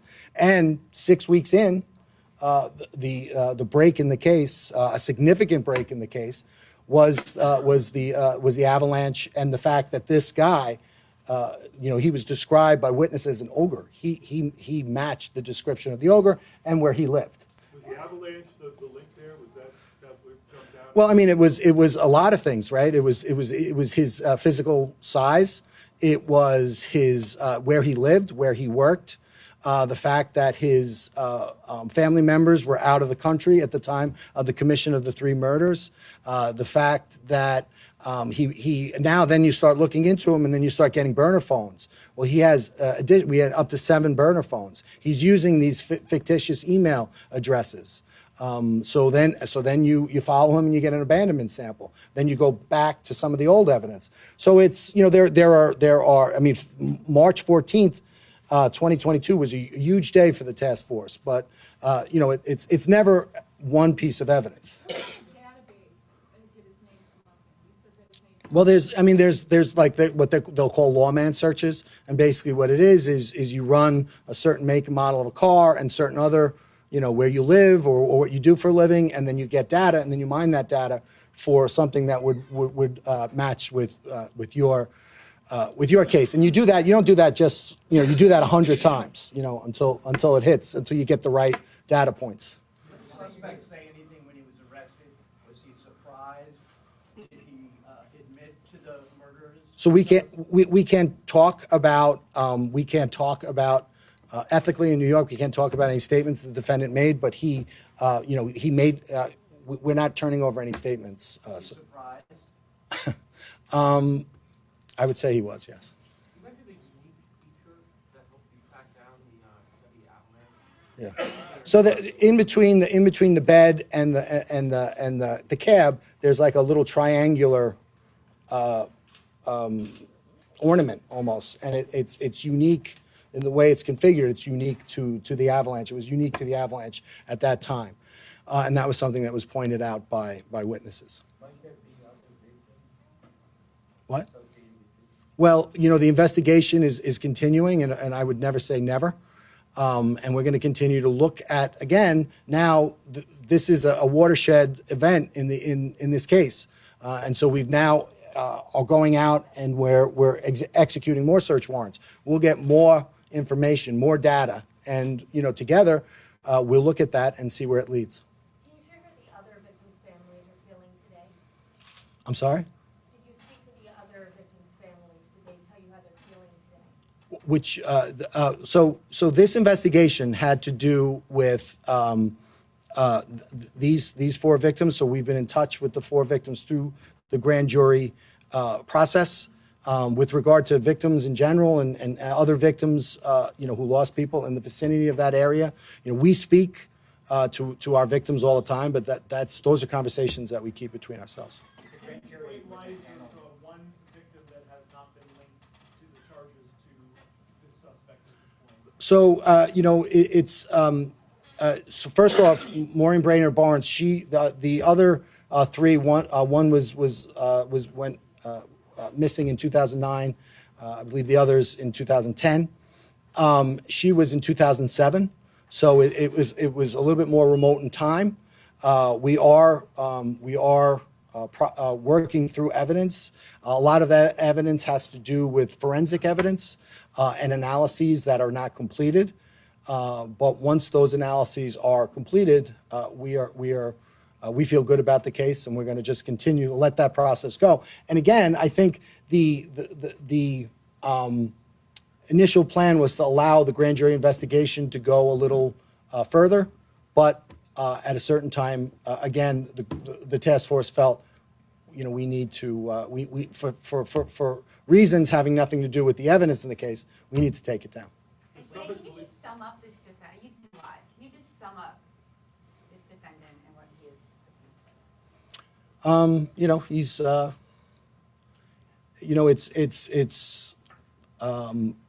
as a prosecutor and as investigators, he is charged with a crime.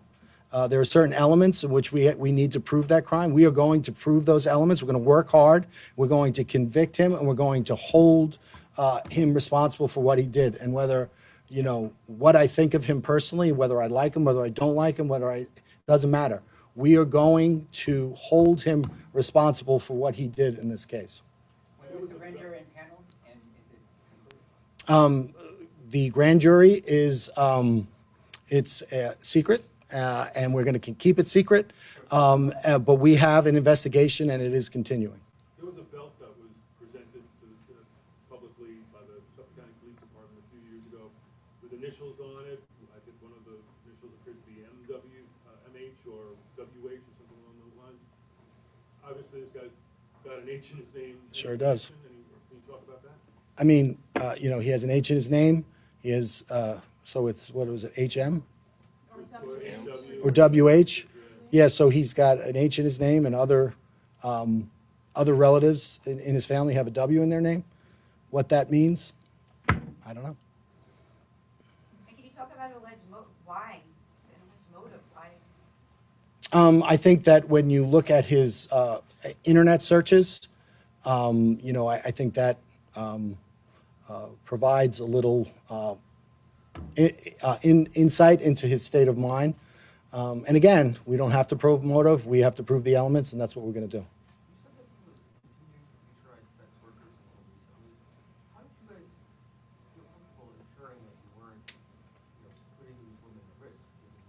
Well, you said women. With regard to the sex workers, what we did was we had him under surveillance. We had other means of monitoring him. And again, it's a process, and that process is you have to balance the ability to find enough evidence to charge him and hold him responsible with the balance of keeping the public safe. And it's not easy. And we decided at a certain point in time that that we needed to take him down because we didn't feel comfortable with it. So that's what we did. Did the frequency of his searches or the type of his searches increase to cause you alarm? I don't think it was so much. I don't think it was so much the searches. I think that the conduct of the defendant was very consistent. I think, but the quality of our evidence was increasing by the moment due to the great work of our task force partners. So at a certain point in time, we're like, okay, we can do this. Was there a murder weapon, or was this all by physical force? I believe the cause of death is homicidal violence. Obviously, given the length of time and the exposure to a very harsh environment, forensically there was not not a lot that could be done with the remains, other than come to that conclusion. He owned 92 guns. There was said at the arraignment that He has permits for 92 guns. He has a very large safe in which guns are kept.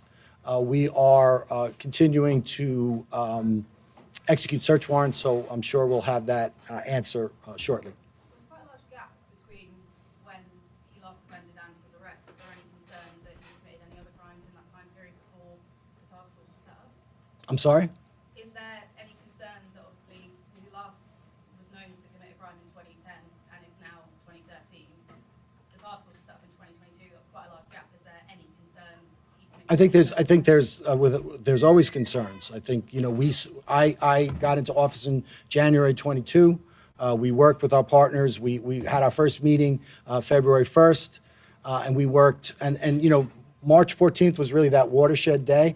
And when I tell you, I'd like to brag and say that my office was really working hard, which we were, but no other agency was working any less hard than we were. Once we realized what we had and we realized the stakes, all of our partners really worked. I think if you look at the folks standing here, I don't think that, in the last 48 hours, any of us have gotten more than 3 hours sleep. Running mooring burn on barns. How much more do you need to actually tie it into that? We are going to continue our investigation, and when we are prepared, when we have concluded that investigation, we will we'll bring that to a conclusion, but we will not do it before. All right, thank you. You have one more?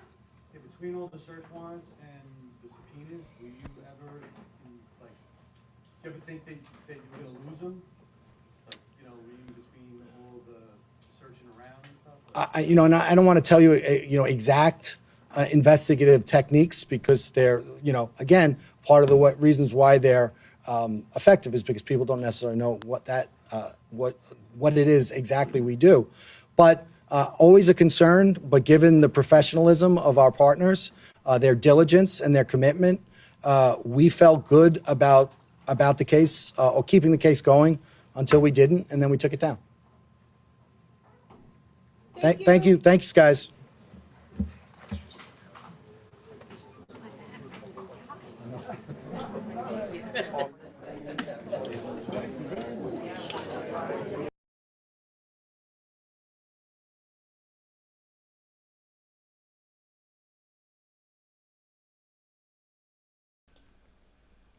Unreal, guys. Holy.